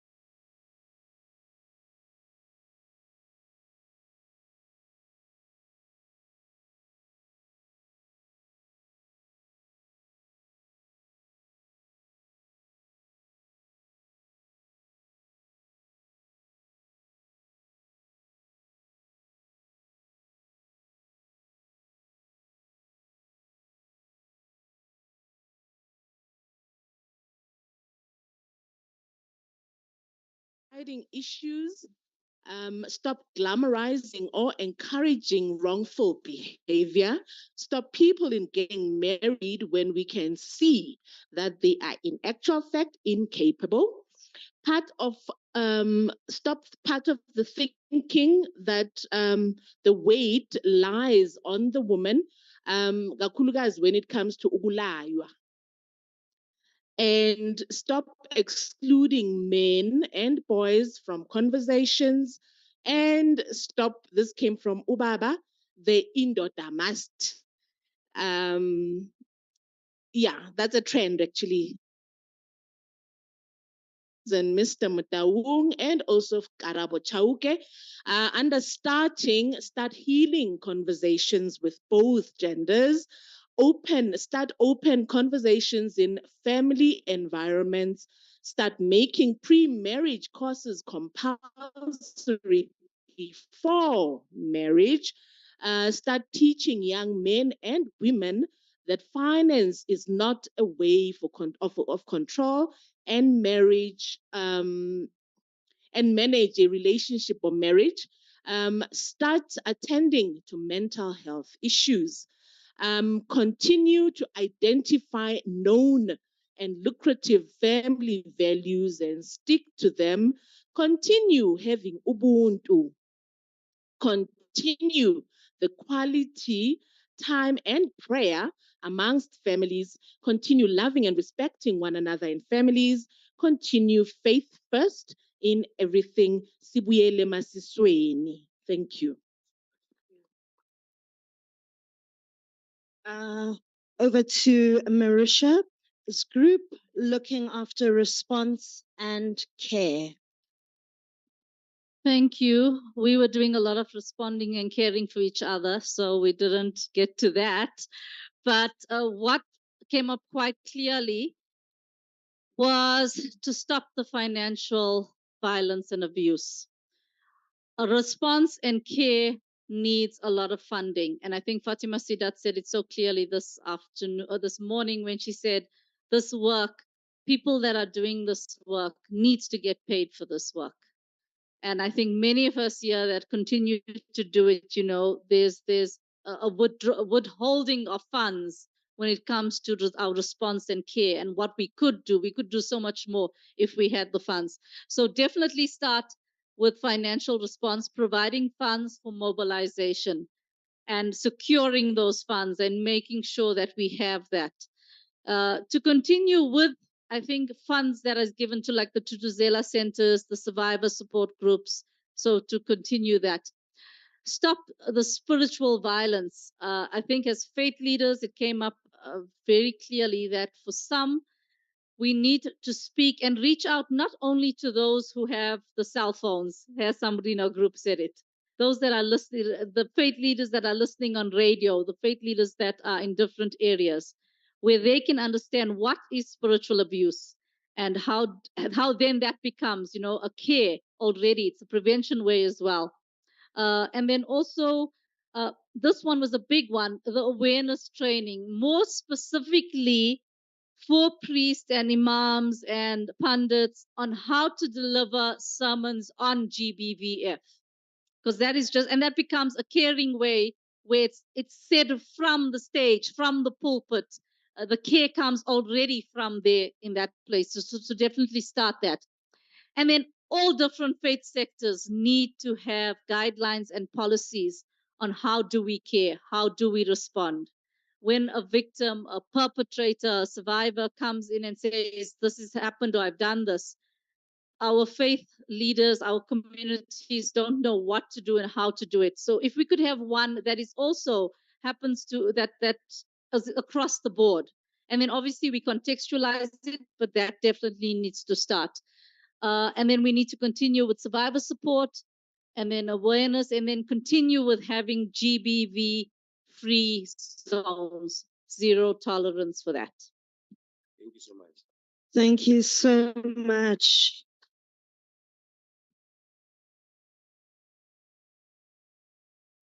All right. And Bonzo is here with accountability.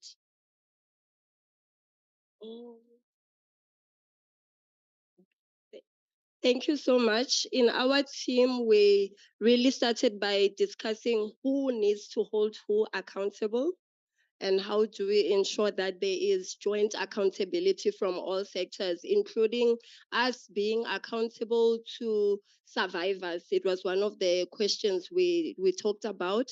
And who is the us? It's us as an interfaith sector, but it's also talking about other stakeholders. How do we ensure that we are holding government accountable?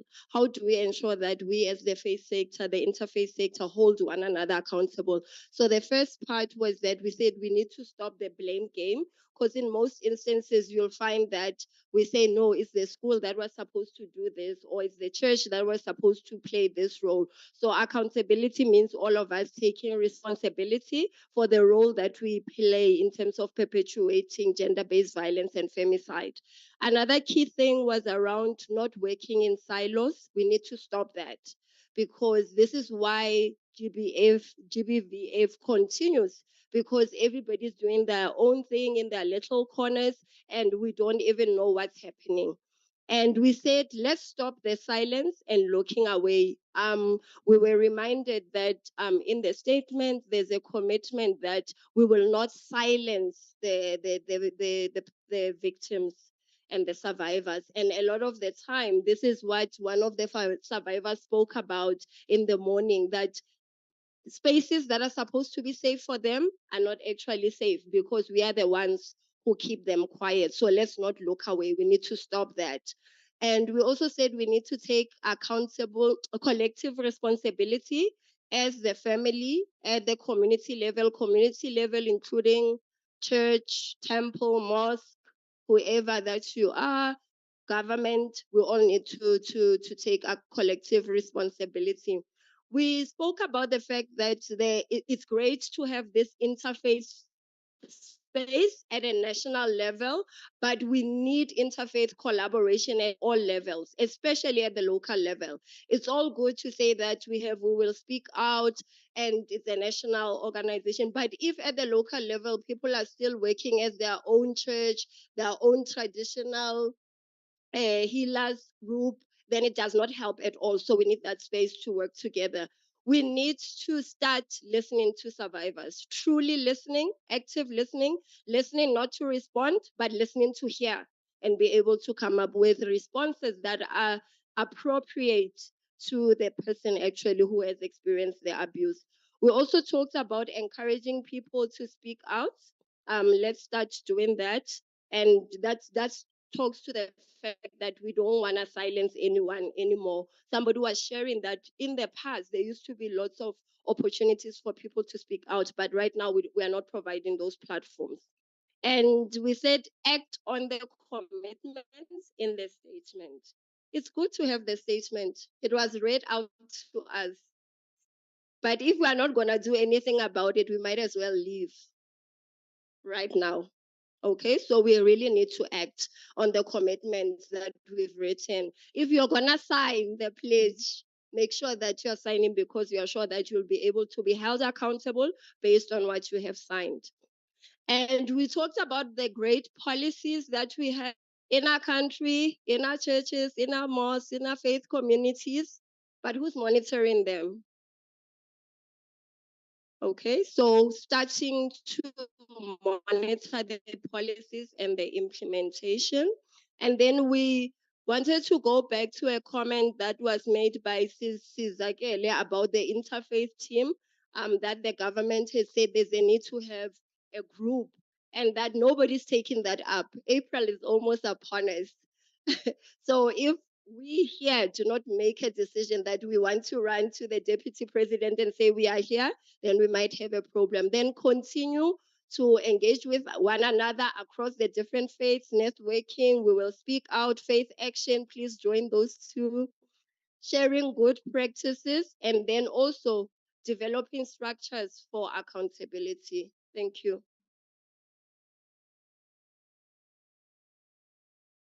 Children. Hi, everyone. Mostly because of Gaza and what's happening today, we spoke about stop, no exposure, because that is when the kids get abducted. And of course, they start showing off. Then we must stop online abuse, that's bullying and peer pressure. We must start ethics in education. The kids must know the rights, especially with GBVF. And also, the daily right living is what we need to start teaching our children. Equal treatment of girls and boys, equal treatment of the children with family, like engaging them in participating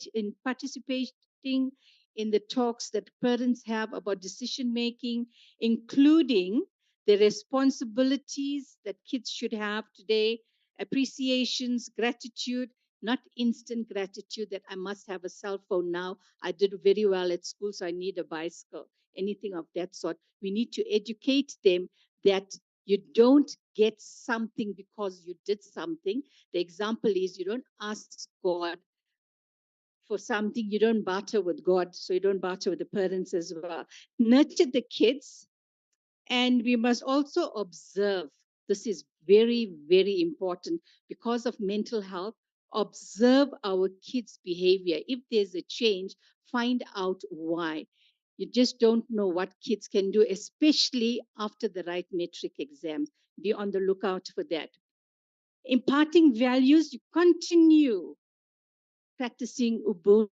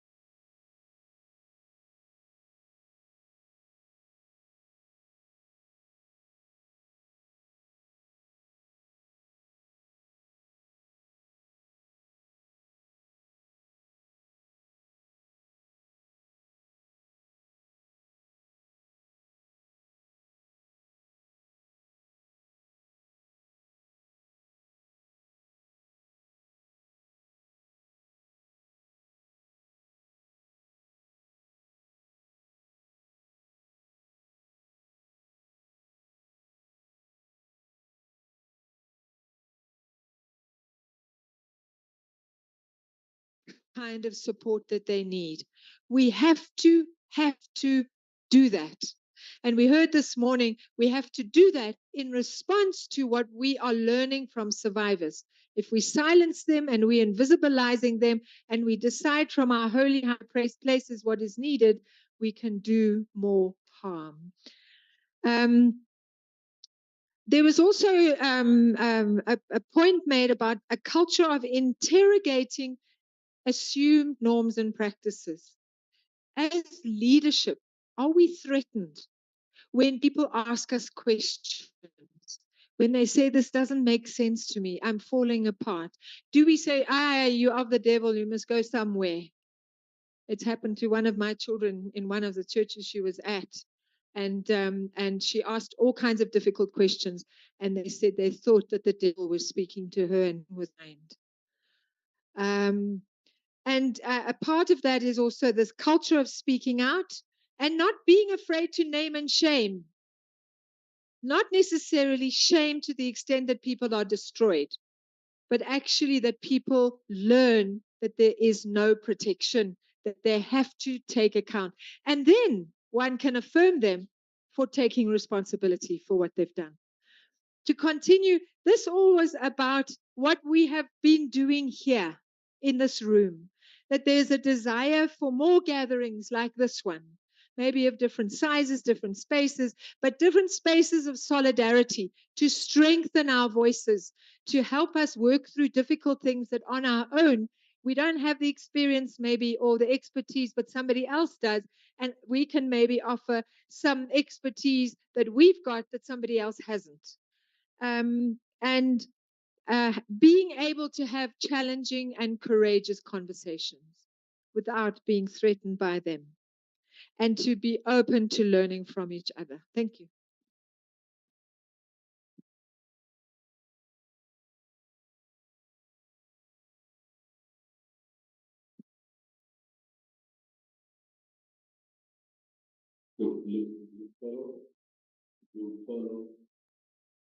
Follow. Yes. Before we go in, can we just, there is one suggestion came from online, is okay? So Tavi, for your who's following us on Facebook, the same. My suggestion is to ensure that you come back fairly.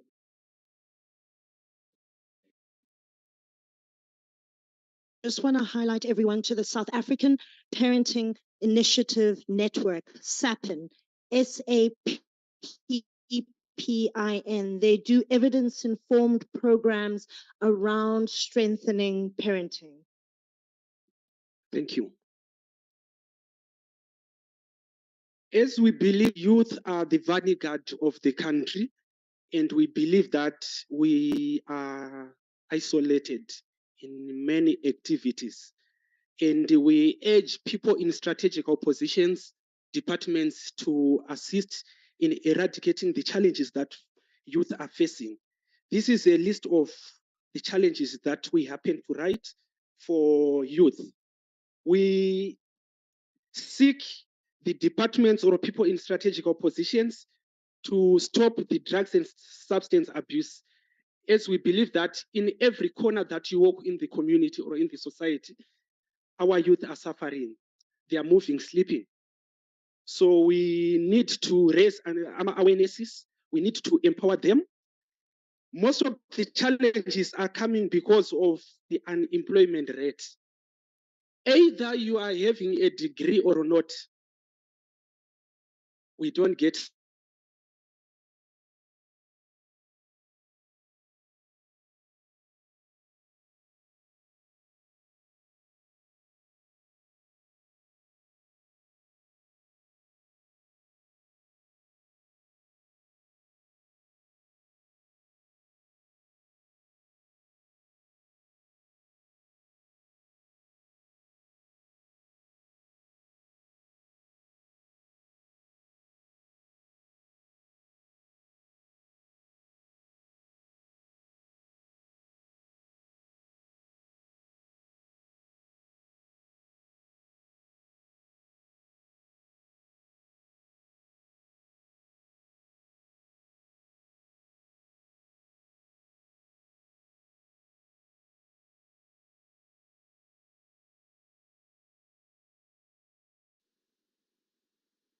unhealthy use of social media. These are some of the things that our youth, they don't have things to do. So they spend most of their time in social media, whereas they are not doing it in a positive way. The things that we have to start at this moment is to empower our youth, educating them and providing some trainings and connect them to economic opportunities. We also need to nurture them in spiritual and material education. Like today, as the interfaith are gathered, we are only having few youth that are in the house. Most of them are elderly.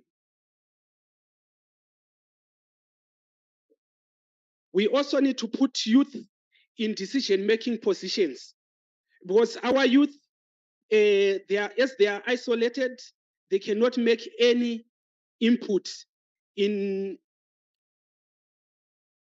any decision they have to put.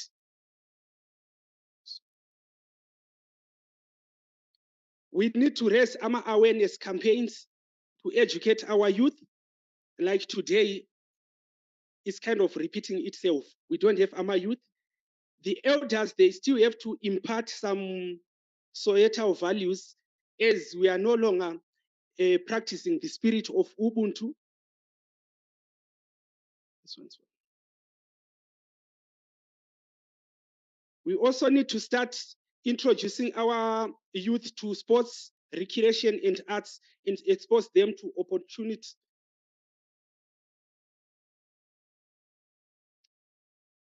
Things that we have to continue doing. Our elderly, we feel good, they have to keep on doing the storytelling, so that they can impart the wisdom they have and the skills, the skill transfer. We also need to nurture in the faith, because most of our youth, when it comes to weekends, starting from Friday, Saturday, Sunday, we don't find them in places like this, but we find them in taverns. So we need the interfaith to play a major role in imparting to do things in a positive way. Access to quality education, it goes to Department of Education. We need to impart a better quality of education. We need to connect to economic opportunity and refer our youth to and give them better information from different departments.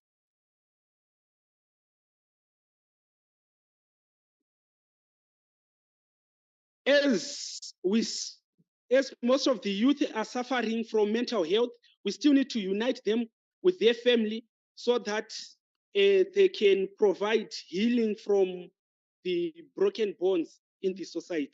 Thank you.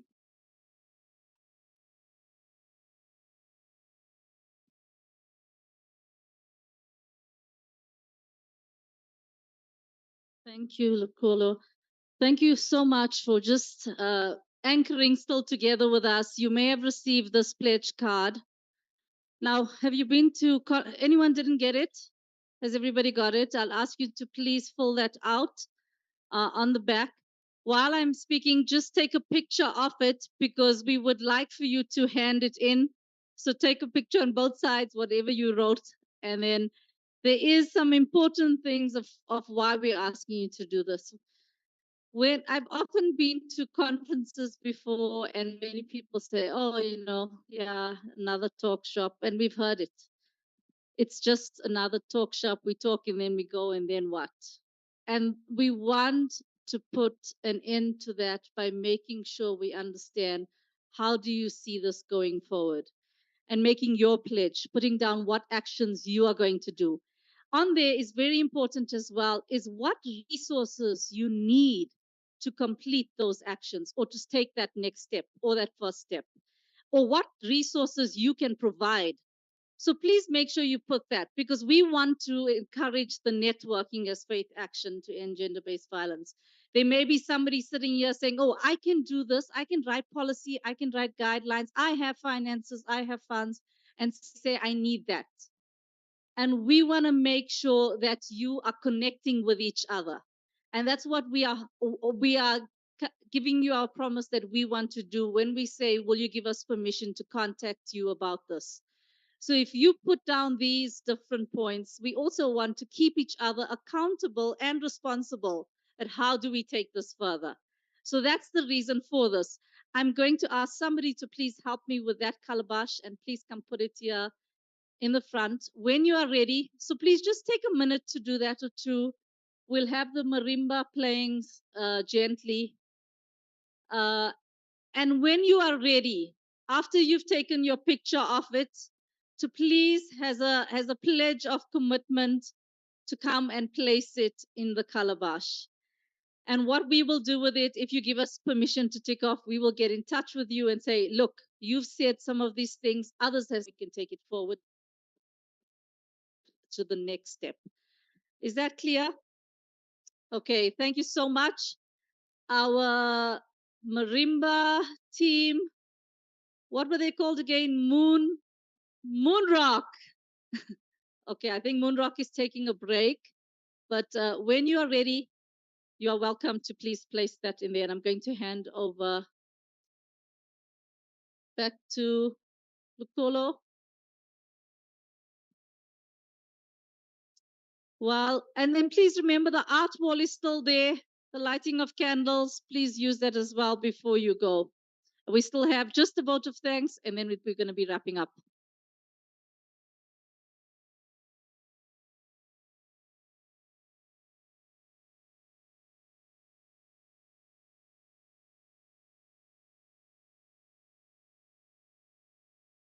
Hi. Whenever you're ready, you can the calabash, but if I can call on Mahadi in the meantime, in the interest of time while we write and we come up, Mahadi, if you could kindly come and give us a vote of thanks.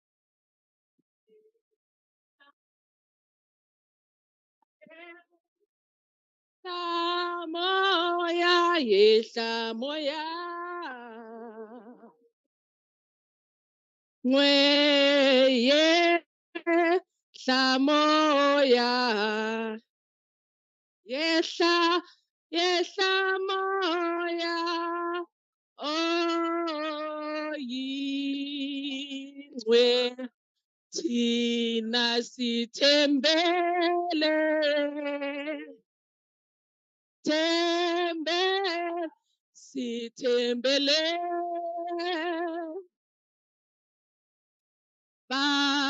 Sithembele.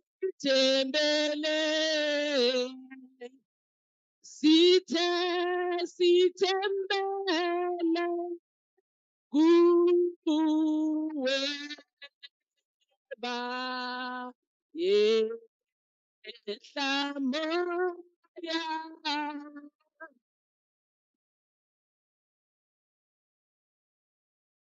Yehla moya.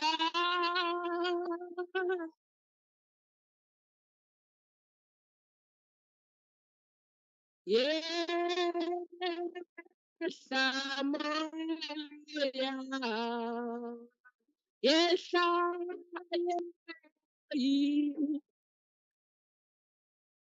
Well, thank you. Thank you very much. Ladies and gentlemen, bantu abadala, ingane zethu, ogogo nomkhulu, as we stand on this very steep cliff of an impact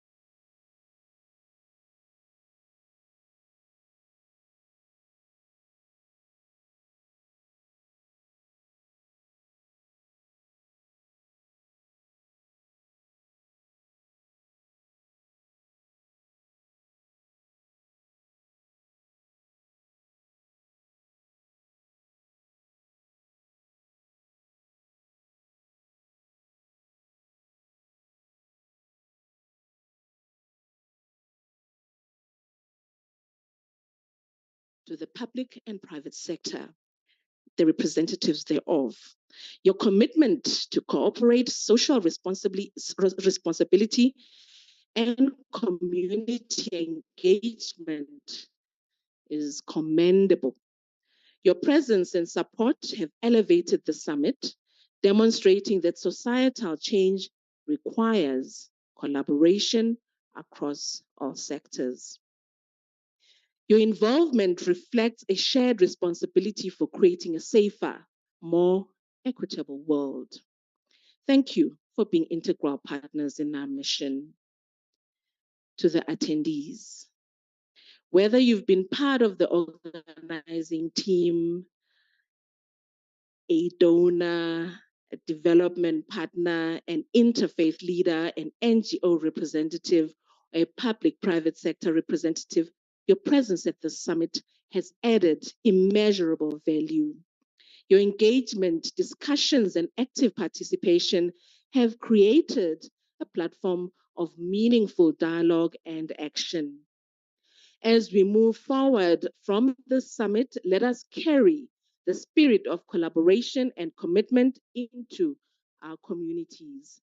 The journey to end gender-based violence is ongoing, and together we have laid a foundation for lasting change. Psalm 34, verse 18 reads, "The Lord is close to the brokenhearted, and saves those who are crushed in spirit." In moments of collective dedication, we find solace and strength in knowing that our efforts to heal the wounds of gender-based violence are guided by a higher purpose. May this divine wisdom and compassion reflected in the scripture inspire us to continue our journey towards a world free from suffering. Thank you for being the driving force behind this collective endeavor. With deepest appreciation and warm regards, Siti Siyabonga Rea Leboha. Thank you.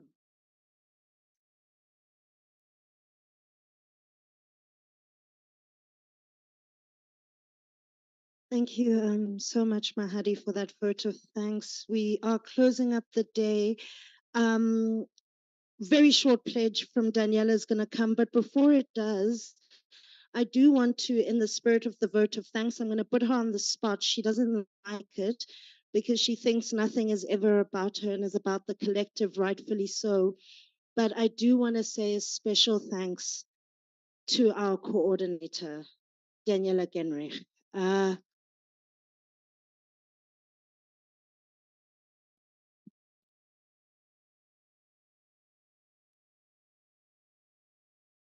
She works tirelessly. We all know. Up in the AMs, sending emails. We worry about your health. Thank you. Thank you for your amazing, sterling leadership, full of integrity. Thank you.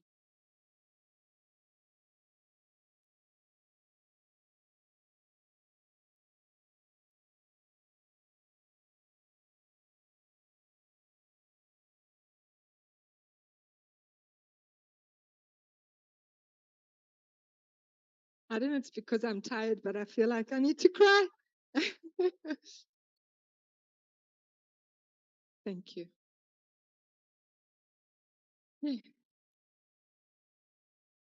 My heart is full. We've dreamt of this day for such a long time.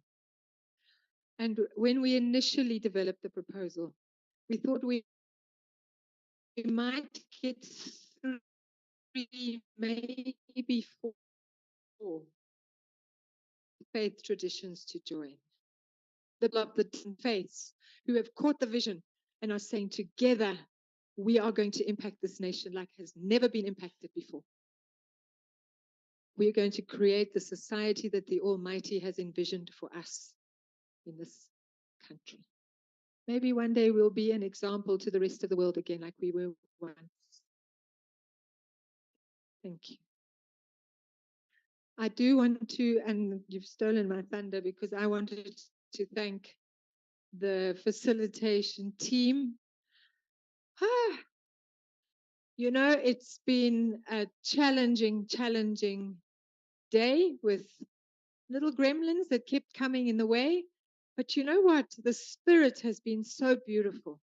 We've done our best. We've made mistakes. Things didn't work out quite exactly how we wanted, but we pushed forward because we are driven by the vision and the love of God that is taking us to new places. So Lukolo, Nsigi, Marisha's gone to do an interview with the SAFM, by the way. NCA have been here. We've had interviews with Radio Cape Talk, Seth and Haley. We've had Mahadi, you had an interview the other day. I'm supposed to be on Morning Live on Monday. Please pray for me. I'm a little nervous. But you know what's happening? The country is stirring.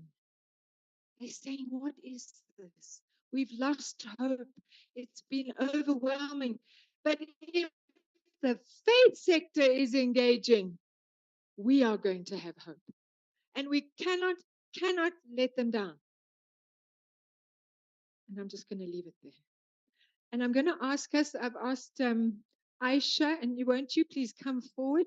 And Mafu, I just want to refer, while they're coming forward, want to refer everybody in your flyer, in your folder, on the back of it, we've got a very short summary of the 9 pages and the 3 pages. And we are going to, it's up on the screen, but it's not terribly clear. So I think it's better if we use the back panel of the flyer. If you don't have one in front of you, just pull one out of somebody else's folder. Oh, you've got, can you share? Can everybody see one? Okay.